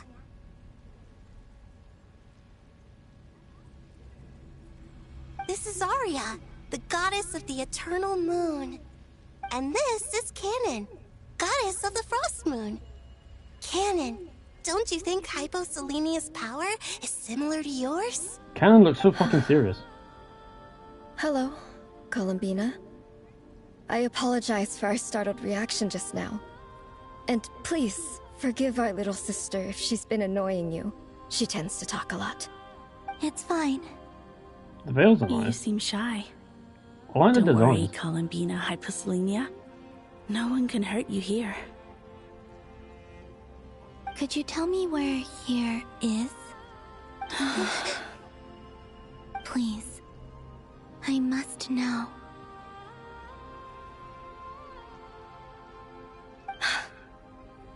My dear sister, this is where Tevat's original ruler, the Dragon King Nibelung, imprisoned the moon goddesses. What? You're scaring her, Canon. You want the truth or not? I'm fine. Please, continue. Nibelung, our original master, created us in the distant past to maintain Tevat. But he left this world and traveled into the dark universe beyond, to explore worlds vaster still. Day and night, we fulfilled our duty in the heavens, until the day that the first Descender arrived. The great ruler of the firmament. The heavenly principles. Is that what later generations call them? I see. But we did not reject them at first, nor did they seem to harbor ill intent towards this world. We coexisted in peace. They were like a guest in our home. Slowly, however, we came to realize that our guest had a growing desire to change and dominate the world.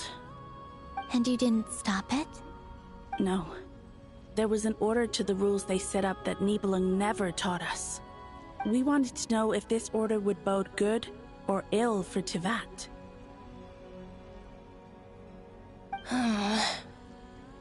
All right. Canon and I wanted to know. Sonnet was against it from the outset.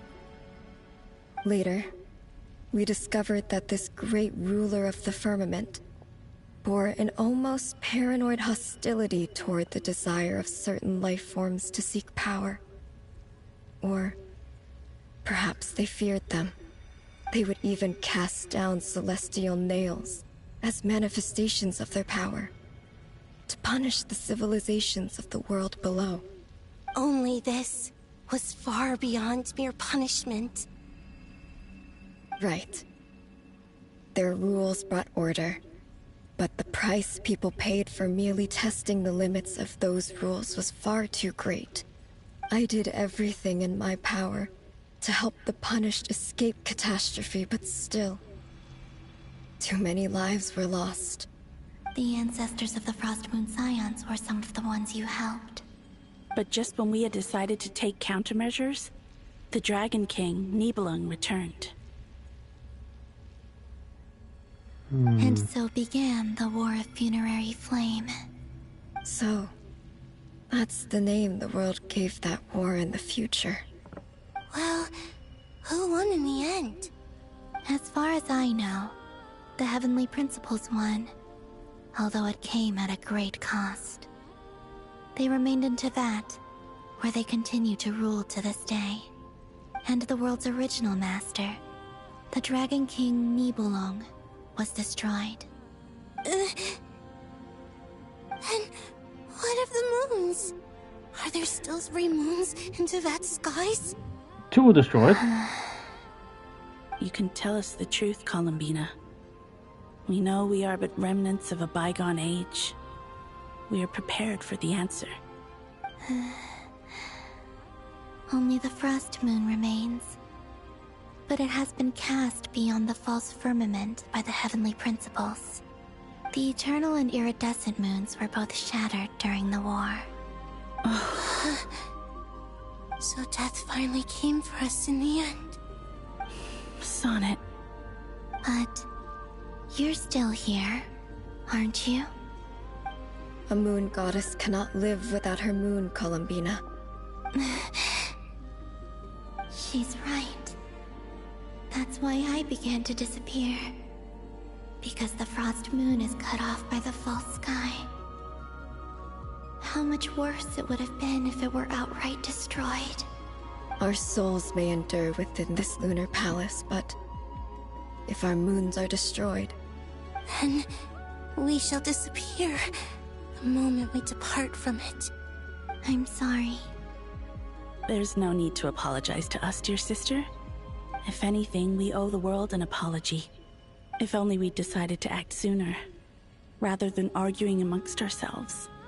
All the more reason not to spend this time in regret and repentance. Instead, we should focus our efforts on how we might help our future sister. Sorry? Don't you see, Columbina, your story is not yet over. Is that not why you are here?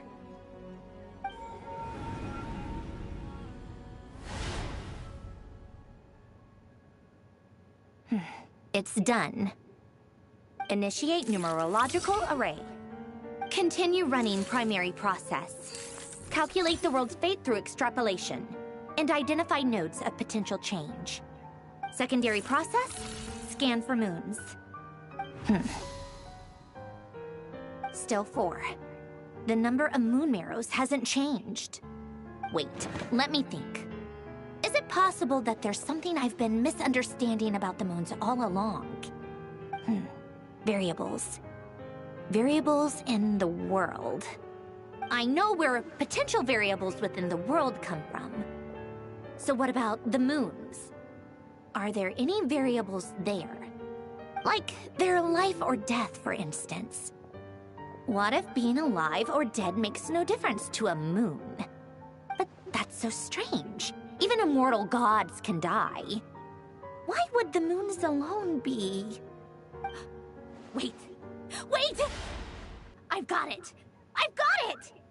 If alive or dead is considered a variable, we might have had this wrong the whole time. No one ever said that a moon marrow equals a living moon. We just made that assumption ourselves. Initiate secondary process. Scan again. This time filtering out interfering perimeter. Moon marrow. I don't care if they're natural or artificial. Get them out of my search results! Why? It says 3 moons still exist in Teyvat, even after excluding the moon marrows. But we know for a fact that 2 of them are dead. Redo the scan. Narrow the results to living moons and real moons. No, scrap that. Narrow it down to moons that have lunar authority and remain alive. Why? Why is it still 3?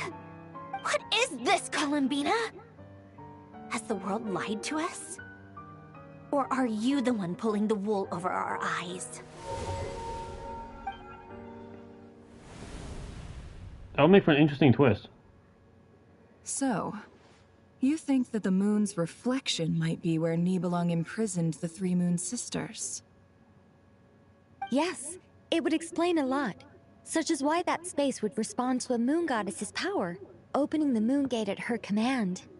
It would also explain why Miss Columbina has been unable to leave, and why time flows in reverse there.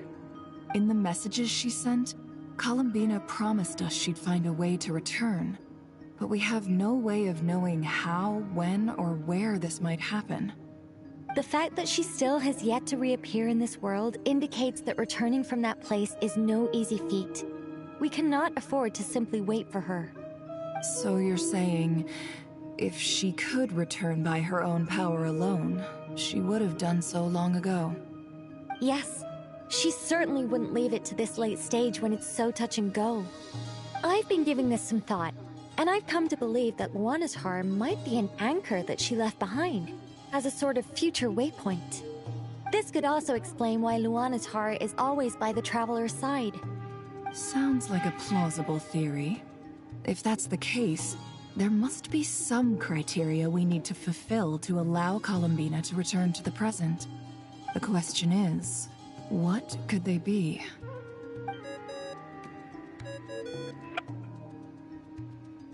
Hello? Hello? Listen up. This is extremely important.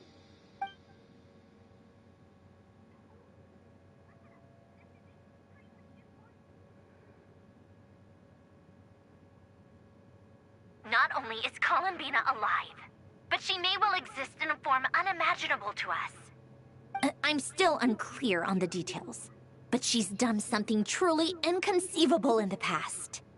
And the clue to what she's done lies in the moon and Tevat sky. Truly amazing. Oh, I'm so delighted for her. I'm sure we all feel the same. And I'm sure Columbina is ready to get back here and fight by our side. I'll keep my calculations going and try to find some way of coordinating with her. But that's not an excuse for everyone else to slack off, okay? All of you had better keep trying to think of solutions. How can the dead moon still live? And Luanatar...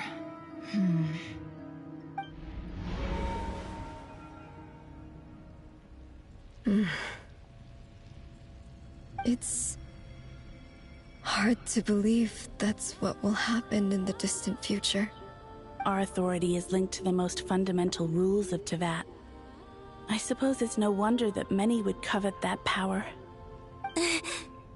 I didn't realize that when you said friends, you meant people who live down in Tevat. That's so lovely. I always wanted to go down there and have some fun. Have you ever tried leaving this prison? Of course. Between us, we've tried everything. But no matter where we go, this space will eventually bring us back here. It's like the center of a whirlpool. Everything ultimately converges here, at the moment when Nibelung imprisoned us. In that case, have you tried using any of those pathways that connect this space to the real world? Sorry? What are those? They're passages through which you can make small-scale changes to reality by using Kuvaki. Or am I the only one who can use those passages? Because part of my soul remains in reality. Kuvaki. What is that? You don't know? It's a unique kind of elemental energy found only in Nodcry, the land from which the moons arose. Oh. Well, it's true that the moons first rose up from the part of Tevat you say is called Nodcry. But there is no difference in the elemental energy between there and anywhere else. What? Could you show us some of this Kuvaki? Hyposelenia? Maybe if we see it, it'll make more sense. Okay. Isn't that just your power? What? But it's everywhere in Nodcry. In the air, in the land. Even the creatures who live there have adapted to its influence. How curious. This Kuvaki certainly did not exist anywhere in the world before we were imprisoned. Let alone influence living creatures. So, how exactly does it affect them anyway? Can they float in the air like us? This is so strange. Why would their reality differ so much from mine? Columbina, you're looking for more than just a way out of here, aren't you? Yes. If I am to help my friends, I will need tri-lunar authority on par with that of our foe. You mean... you'll need our power? This sounds extremely risky. The Three Moons' powers are not mutually compatible. Concentrating them into one goddess will be a very painful process. And if anything goes wrong, it could tear you to pieces. I know. But I'm willing to take that risk.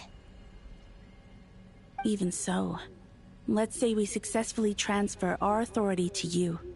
How will you take it outside this prison? Nibelung constructed this realm specifically to prevent us from using our powers to interfere in his war.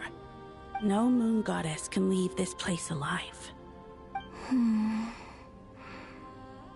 What if I don't leave alive?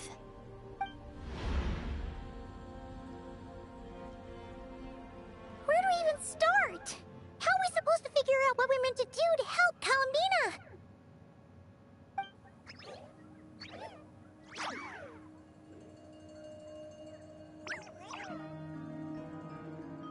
Columbina? What do you need from us? If she really got to the beginning of time in there, how do you think she'd leave us a message?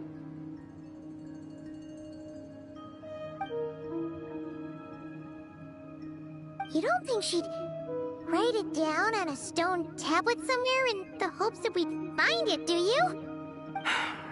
Seems unlikely. Columbina may not talk a lot, but she thinks deeply about issues like this. Let's review what we know.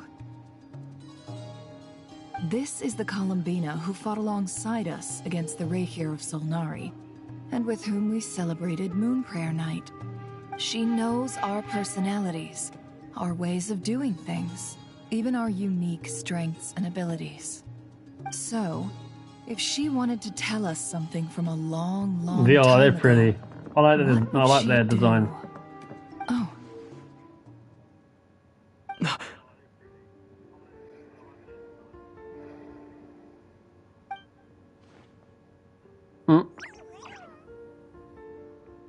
Traveler, you once said that those golden ripples also appeared when Luanatar was born. What if Columbina left Luanatar here, not just as an anchor to the real world, but for some other purpose? If she is part of Columbina, and Columbina knows that I can see past events through her... Oh yeah! Like when you peeked into Rarer's past through his heart! Nefer, wait! If you're right about this, and you can really see past events through Luanatar, your eyes, they'll... Oh, I know. Looking at Rerir's past in Conria was already enough of a strain on my eyes. Looking this far back into the past, it'll surely blind me.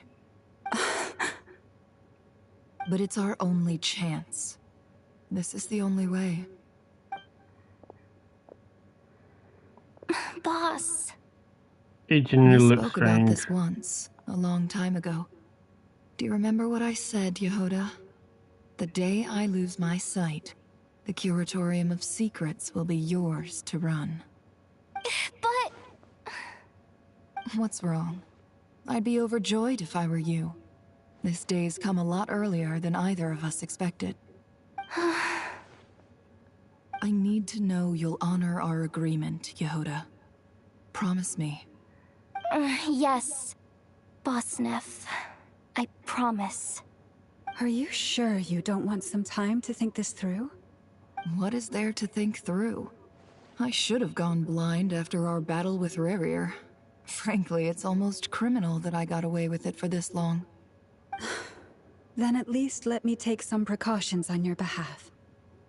And if you really do lose your sight, I'll visit your office every day and make sure you're well looked after. Oh, please, anything but that. I was actually ready to go through with this. Are you trying to scare me into backing out? As if I could ever scare you. I'll assume you're just joking to calm your nerves.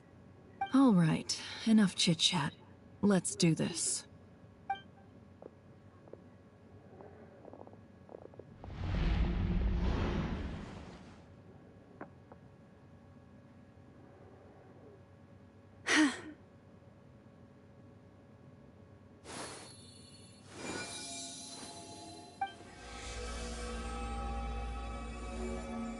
All done.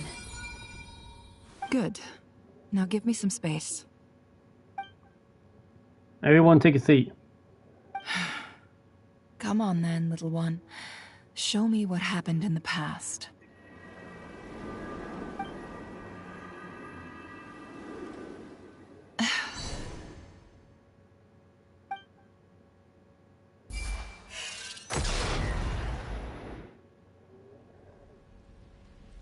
Between the Trilunar Authority, Kuvaki, and the soul-surviving moon, the Frost Moon, I think I might know how to get back.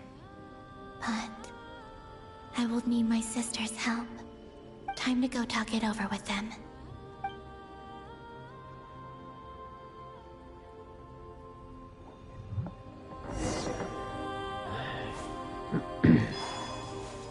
Why are they so far apart? Sonnet! Have you decided what to do? Send me back. I hope it's not too dangerous. You really scared me when you said that thing about not leaving here alive. Come on, let's go find the other two. As long as she already knew what I was doing. Boing, boing. It seems you have reached a decision. I'm all ears. What do you propose? I'm going back. I'm going back. I don't give 6 tits.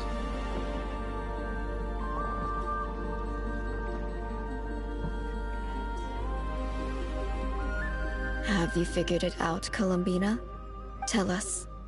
How do you plan to leave this place? I intend to die here, in this moment. And then be reborn in the future with the help of my friends.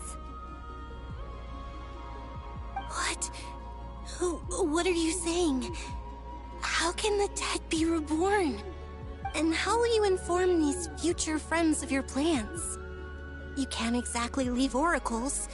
Nothing can escape this place. Not a single ray of moonlight.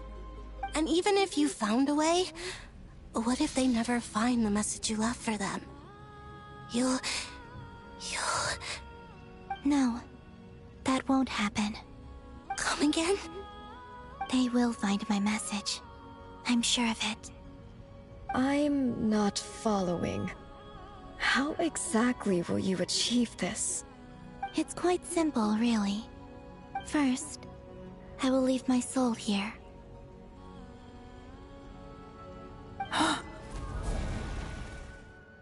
I see it. Your soul? You mean you're a divinity? Yes. I once left a portion of my soul in the future. One so small that this prison barely noticed anything. In this very moment, she can resonate with my soul across time. When the time comes, I believe that she can serve as an anchor to pull my soul from here back to the future reality. Just as gravity connects the world to the moon. Exactly. In the future, where I came from, the moon has been cast beyond the false sky, but I can still feel that it is there. In a similar way, I can feel a connection to the soul fragment I left behind even now. My friends can use it to detect my presence. But how do you just leave your soul here? Is that even possible? On my way here, I met an ordinary mortal who entered this place long before I did. Her body is long gone, but her soul remains. And before that, I encountered an old enemy whose entire soul survives here intact, while the power that once corrupted his body has faded away. So, perhaps this space is specifically designed to imprison divinity and authority, but not the physical body. Still, even if your body can escape, would it not just be a lifeless husk without the soul inside? Wait, is that what you meant when you said you wouldn't leave alive? Yes. I shall turn my body into moonlight and pour it over Nodcry. That power shall protect the land and quietly blend into it, awaiting my soul's return in the future. However, I cannot do this on my strength alone. I would need your help to do this, so I'm humbly asking for your assistance. Oh, dear sister, you need not be so formal. As I said before, we are but remnants of a bygone age. You, on the other hand, were born alone in that distant future, and you have walked a long and lonesome road since then. How could I bear to let your story end here in this dungeon? Don't forget, we are your sisters, your family.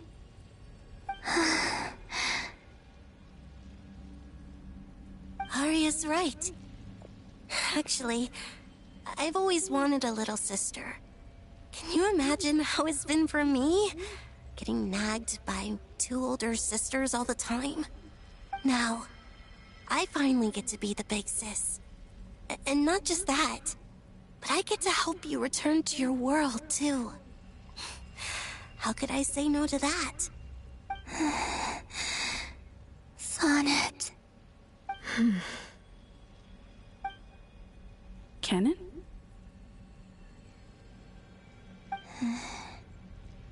I'm sorry. I know this is a bold request. The Frost Moon is rightfully yours, and it remains intact. Oh, no, please, don't misunderstand me, Columbina.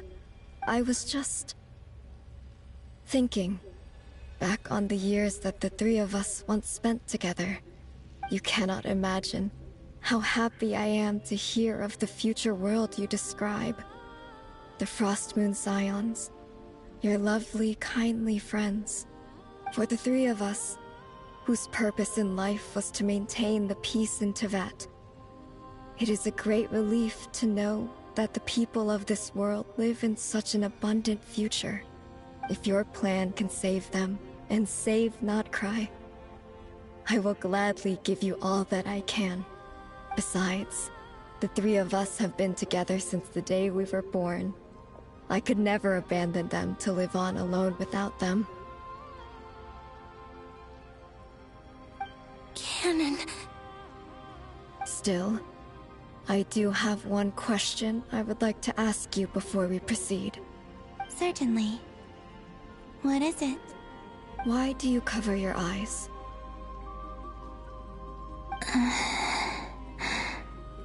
Yeah, I was curious about that too. But it seemed personal, so I didn't want to intrude.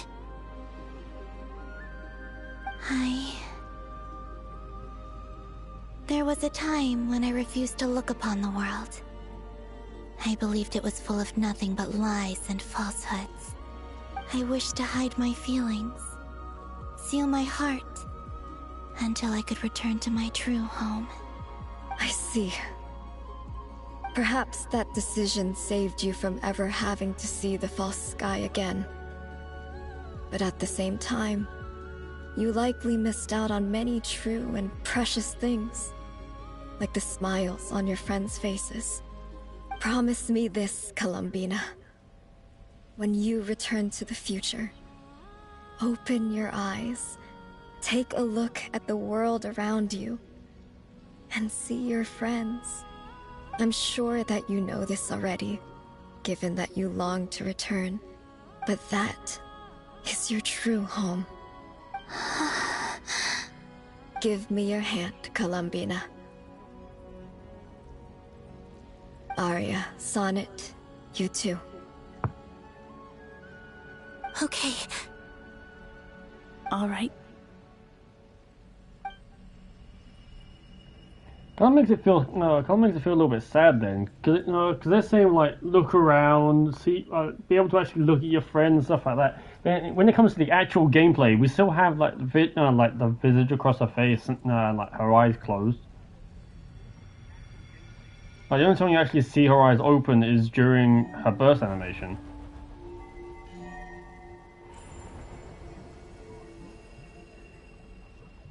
We once were the songs sung for eternity, but now it is you who must continue to sing. We once were the tides in the great river of time, but now we subside, and you arise. We were the messengers of madness and inspiration. But now, the lies have faded, and your truth must endure. We are souls awaiting the sun. You must return to be with those who smile when they see your face.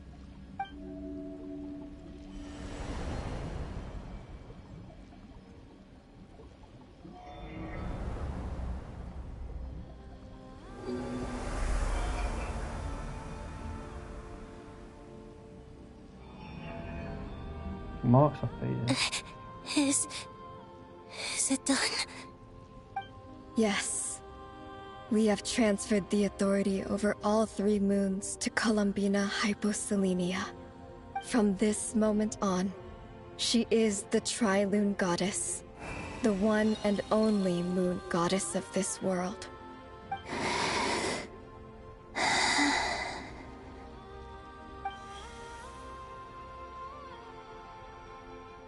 Thank you. Thank you, my sisters. Now go, and do what you believe is right, Columbina Hyposelenia. Be aware that we cannot grant you the power of the 3 moons beyond these prison walls. The conflict that arose over their remains following our disappearance will still take place. I understand. Sisters! Oh, my body... It feels... I'm sure there's some now fan that art of we them, have right? given up our power and authority, our bodies are merely mortal shells. This prison is dissolving them as we speak. It's okay, Sonnet. The end must come for every god, just as it does for every human. That's all this is. The final destination of our lives. That's why it said 4. Canon and So I the will 3 be moon by your goddesses side and the whole way. Columbina. We have one final request, Columbina. Could you use the 3 moons' power to send us back into the real world? Now that we have lost our powers, I doubt this space will seek to hold us further. It's just... we would like to spend our final moments together in the only place we ever called home. Of course. Gladly.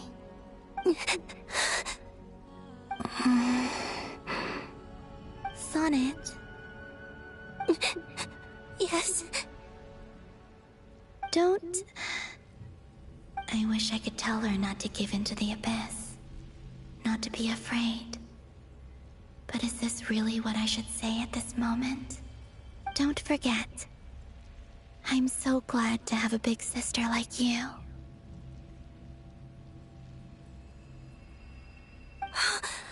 No, Hypo. Thank you. I'm okay. I'm not afraid. As long as my sisters are with me, I won't be afraid.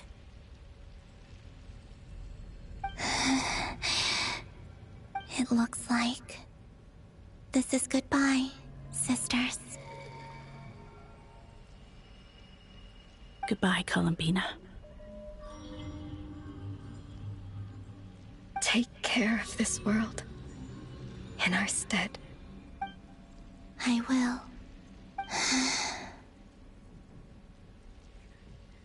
And now, it's time for me to bid farewell to my body, too. May it become the moonlight that keeps Nodcry company through the long years ahead. So this is why Nodcry was not always home to Kuvaki. It only appeared after I poured my body out upon this land, and only this land. Kuvaki responds to me because it is me, my body, answering the call of my soul. And the golden energy I've encountered on my way here was, in fact, that very soul, which I am about to leave here to guide me. O power Tri-Lune, eternal moonlight.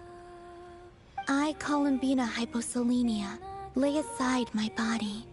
Let it be cast into the dark night to illuminate the future.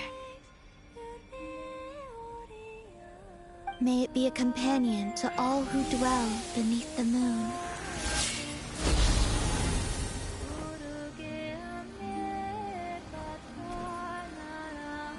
Until the time comes for me to return home.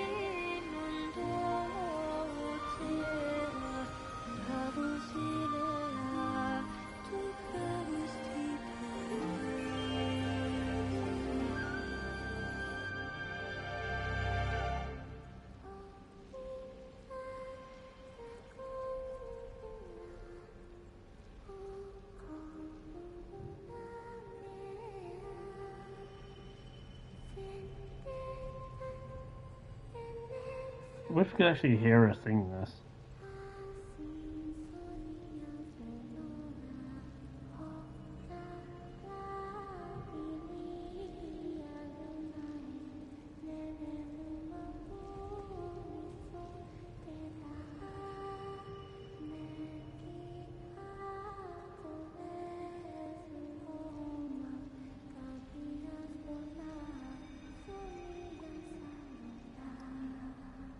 Oh wow.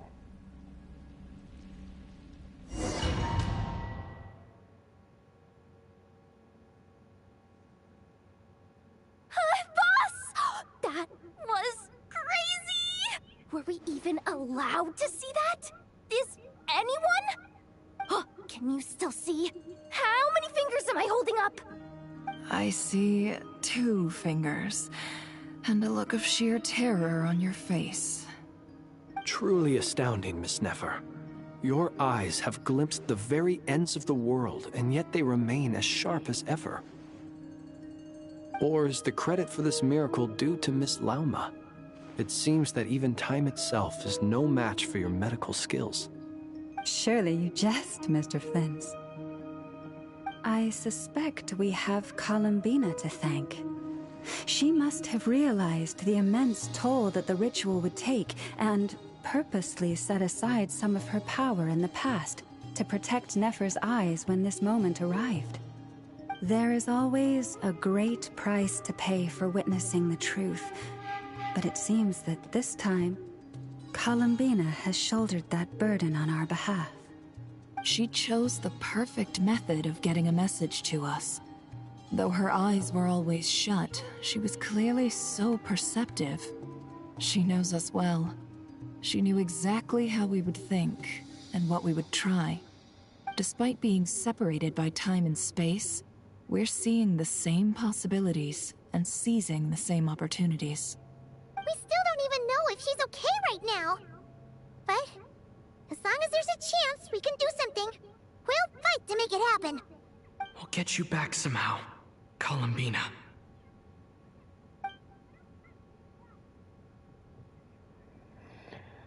All things that work well eventually. Well, based on the information we now have, let's figure out our next moves. Thanks to these gentlemen, we have a much clearer picture of the situation with Dottore. The civilian population has been moved to safety, so we no longer need to hold back. Miss Androne, how are the calculations going? So far, so good. I'll keep seeing how far I can push the system, though. Can't have Hatman being powered down for nothing. There's still a long road ahead. Where should we begin?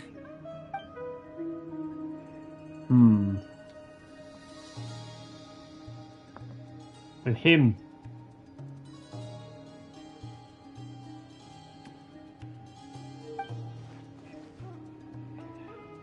Feel with those. No one can say how strong his grasp of 3 moons overpowers. You're not about to admit defeat. Everyone is unified and knows that no single person can accomplish the task ahead alone.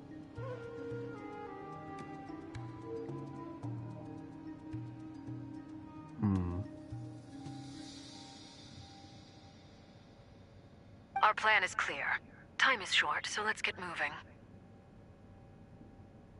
There's just never enough time, is there? Time is the bane of my existence. Ugh. Anyway, I'm gonna get back to work. Alright, we'll do our part too. Yeah. I'm trying to get used to the idea of the Traveler talking. Albedo's theory says that elemental energy can dilute the Light Realm's power.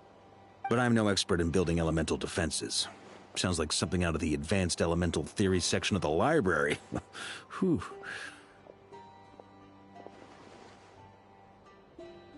You seem quite troubled. Well, yeah. I mean, who doesn't get a little flustered when they're completely out of their depth? You were the very picture of confidence back when you approached the Hexen Circle. I could have been faking it through that whole meeting for all you know. Who's to say I'm not just a Ball of nerves in a charming and gregarious package. Oh gosh, really? I'm so sorry, I had no idea. Well, you're all the braver for it. Still, I was much more in my comfort zone than I am here. At least in Mondstadt, you can cry for help from a cliff top and actually stand a chance of summoning Barbados himself. Things have never looked bleaker than they do now. If we don't pull this off, Tevat's doomed, isn't it? Oh, you think so? Actually, yes. Yes, it probably is. It's a shame. Don't put too much pressure on yourself. Tevat has faced annihilation many times in the past, but it also gave us you, didn't it? Hey, don't give me that. It's not like I'm anyone special. Just fuck already. I disagree. Every human born in this world is special. We angels have always believed that. In that case, this humble human being has a big favor to ask of you. I thought you might say that. I'm sure Alice, in her great wisdom, sent you here precisely to help us in this difficult time, yes? Well, that has less to do with her wisdom, and more to do with my power. Of course, of course. Well, the thing is, you can't say you don't see elemental it. defenses we're about to build. I don't think it's a question of if they'll fail, but when. Durin's findings from his patrols make it clear that Dottore is constantly expanding his territory. First it was his lab, then the design bureau, and now this. It's not realistic to completely stop him encroaching on the rest of Nagrai. Rather, our goal should be to stall him for as long as possible. If Miss Sandroni's calculations are correct, well, they're the closest thing to certainty we have in this situation, so let's assume they are. Anyway, her calculations suggest that our best hope for victory lies in Miss Columbina's return. It's up to us to slow Dottore's advance and buy time for her to make a return. Are you asking me to help you with building the defenses? That's my headcanon. No. I'd like you to prepare for what comes next. When he eventually reaches us, we will have to fight him. You were an angel once and a mage now. I'm asking you to lend us your protection. Oh. Can I take it that you're triggering the terms you fought for during our three-way talks? Well, technically those terms were about protecting Mondstadt. But if you're happy to agree to the change in location, then yes, let's do that. I dig it. You're cashing in on this much sooner than I'd imagined. Well, yeah. The way things are going, I might not get another chance. Very well. The mages have heard the knight's plea, and we will respond. To tell the truth, Alice and I had already discussed how we might help you all, so I didn't come empty-handed. I always like to be prepared.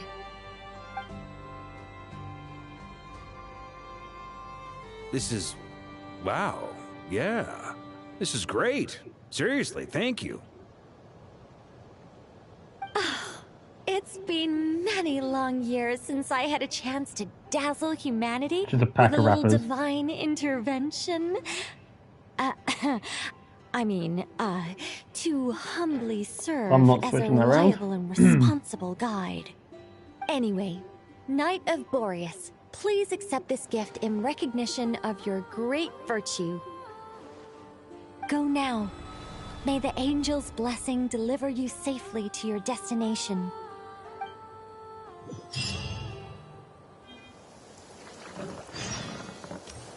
I'm not switching those names around. It's too close to another word.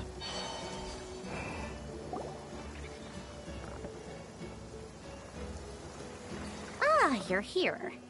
Sandroni! How are things going? Glad you asked. You two are about to become the first people to lay eyes upon my masterpiece.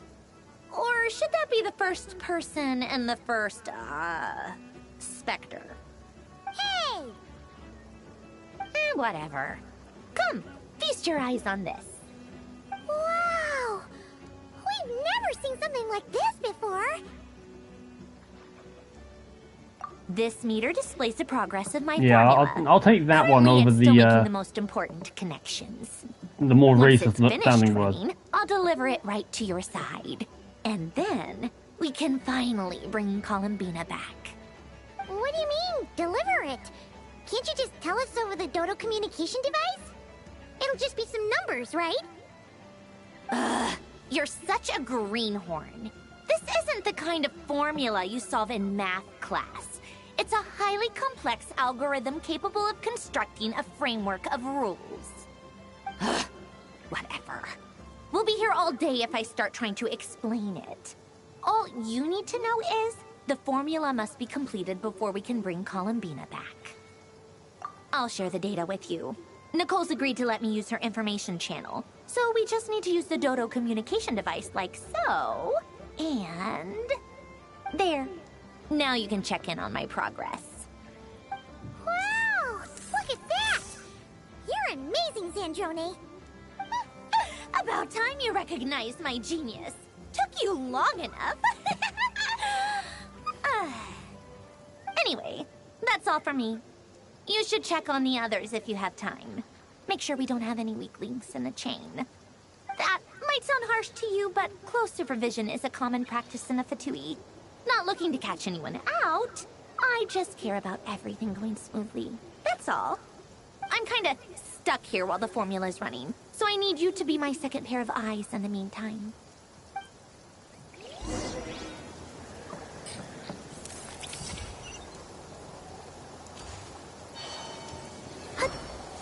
Okay, so it's gradually going up anyway. Okay. Cool. Yes, Miss Moonchanter? What are you staring at? You always address me in the strangest ways. Lady Moonchanter 1 minute, Miss Moonchanter the next. Yes, and? Are either of those incorrect?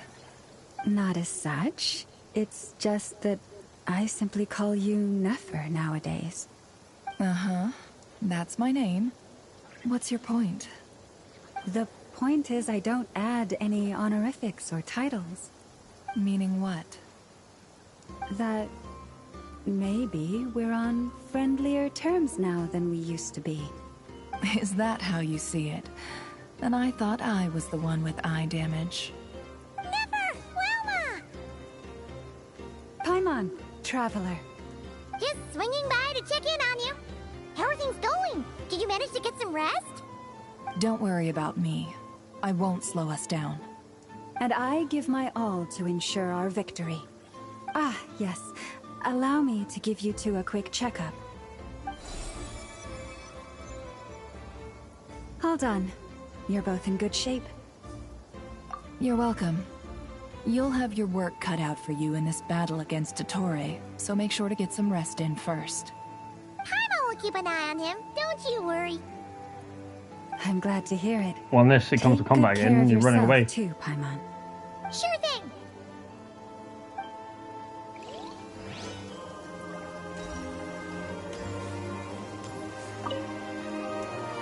Traveler, Paimon, a pleasure to see you both. Flans! How's everything coming along? Fairly well, if I do say so myself. Personally, I am ready to confront Dottore head-on. Ooh, you sound much more serious than usual. To be honest, I am not usually fond of exercising my full strength. For one thing, it's hardly conducive to maintaining a low profile. Besides, I believe one should have the right to choose when to show their hand. I am conserving my strength until the moment of battle is upon us. Anything to boost our chances of victory. Seeing you get into the zone like this really puts Paimon at ease. Huh, Traveler? I consider it an honor to have your trust. Rest well. I look forward to seeing you both in your element during the battle. My element? What element is that? Thankfully, Miss Nicole has come to our aid. Nasha Town is now looking very well defended. Golden Flame. Yes, that's Nicole's power, all right. Based on the latest message from Grandmaster Varka, it sounds like they've reached an agreement. The situation should be more stable with her assistance. Everyone will have at least some degree of protection. Albedo! Durin! Hello there, you two. Are you well rested? That's good to hear. As per the plan, Albedo and I will be in charge of Nasha Town. As Dottoro's energy field expands, it's creeping ever closer in that direction. But we will do our best to hold our position. We fought side by side many times before, and always with great success. I believe this time will be no different. So don't worry about us. Focus on fighting Dottore. Well, I wouldn't be fighting. I wouldn't be finding him. I would definitely be making sure I rip him a new one.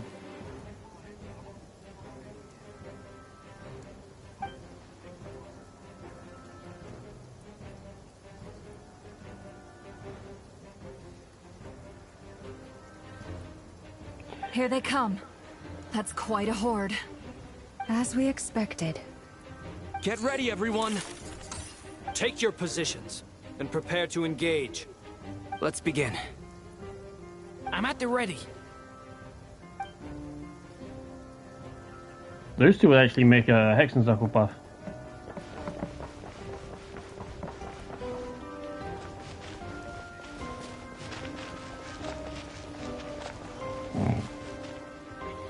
Move your legs. Be silent. Close your eyes. Night falls. Observe. Another one. Five. Wipe out.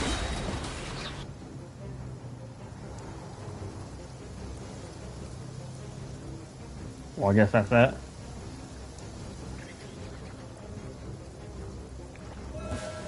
It's your turn. Your skull. Leave this place. By the frost moon of old. These creatures cannot stand against us. Oh, fighting talk. Just don't let your guard down. That goes without saying. I'm hardly the risk taker in this group. Excuse me? Ladies, argue later. Seek within. No more lies.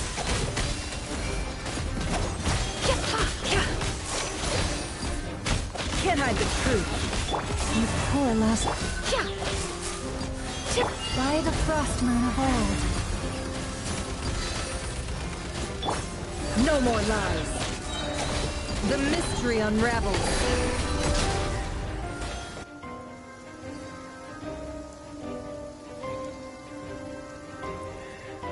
As far as it had to happen.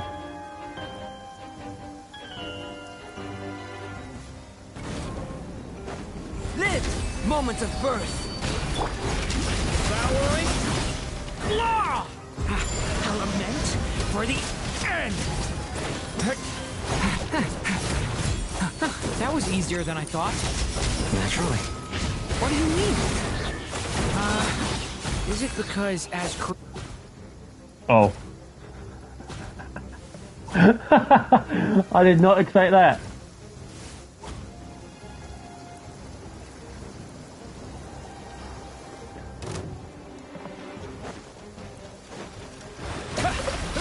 It all adds up. The deception ends here. No more lies. Deceive my People have always used fire to drive away wild beasts. Wouldn't a lantern work just as well? You read my mind, my dear friend. I was just about to say that. All right then, dear friend. Bring the light.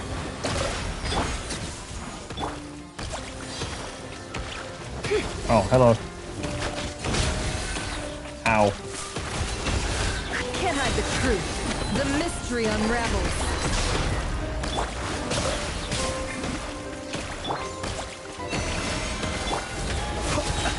Observe. Nightfall. They still need to update his fucking burst. Huh? You're looking well. I trust you've had a good couple of days. Dottore. It's actually a good thing, in my view. If the subjects of my experiment were to die prematurely, it would throw quite a wrench in the works. And so, I must thank you all for your resilience. We are no longer on the same level, but you are nonetheless worthy of my respect. A creator god should be merciful and gracious after all.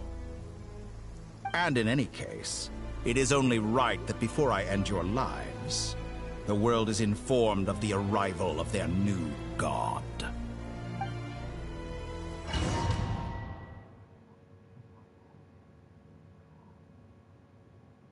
Sandrano?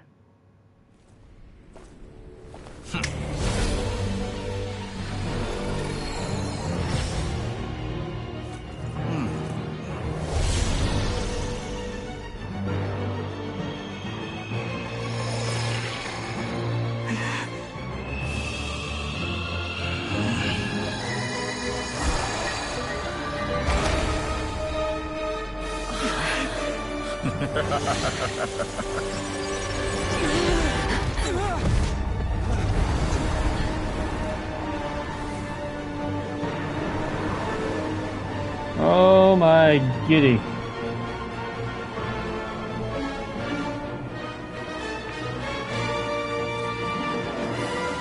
The experiment begins.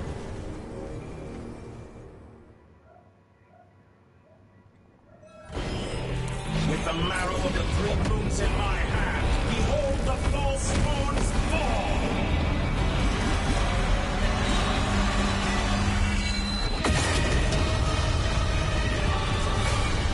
What the fuck?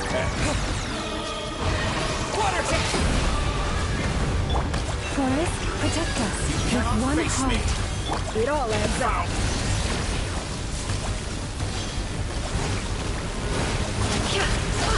No more lies.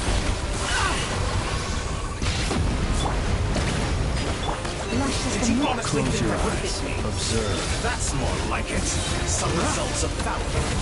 Entropy to dust to me.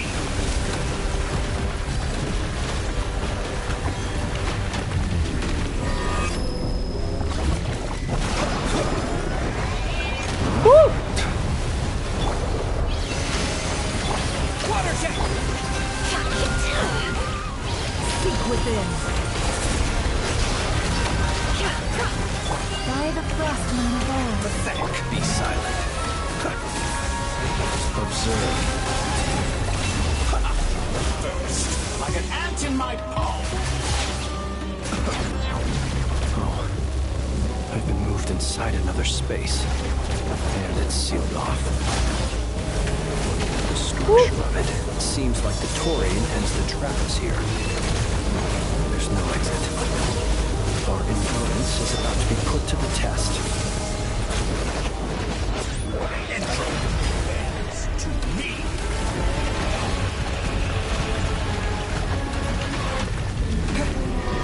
Wait, what?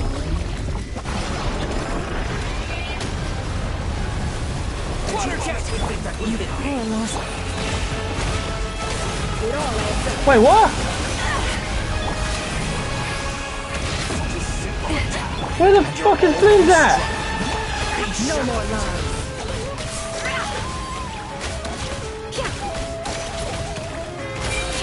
The mystery unravels.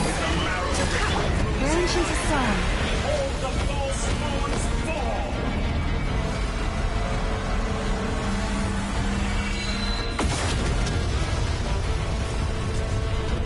Moon's remnants fall! With one heart, we pray.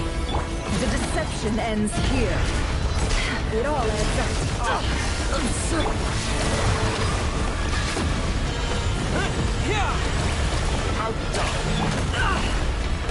It all adds up.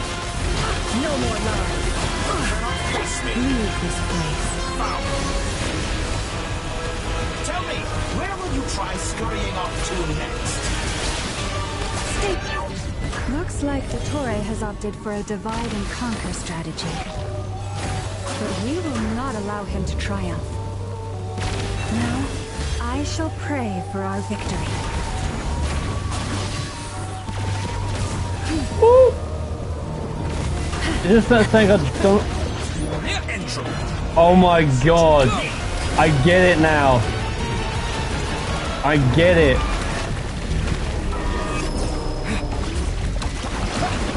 Can I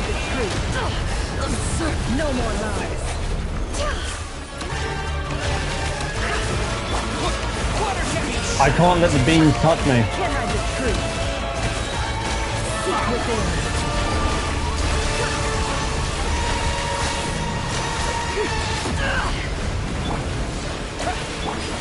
Moon's remnant.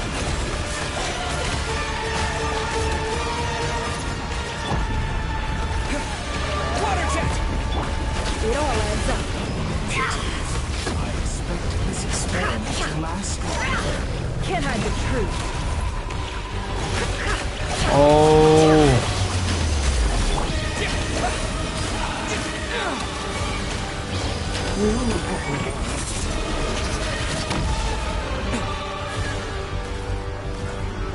Be annihilated, that which cannot stand against me. Shinra, what's this supposed to be? A knockoff version of the space Columbine got trapped in? There really is no way out. We'll see about that, Dottore.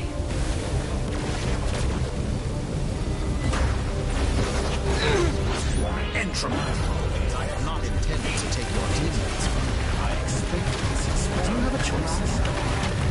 Obey, and I can release them. An excellent deal, if you ask me. Won't you consider it? Alright, how much am I getting thrown around right now? Delete, that did delivery. Okay, I won't. Delete, stop fucking running from me, you bastard. I'm aware you've been working on some little tricks to surprise me with, but it appears that none of them have come to fruition. My guess would be that you're trying to bring Columbina back. But then, where is Sandrone? Or are you trying to buy time for her? I always found their friendship to be a curious phenomenon. Yeah, the lady from the head of delivery came to the door. And yet they share a deep connection. Speaking of Columbina, I once saw her as like a younger sister. We got along quite amicably while she was with the Fatui. But then one day she suddenly decided she would refuse to take part in any further experiments. To this day, I truly don't understand what I could have done to upset her so much. It's such a pity. I could have had a sister, a family. But alas, she grew to dislike me. You're not fit to be family to her. That I can't deny. So many people, all obsessed with playing out the same tired old dramas. This world is rotten to the core. And then there's you. You had every opportunity to reach the right conclusion. The thought of killing you off like this? But I maintain that I approached you in good faith, so I will offer you another chance. Will you work with me? You have until I count to 10 to make your choice. 1, 2, 3. Not in a million years.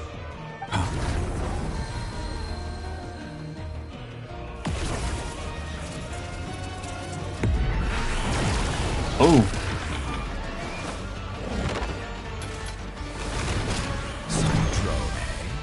What a pleasant surprise. I didn't think you'd join us all the way up here. You're as sick and twisted as ever. Don't fool yourself into thinking anyone's grateful for the chances you're offering them. Sandrone, but the formula hasn't finished running yet. Funnily enough, I was just discussing a collaboration opportunity with the Traveler, and then I see you, who I must say is a good example. Unless she's given the call back to Wanderer? To waste. Gone to waste? I said that everyone would get one chance. And you've used yours to march right back into the lion's den. So yes, it's an utterly wasted opportunity. And what makes you think I believe a word that comes out of your mouth? I was planning on disposing of your little formula after wrapping up more urgent business here. But since you've taken the trouble of serving it to me on a silver platter, I can simply bring it forward in the schedule.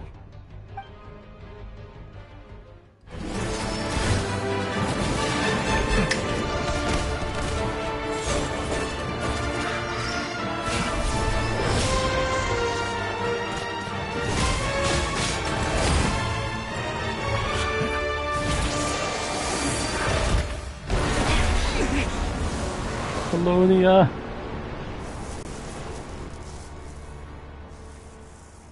Oh. Is this your life's work? This piece of trash?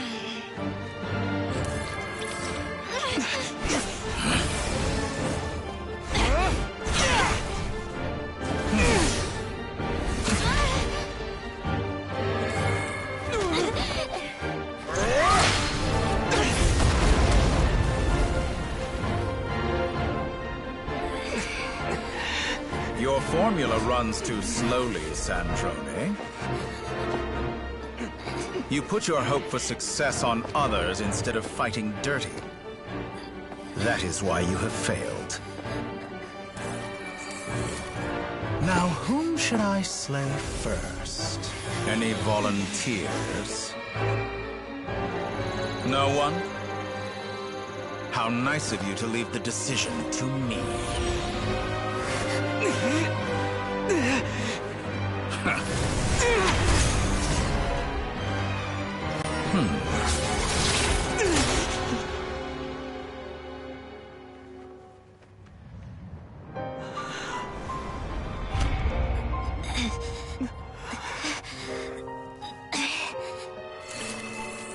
Oh, how unexpected. Sandrone, any last words for me, comrade?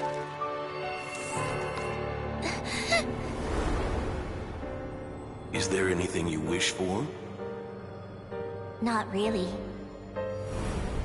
But I've always known what I don't want. Go to hell, Dottore.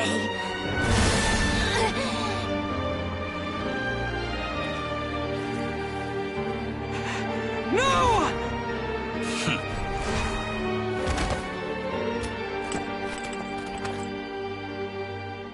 And now, you have failed.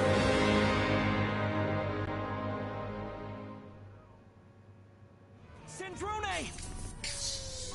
Now you see how fragile mechanical contraptions are. Just a gentle tap, and they fall to pieces.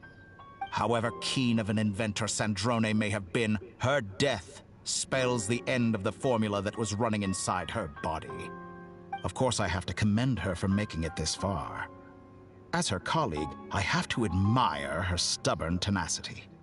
Now, it is time for you to take your place by my side. My count was interrupted, but the second chance I extended to you still stands. Once again, you are welcome to join me. By now, I'm sure you have gained a greater appreciation for the power and authority I wield. What is stopping you from embracing a new world of endless possibilities? Not in the mood to talk? As you wish. You seem less talkative than usual today. I'll change the topic to something more apropos. Sandrone was always like this, never trusting anyone, always so reluctant to share her research with them. Objectively speaking, she had her strengths. It is remarkable how she extracted and even optimized the world formula from so much data. But her inability to trust was her undoing. Had she allowed someone else to monitor or run the formula for her, you might still have a chance at victory even now. But regrettably, she was a stubborn fool. As much as it pains me, she had to go. Dottore. Maybe this is news to you, but people can change. Columbina surprised you when she escaped. And I think Sandrone would surprise you too. Change? You can twist the truth however you want, but I see it clear as day. You're the one who can't trust other people. Is that how you see me? By this point, what can you hope to do about it?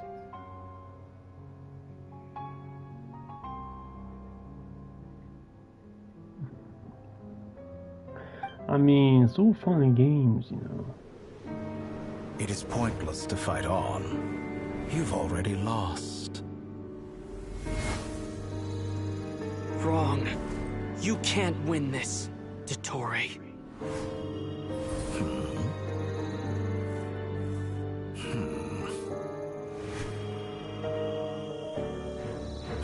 What? Oh.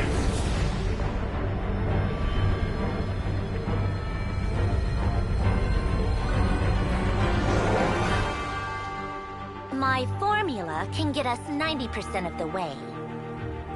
It will connect you to Columbina.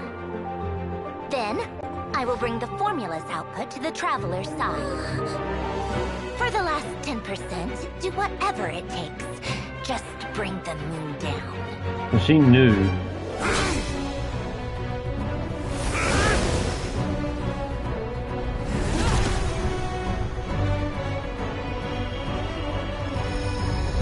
Well, she knew something could happen.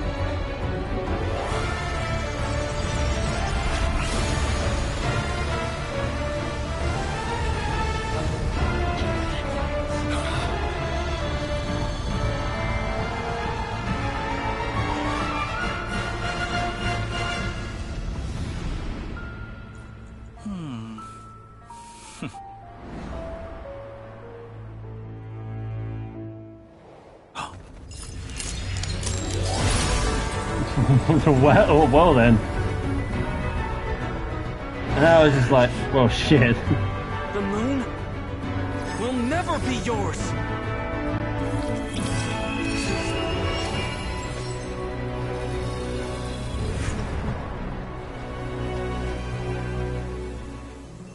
I turn my body into moonlight and pour it over Nodcry. My soul, I leave here to inform my future friends. Lastly, I will hide the Trilune Authority within the Frost Moon. And when my body, soul, and authority are reunited, finally... Columbina!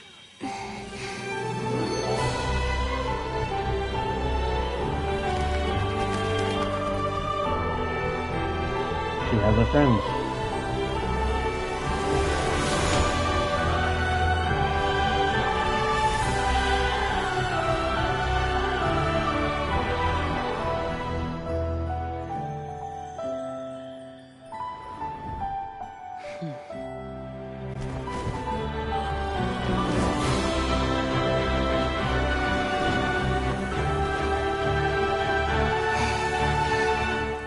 It's been too long. I'm back.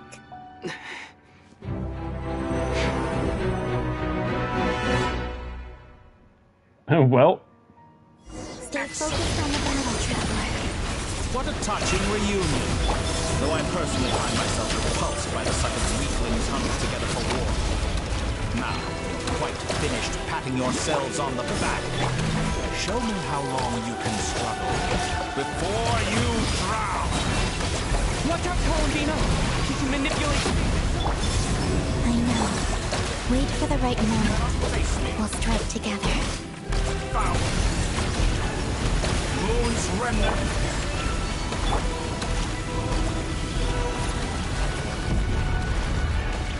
Outdone.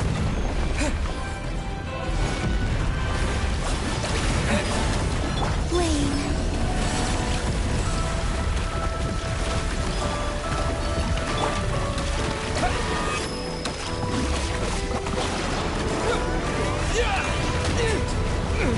Ow. This experiment to last longer.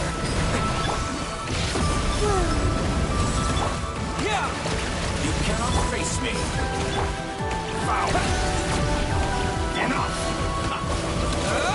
Like an ant in my palm.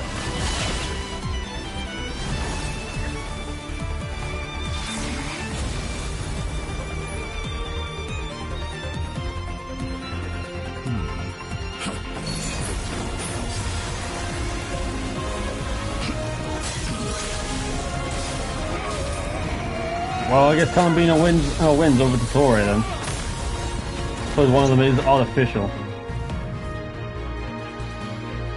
Look at the arena. The new moon's blessing. Whoa. The new moon shines upon you. I am growing weary of your stubborn resistance. It's over, Dottore! This should be what a Hydra was. This should have been what a Hydra was. Time to pay for your heinous crimes. No longer is the world cowering. I wish. It's not yours to command. Let the moonlight dispel the darkness. Decaying world! And you gotta think, after this, we're not gonna ever see this shit again.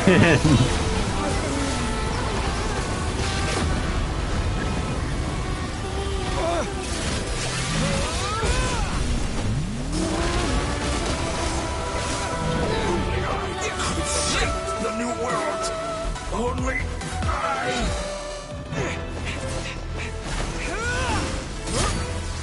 Willfully blind. How can you be so satisfied with your fate?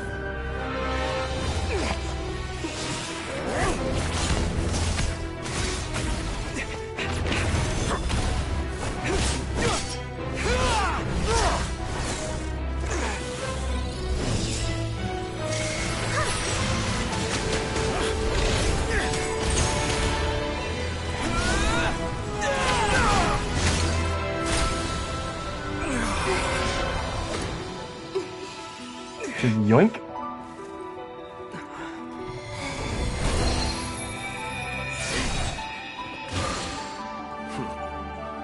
Oh no. This battle was never about fate. It's about friends, family, and the home you stole from them. Oh no. So dull. Only the weak rely on each other for comfort. You shall see. Once I transcend fate, you will be nothing but fodder for my grand experiment! That will never happen.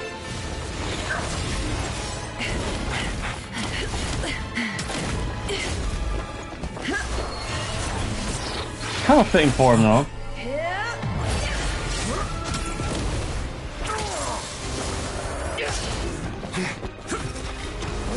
Knock his on the moon.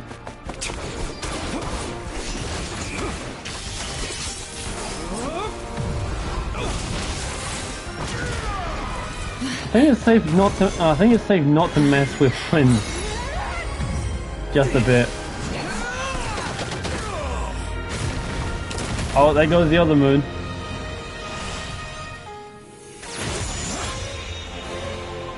Today, the moon lights up this world once more.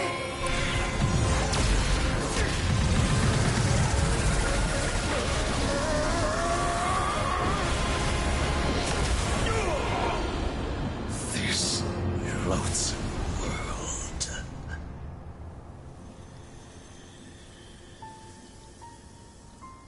I got so many pictures.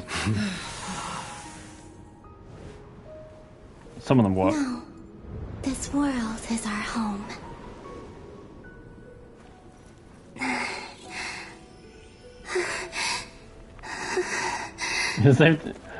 I mean, I don't think you want to mess with someone that deals with 3 moons power. Fuck no.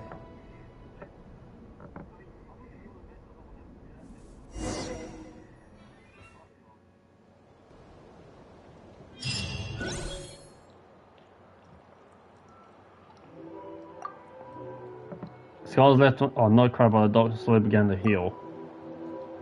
After learning of the crisis end, people gradually return to Notcry, and the frost moon in the sky also remains in this world.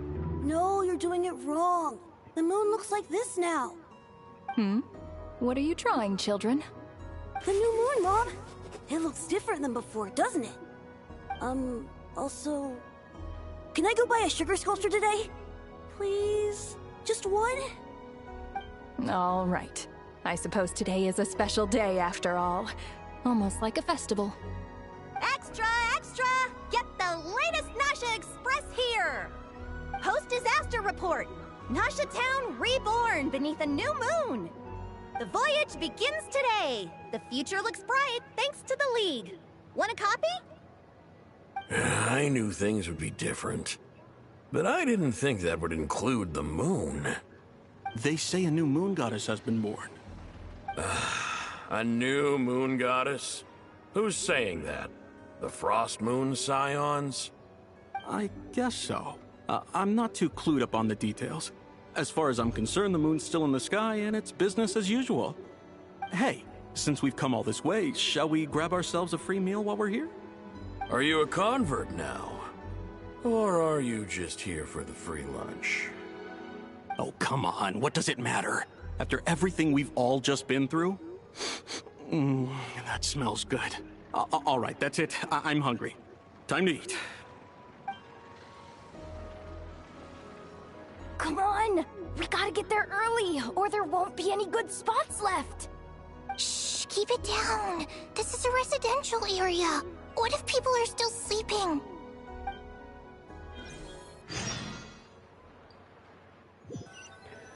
I feel bad for that person at Walnut Tree Road, though. The one down the road from my place. It's okay. Morning, Paimon. Paimon was pretty much awake anyway. It's been so long since we last had a chance to relax, huh? Feels like time is moving slower than usual. What about you? Did you rest well? Still winding down from everything that's happened? Or are you wondering how our friends are doing? Or is it about what Dotori said to you? A bit of everything. Okay, if you say so. But don't push yourself, alright? Let Paimon know if you need to talk. What we just went through was a lot. It's totally normal if you need some time to get back in your groove. Luanatar disappeared after Columbina came back. Apparently, she was part of Columbina's soul or something. Yep. Still, Paimon kind of misses Luanatar somehow. But anyway, you did great. So did Paimon. We all worked our butts off to contain this disaster, and in the end, we made it. So, chin up, Traveler. You should be proud of yourself. Hey, don't poke fun. You should be glad that Paimon's growing as a person. But you were worried about me again, weren't you? Oh yeah, she was worried sick. Paimon didn't think you'd mention it. You have no idea how anxious Paimon was. She was worried sick about you. I literally just said that.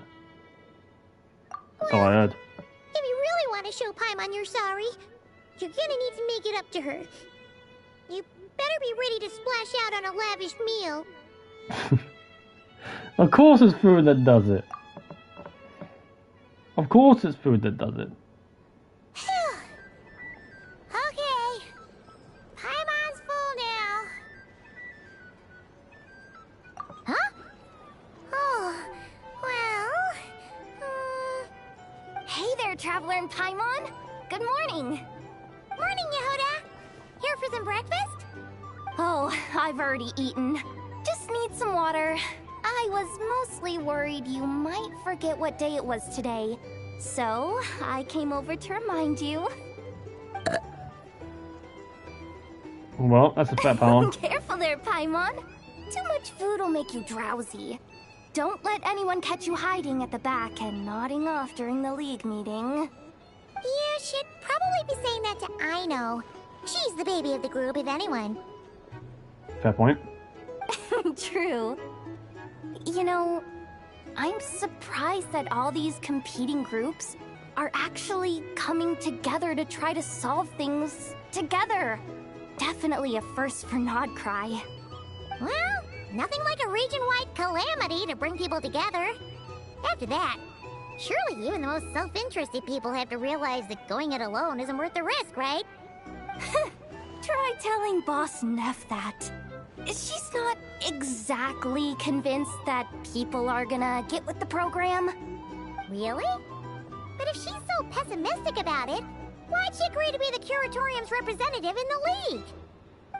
Probably 'cause even though Unity sounds like a pretty far-fetched idea, the benefits it would bring make it worth a shot.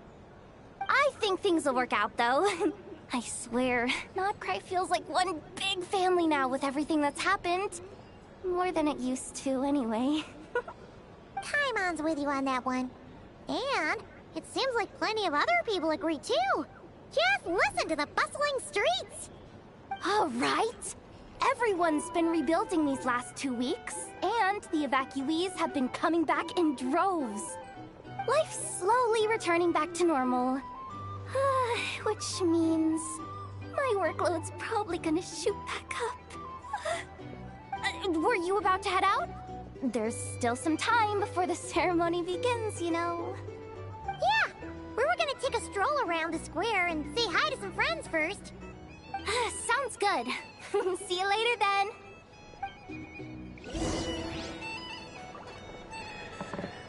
So, is the Tory dead? Or something else will happen to him? Please accept today's boon. Have a nice day. Are Paimon's eyes deceiving her? Or is that Inefa handing out food for the Frost Moon Scions? Hello there. Would you like a feast of the moon, along with some snacks of the day? So, what's new, Inefa? It was only a few days ago when we last saw you, but it looks like you've joined the Frost Moon Scions in that time. Chest. And I know too? What are you talking about, Paimon? We're just here to help, duh. In the wake of the disaster, it's all hands on deck. We responded to Lama's request for support. At times like these, the smallest good deed can inspire others and help them through the hard days ahead. And we're using eggs and heating tubes to make that a reality. In true Kromkake Crab Shop style! Enough! Did you hear that? The Traveler said I did good. The Traveler! That's because it's true, I know. Proposal.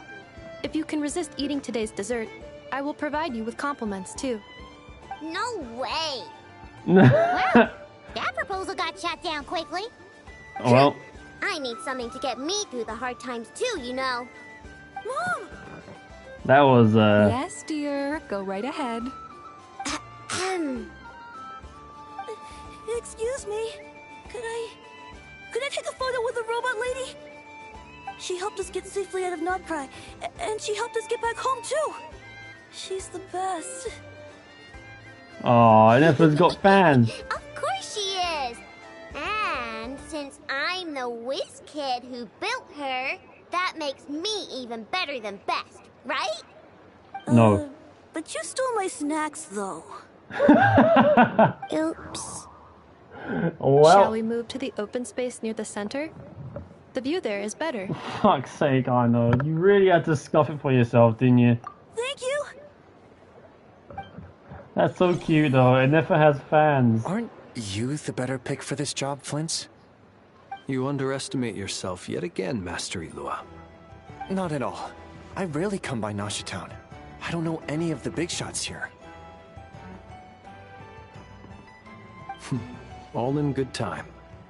Socializing is a step-by-step journey. But you're much further ahead on that road, aren't you? You're not seeing the full picture. You know the truth now. My friends do not understand my habits. There is no question about it. The Lightkeepers need a representative in the League. Someone who is upright, cares about other people, and can realize their self-worth through group action. You say it like you wouldn't make the cut. I am most flattered that you think I would. Sigh a little less, Master Ilua, and have more faith in yourself. All the Lightkeepers agree that you're a very promising young man. That is precisely why Starshina and Nikita felt safe delegating such important work to you. This is a I'm sure 5-star we all thing to also a agree 4-star, that we by the would way. sooner die of dehydration than manage to wrangle anything out of you in a discussion. My apologies. I am not in the habit of bringing water with me when I go out. Whatever. I'll take the job. By the way, who else is part of this? Oh, it's quite the who's who of Nodcry.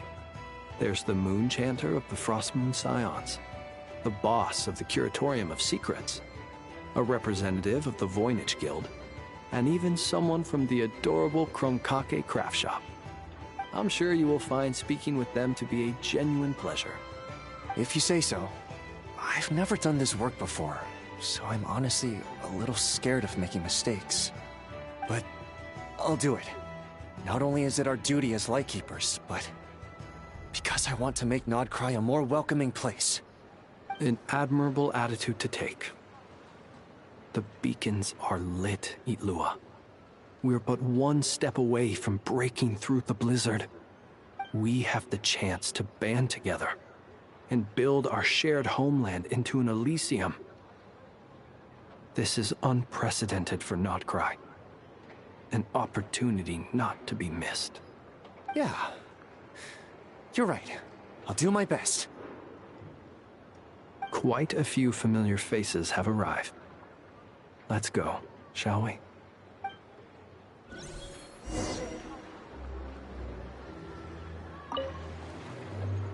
You look so cool when you fly, Miss Robot, and when you use your spear too. Be nice. And I even though suppose you you don't took my have a snacks, name. it's pretty cool that you can build stuff like this. You've got so many inventions. It's amazing. Also, Micah, we need to go now. 1 second. Please take this Feast of the Moon, as well as some snacks. Share them with your mother and your lovely family.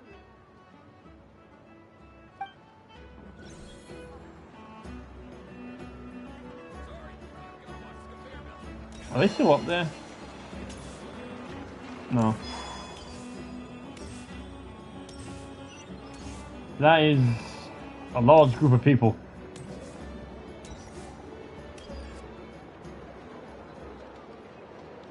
Wow! Everyone's here!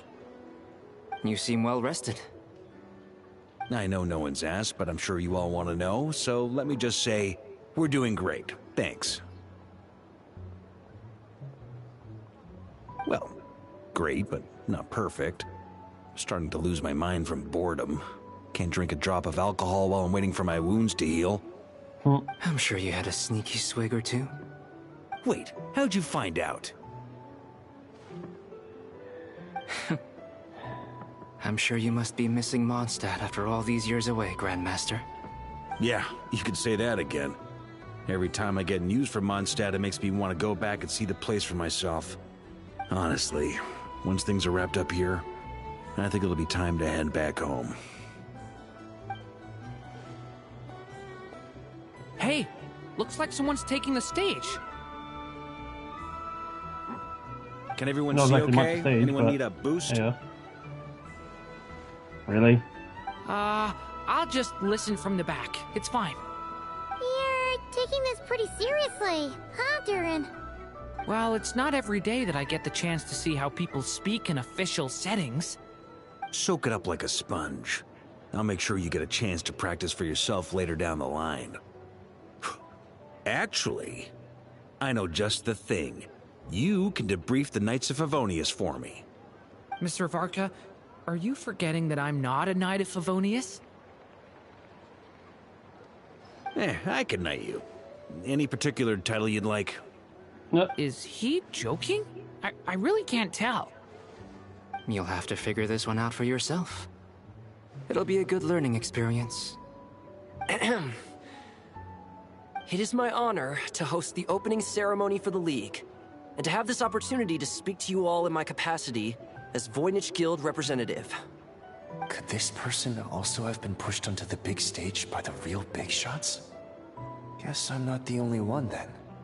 We come here today, having weathered the trials and hardships of yesterday, and having learned from them the importance of unity and cooperation. All right, here we go. Uh-oh, looks like Aino's off in Dreamland already. Wait, Boss is looking kinda drowsy too. What's up with her? Come on, get this speech over with already. Nodcry is our home, the land we rely on for survival. And as we chart a course for the future, may we persevere through the storms ahead as we sail towards a new era of prosperity, freedom, and hope.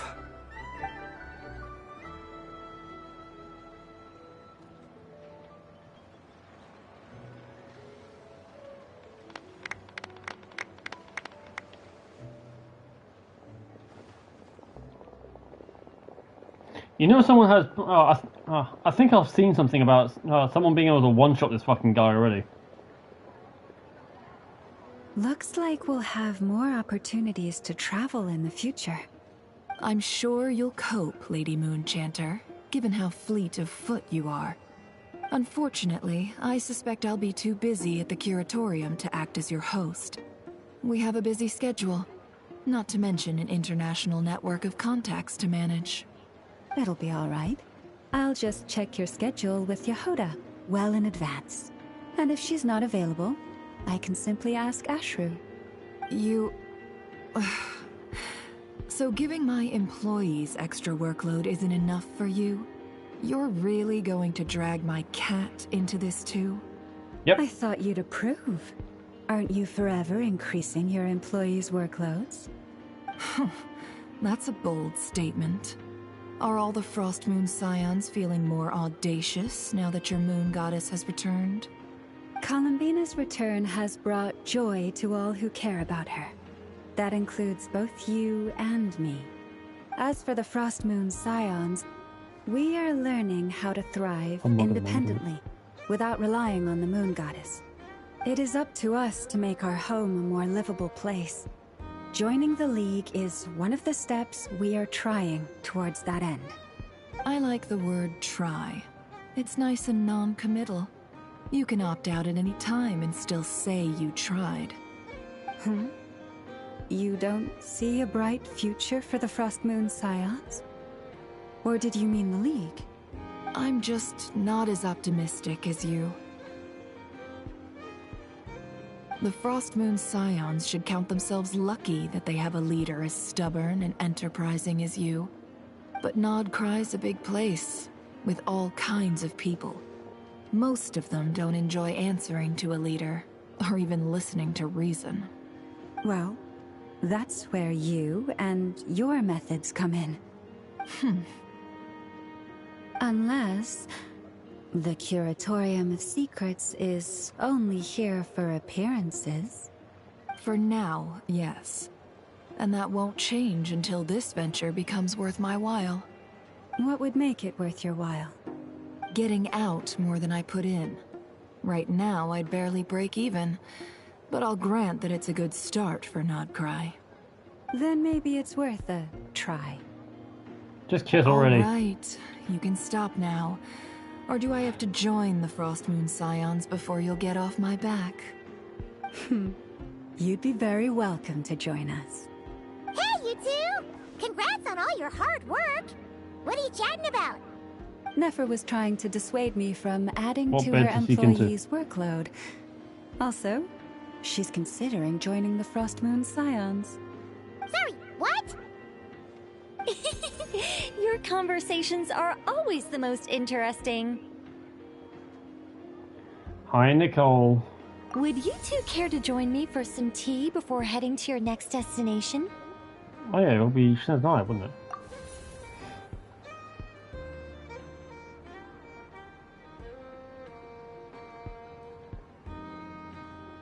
Nicole? Wait, where are you? Aren't you gonna show up today? Sadly not. I'm otherwise occupied right now. I'm sorry, Paimon. I can hear how disappointed you are. If it's any consolation, let me say that how things appear on the surface is a far cry from what they are at their core. Perhaps you'll feel better if you focus on the fact you have a special line of communication with the great mage herself. Okay? Has something happened? No, or not yet, anyway. Well, that's not ominous at all. She's in the lamp, ain't she? Not for the time being. Just think of this as a general check-in to make sure this communication system is still running smoothly. Besides, it's good to chat once in a while if we want to maintain our friendship. You could have just said so. Paimon got all worked up for nothing. Still, the best friendships are built through face-to-face interaction, you know. It's never gonna stop being weird having tea with you when you're not there and just talking to thin air. True. All right, fair point. I'll bear that in mind for next time. Yeah. Any update on that crisis at the world's borders? Elves just informed me that they had their work cut out for them. And now everyone's thoroughly exhausted. But they did finally get things back under control. Still, we can't let our guard down yet. The disruption caused by this disaster has made Teyvat easier to detect from the outside universe. She plans to wait for things to stabilize, then reschedule her Mondstadt vacation plans. As for me, I agree with Hat Guy's perspective. This is a time when many new variables are emerging, and the situation is changing constantly. Plus, most of this change is for the worse. We have to remain vigilant and ensure that the embers of chaos are not rekindled. I did notice that the energy in Nodcry changed somewhat after the War of Funerary Flame, but since it was still aligned with the Light Realm, I never gave it a second thought. It looks like I'll have to examine the connections between phenomena I observe more closely in the future. Just doing my duty. It's more or less second nature by now. So what's first nature? Of course. To give you the full picture, I'd have to start with the substance from which angels were formed. Never mind. Paimon's right. Showing off my knowledge would be much more satisfying in person. By the way, you did receive the gifts from the Hexen Circle, yes? I'm not trying to claim credit or anything, but my pride demands that I at least mention it. They're quite similar to the protective talisman that Alice gave Dory, but with some very special enhancements. Oh! So that's what kept our friends safe when Dotori trapped them. Indeed. We went to great lengths to make sure they were invisible to his eyes. Huh. I'm so happy they came in handy. Still, not fishing for gratitude, by the way. I just want you to be aware that sometimes your friends may be protecting you in ways you cannot perceive. Anyway, I'll contact you if anything else crops up. If not, you know what they say, no news is good news. Oh, my angelic instincts are tingling. They say... I see that Vark is at you your should door. head to the docks next. Your friends are about to board their ship home.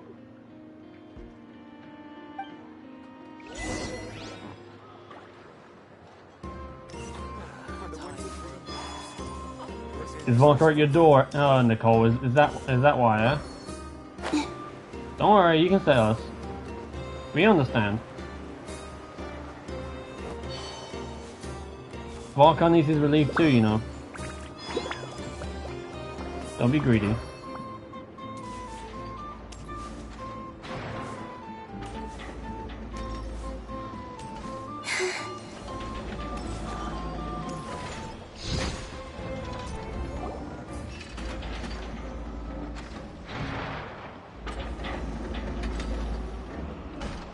You're here. I am. You're here too, Hat Guy. Are you heading back together? No. I'm bound for Sumeru, and she for Fontaine. We just happened to cross paths at the harbor. So how's the call? Everything seems fine. Sandrone may have an abominable temper, but she's always been very responsible with important calculations, and things entrusted to her by valued friends. You always speak as if you know us inside out, Mr. Hat Guy. Maybe I'm just a good judge of character. I certainly hope that's all there is to it. Regardless, you have been a significant help in this matter. For that, you have my gratitude. I didn't do anything special. Sandrone's the one who completed a seemingly impossible formula and turned the tide of the entire battle, even giving her life in the process. She's the one we should be thanking. Even we were unaware that Sandrone had hidden the real formula inside Polonia's body. She managed to fool Dottore into thinking the formula was running in her system by installing an identical-looking decoy within her. She probably realized that she didn't have the strength to stop Dottore. But this way, she could at least get him to lower his guard. She always worked like that. Always had a backup plan. Well, that's why I'm traveling to Fontaine. She made a request of me long ago, and the time has come to fulfill it. Think of it as her will. What was the request? She said that should she ever fail in a mission, she'd like me to deliver her core and Polonia's to the Fontaine Research Institute. She also mentioned that she had made arrangements for people there to set her affairs in order. Some of her personal effects, such as her notes, were left to me. I've decided to take them back to the House of the Hearth, for safekeeping primarily, but also as mementos, I suppose. However, there is one book among them that I'd like to leave in your care. I'll have someone deliver it to your residence at the flagship at a later date. No, I was specifically warned not to tell her. This is her last wish, and I will abide by it. I can only hope so, but none of us here can know for certain. I bade farewell to Columbina earlier today. As promised, she turned the iridescent moon's marrow over to me. She spent a long time with Sandrone's body, saying her goodbyes. Oh, is she alright? Sandrone's passing has left a great wound in all of our hearts. It will take time to heal, but Columbina surprised me. She offered me some words of comfort before I departed. Despite being grief-stricken herself, she showed an awareness of the feelings of others around her. She never used to act like this. Clearly, she has grown. And I suspect that we have you to thank for much of the change we are seeing in her. Well, it's always a group effort. After these recent events, the Tsaritsa has revoked the Pale Star Edict. Snezhnaya now realizes that the arrest warrant for Columbina was just a ploy by Dottore, who coveted her powers. I shall return to Nodcry to see her as soon as I find the time. I hope that from now on, she too will explore more of the world. Columbina Hyposelenia's journey is only beginning. My ship is here. Traveler, That's a big ship. Paimon, we shall meet again. You too, Hat Guy. You just... You two, is like... What are you still bumming around for? Isn't Columbina waiting for you? I thought today was the day you'd agree with her to go find out the truth about your sibling. You're afraid you won't like the truth when you see it. Well, this is new. I was starting to think that nothing could scare you. Don't say that! Wouldn't you be if you were in this situation? Fair point. But I'd say I have more experience facing up to unpleasant truths than the Traveler. Fair point. They say blood's thicker than water. I know how much you need your family back. More than you need any of your friends. And I'm sure that all your real friends understand that too. No matter what the truth turns out to be, they will stick by you and support you, whatever decision you make. Finding the truth is important.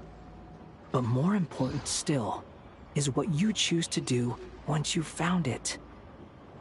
At least, that's the life lesson I've learned from my experience, grappling with the truth.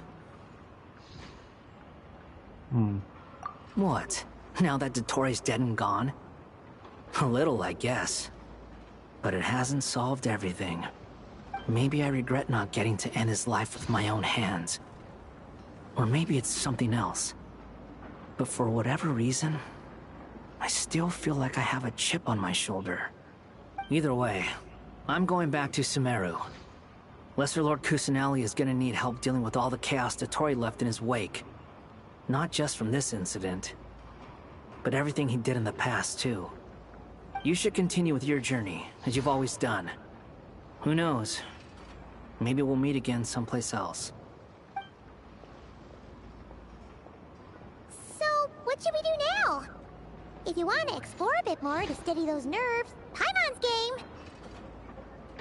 After all, when Columbina said she knew where your ship was hidden, Paimon promised to give you two some alone time with the truth. It hasn't been all that long since we were last apart, sure, but with Columbina there, Paimon's sure things will be just dandy. Ain't no biggie. Paimon might be all about that food and fun, but she knows how to do right by people. Paimon's sure you'd prefer to digest the news about your sister in peace. This generally is more sounding No matter Paimon. what you see, just know you can share it with Paimon. Of course, as long as it's not super private.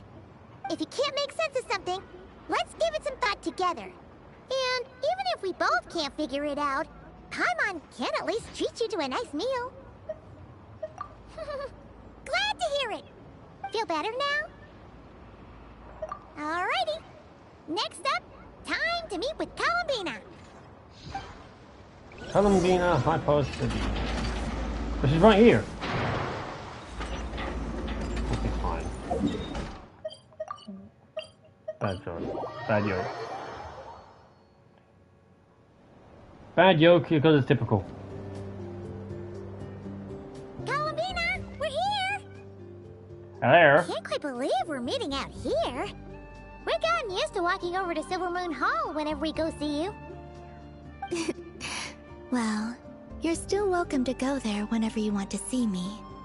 It's just, now that it's all over, I've decided to make some changes. Try and fit in with the Frost Moon Scions, like Lama suggested. Well, how that's going. The older generation are still timid around me. They don't dare get too close, and they bow their heads when I walk by. But things are much better with the children. I see more curiosity in their eyes. Hopefully, by the time the next Moon Prayer Night comes around, I can enjoy the festival with them as myself, without having to pretend that I'm only dressed up as the Moon Goddess. You'll do fine, Columbina. Paimon's sure they'll realize you're super nice once they get to know you better. You really think so? When we first met, you thought I was a little up in the clouds. We were just starting out then, come on! So Lama told you, huh? I'm only teasing. I know that I have you to thank for pulling me back down to solid ground. It feels good to finally stand firm on the earth where I was born. Oh, that's great!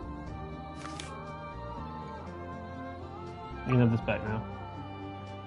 Thank you. I'll make sure not to lose it this time. Well then, are you ready? Lumine, what happened to our spaceship back then? Why did you leave? It's time to learn the truth at last. Ready as I'll ever be. Good. Let's go Then to let me open the way for you.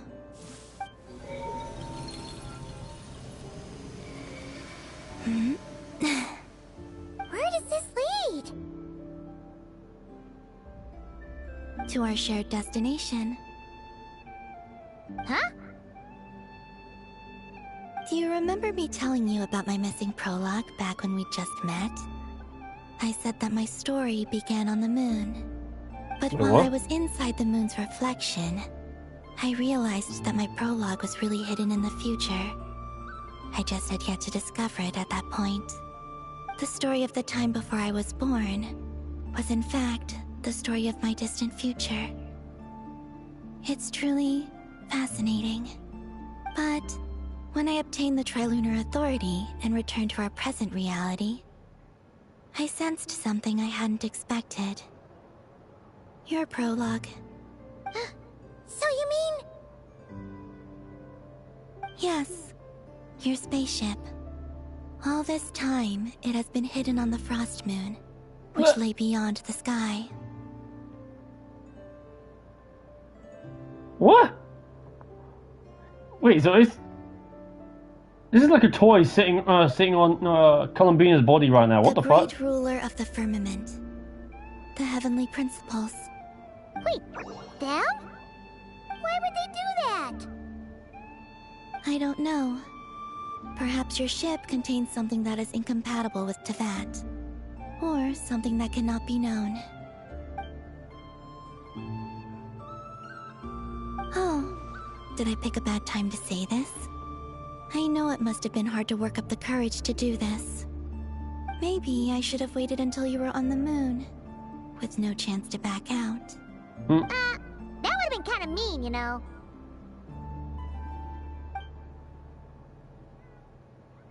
Take me there. Oh?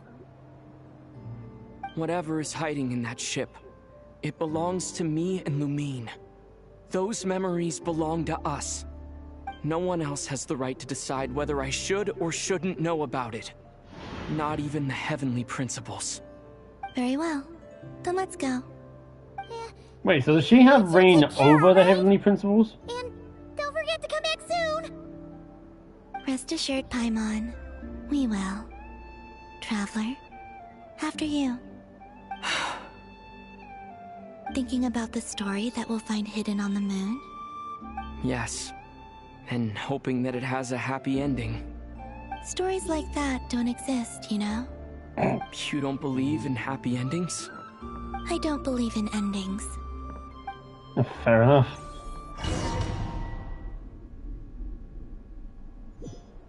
Where am I? This is the pathway I built between Teyvat and the Frost Moon. The moon is very far away from us, so it could be a long journey.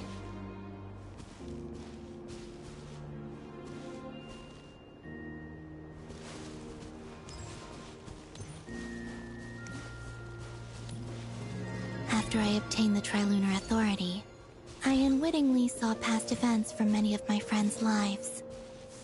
One was Lauma. She was so young when they chose her to be the Moon Chanter. From then on, the Frost Moon Scions looked to her to bring messages from their goddess. But, for better or worse, I had left Hisi Island before she was ever born. It was not until much, much later that she met me. I think it's for the best.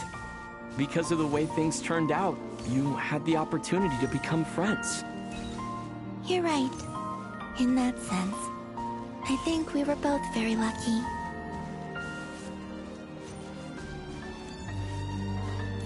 This is cool.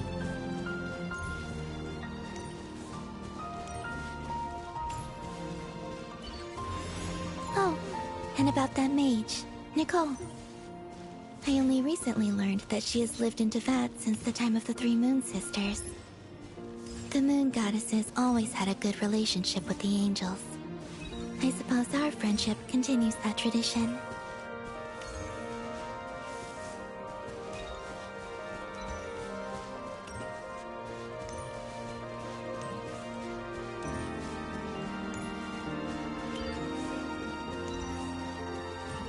And then, there's Sandrone. I never knew that much about her, beyond the fact that she was created by someone called the Lord Artificer. She, too, suffered for a long time before joining the Fatui.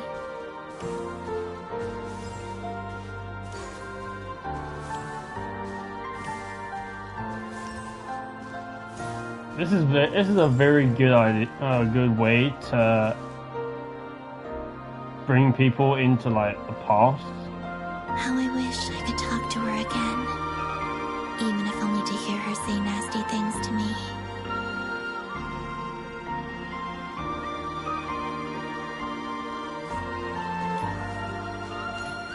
It's alright, I'm sure we'll get back one day.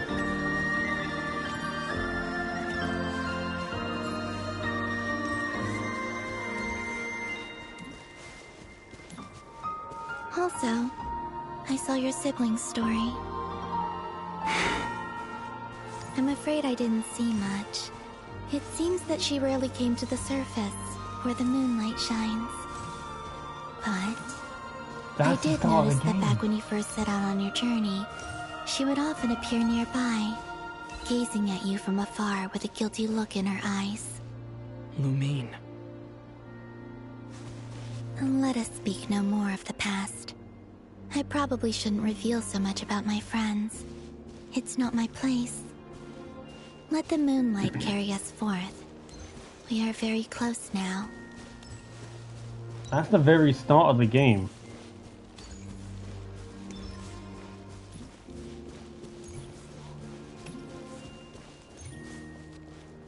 Oh.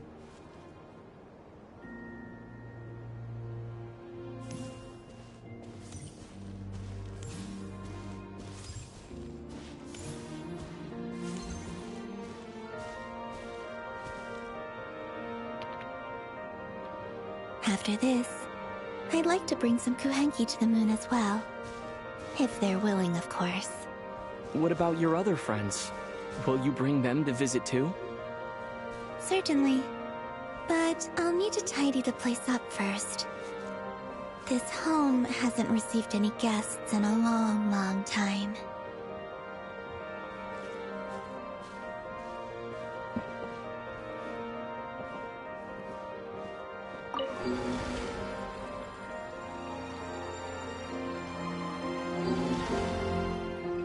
I remember writing something similar with you on Moonprayer Night. I believe it was called... Dodoko's Whirligig. Yes, that was it. You asked me if I was afraid to return to the moon, and I said that I was. The idea that I had gained something precious, only to lose it so quickly. That frightened me. But I'm not afraid anymore. Besides, this time, we're traveling together.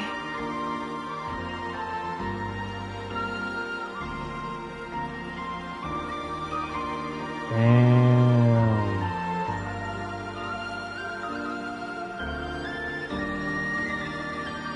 That's honest.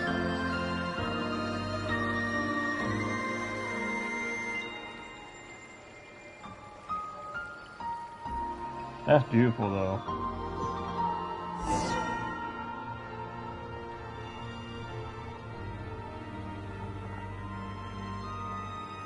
Whoa.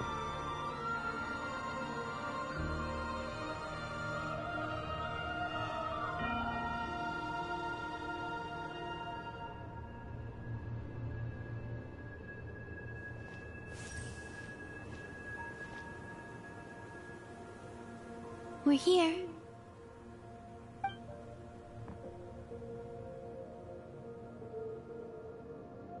Over there.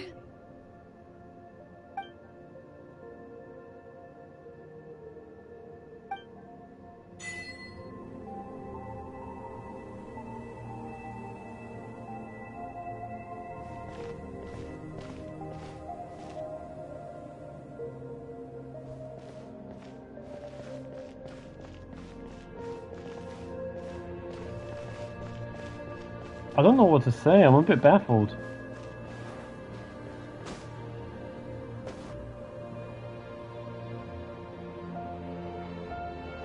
I had fucking hops. Our spaceship. It's huge. I suppose that the moon is the only place one could hide it. It'll be alright. Huh? The way you feel in this moment, I went through it too, on Moonprayer Night. The door was right in front of me, but I struggled to find the courage to step through. Solitude for me once meant living a life in which even I was absent. Before I met you, that was the only life I knew. But that night, solitude meant throwing away the life I had gained after meeting all of you. Columbina. Go. Retrieve the part of your life that was once lost. Trust me, you will lose nothing by doing so. Look, Tavad is right there. All of our friends are down there, waiting for us. You're right. Thanks, Columbina.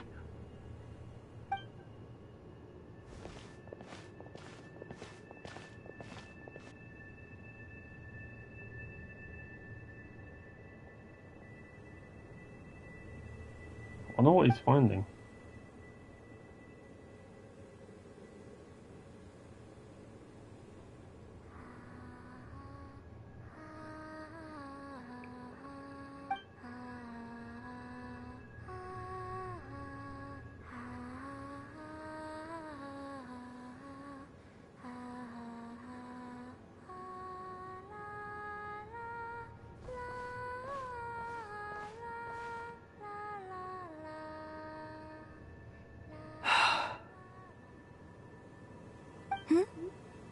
finished? Yeah. Why did you take your eye mask off? Well, since my return, I've decided to take more opportunities to see the world with my own eyes. Besides, I've always wondered how Tevat looks from the moon. And what do you think? It's It looks like the fucking beautiful. Earth. I could spend a whole day here just gazing at it. What about you? What do you think of the truth you found? I haven't looked at another person's expression in a long time, but I think yours is saying it was neither good nor bad. Keep this up, and it won't be long before you give Nephra a run for her money. Oh, I don't think that's going to happen.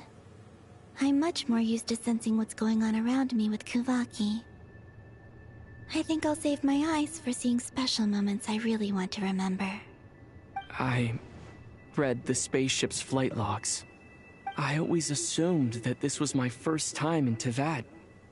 I thought that Lumine and I must have been hibernating in space for centuries on end. But the logs show that our spaceship flew over the skies of Tevat once before. A long, long time ago. Flew over? So you didn't land? No, the ship barely came to a stop before flying on again. After that, it continued traveling through space for a long time. Some of the data is corrupted, but I suspect that it kept flying for thousands of years. It was only after that that the ship made a forced landing in Nodcry. When Lumine found me, she came from outside the ship. Could this mean that she left the ship long before I did? Maybe even during our first pass over Tevat.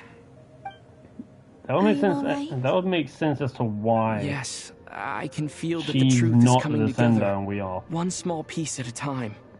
I remember Lumine telling me that when she first arrived in Conria, she could not recall the past. So this might be something that even she doesn't know. Here, I made some space for you. Your mind must be racing, and this seems like the perfect place to relax and clear your head. Oh, wait, there's one more thing. What is it? Wait here a moment.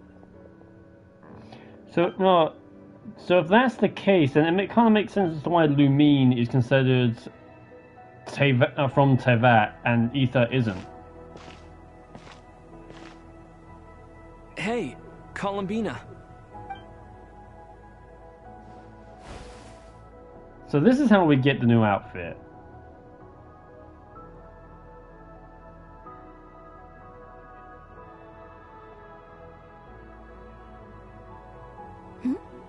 Is that a new outfit? An old one, technically. It's been in a cabinet inside the ship this whole time. It's a matching pair with Lumine's. She always liked this set more. Huh. I don't think there's a huge difference. Really? Yes, it's still the same you. You're the same person, no matter what clothes you wear.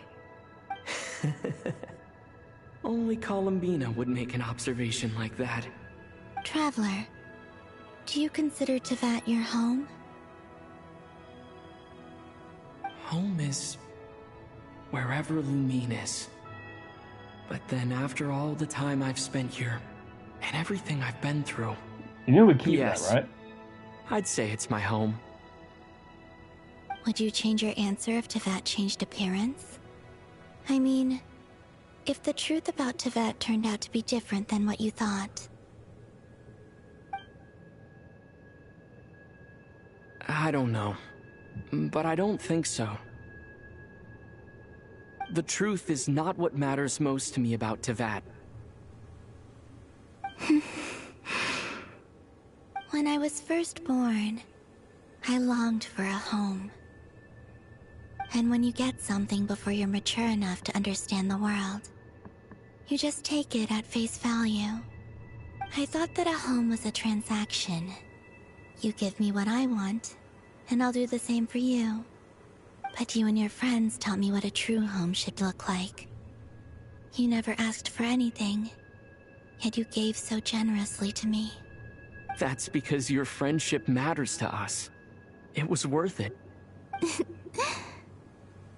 In the past, I thought that my birth in Nodcry must have been a mistake. Their outfits are swapped in terms of color as well. Where the story began, I realized that it was I who chose Nodcry to be my future home. Now, I am glad that I made that choice. I'm sure your friends are just as glad. In fact, I intend to make the same choice today as I did back then. What do you mean? Well, I've given the Eternal Moon's Marrow to Lauma, and the Iridescent Moon's Marrow to Arlecchino. And now, I shall return my Kuvaki to Nodcry again, that it may continue to protect my chosen home. Wait, but what about your body? Hmm? Oh, are you worried that I'll disappear again? I won't. Not this time. The Frost Moon has now entered the fall sky, and I am the Trilune Goddess. I am only returning to Nodcry the part of me that it needs. I am giving what I can, because my home is worth it. Oh, and I have something for you, too. For me? Yes. Come closer.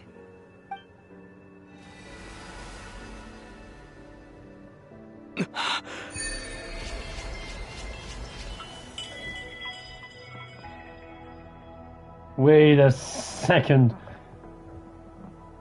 This I might actually have to. This I've got to read.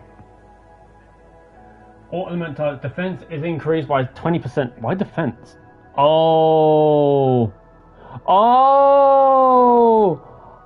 I see. Right. Okay. So the element we have with the traveler depends on. Oh, okay. So I might actually not be able to read these.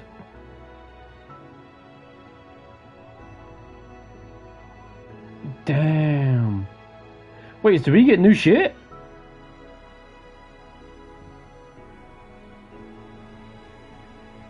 What was that? I lifted some of the restrictions this world placed on you. I trust this will help in your future adventures.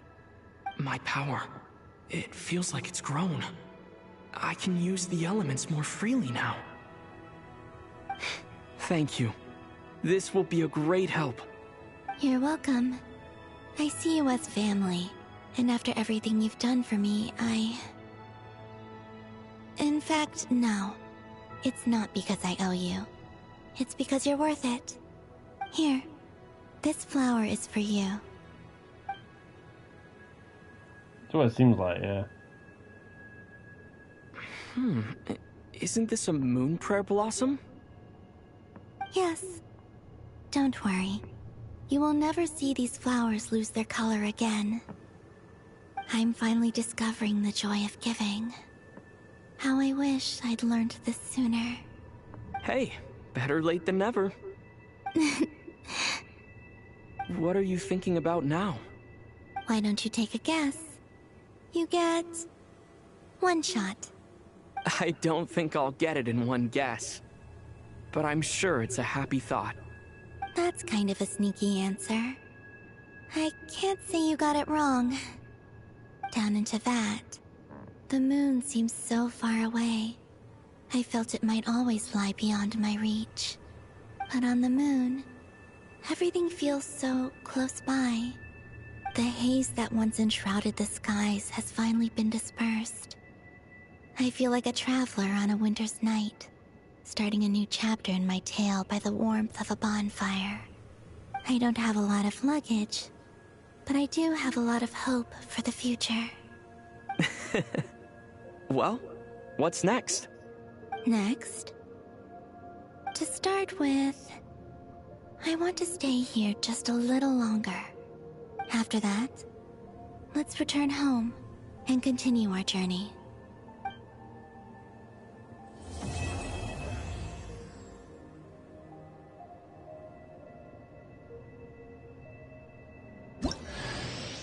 These clothes bring back so many memories. So from what I remember, they basically complement each other.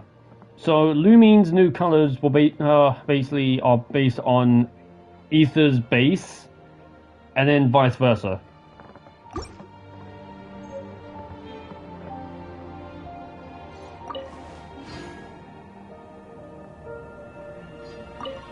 That's cool though. I'm saying it more for people that watch in future that don't have a clue. The journey goes on. For you. And for me. Like I said, this is not the end. I don't believe there has to be an ending. A little more Snezniah. Oh, is that your next destination? Well, not much else I can go. Most people would probably tell you to pack some warm clothes. But I experience things differently than most people, so I can't know how cold it is. In fact, it is home to quite a wondrous heat source. I think they call it Kreshnik's torch. Every city in Snezhnaya is built around one of those. I sensed the energy it gave off as I was passing by on a railway train. It felt grand and distant. I also recommend the Korolievsky troupe in Snezhnograd. They give performances quite regularly, and entry was free for Harbingers. I liked them a lot. Well, now you gotta pay, don't you? Alright, what do you know about the Tsaritsa? Ice cold and sharp. Crystal clear in some ways, yet profoundly unfathomable in others. Like the thick layer of ice on top of a frozen lake. That's just the impression that Tsaritsa gives me. I was never able to glimpse what truly lies beneath that icy exterior. In fact, I don't think the people of Snezhnaya even know what kind of power their god wields. Maybe that's because the Tsaritsa herself has never acknowledged, nor accepted that power. Alright, what about the Vatui? There's Regrator, the Rooster, and the Jester. Between them, they control a lot of what happens in Snezhnaya. But I can never wrap my head around how exactly power is split between them. I just know they are each responsible for many specific domains. I noticed that the Rooster and Regrator often appear to get along on the surface, while working against each other in secret. And theirs is not a friendly rivalry. But I wasn't particularly interested, so I tended to keep my distance. Now that I think about it, the term Mistelton often seemed to come up in connection with Project Stuja. What about your future plans? Once things settle down in Notcry, I'd like to explore the world beyond Snezhnaya. You've told me so many stories about the other places you've been to, and all the friends you've made there. I'm curious to visit those nations and see them for myself. It would also help me learn more about the journey that has made you into the person you are today. That's all the questions I have. Okay. As you continue on your journey, don't forget to gaze up at the moon once in a while. It is, after all, no longer an illusion. It shall cast down its true moonlight, connecting us in truth.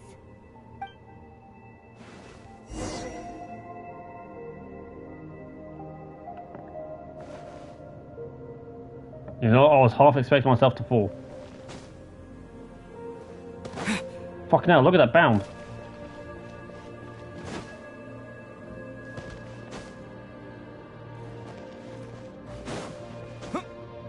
Where am I going?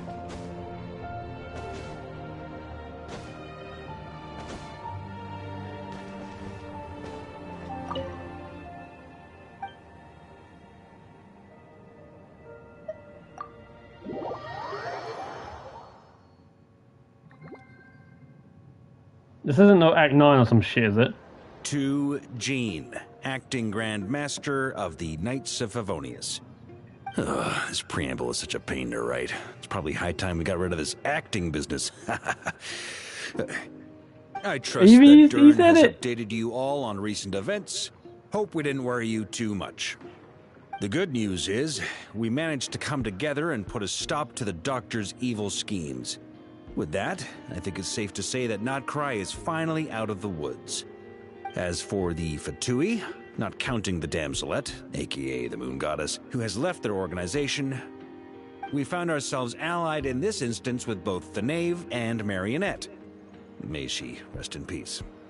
As ever, we find ourselves better off for making friends rather than enemies. But until we can ascertain the Tsaritsa's true intentions, the future remains uncertain. In a short while...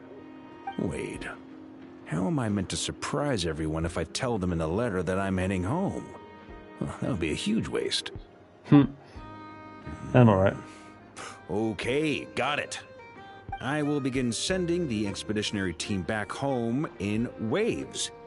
I'm sure they'll be able to answer any questions you still have. I hope they won't gloss over the details of my many heroic deeds. But if they do, I'm sure it'll be because they're just too exhausted from the long journey. I think of Mondstadt daily. Please give everyone my best regards. P.S. The honorary knight went above and beyond this time. Are there any other honors we can give him? I'll leave it with you. P.P.S. Please be extra nice to Klee for the foreseeable future. I cashed in on the last favor that the Hexen Circle owed us, so we need to earn some more goodwill. If there's any serious problems, feel free to stick me in solitary confinement when I get back. I'll do the time for her. Whew. And that, as they say, is all she wrote. End of an era. And with the moon shining down brighter than ever, I think everyone is going to sleep well tonight.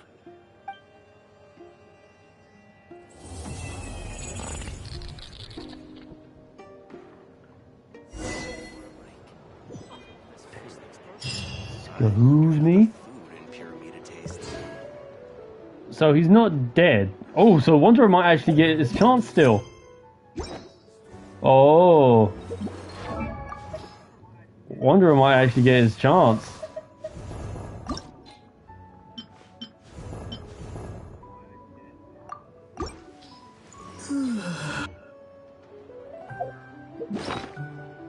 Interesting.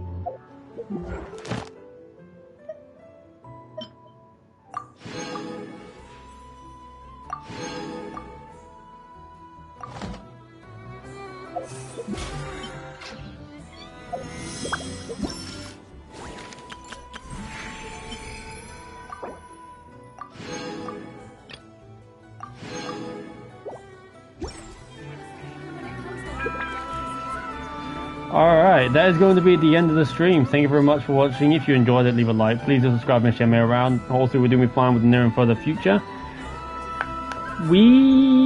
That was actually longer than I was expecting it to be. It was quite nice. It was quite nice though. We had a big battle and we finally got the Tory to get rid of him. Though, unfortunately, I don't think we've got rid of him for good. So I wonder if Wanderer will get his chance. I guess we'll find out. But with all that said and done, because otherwise I'm going to keep rambling, I shouldn't be rambling getting in streams. If you're cold, stay frosty. If you're hot, keep it that way until next time. Peace out. Thank you very much, guys. Have a good day or night, and stay safe. Cheers, guys. And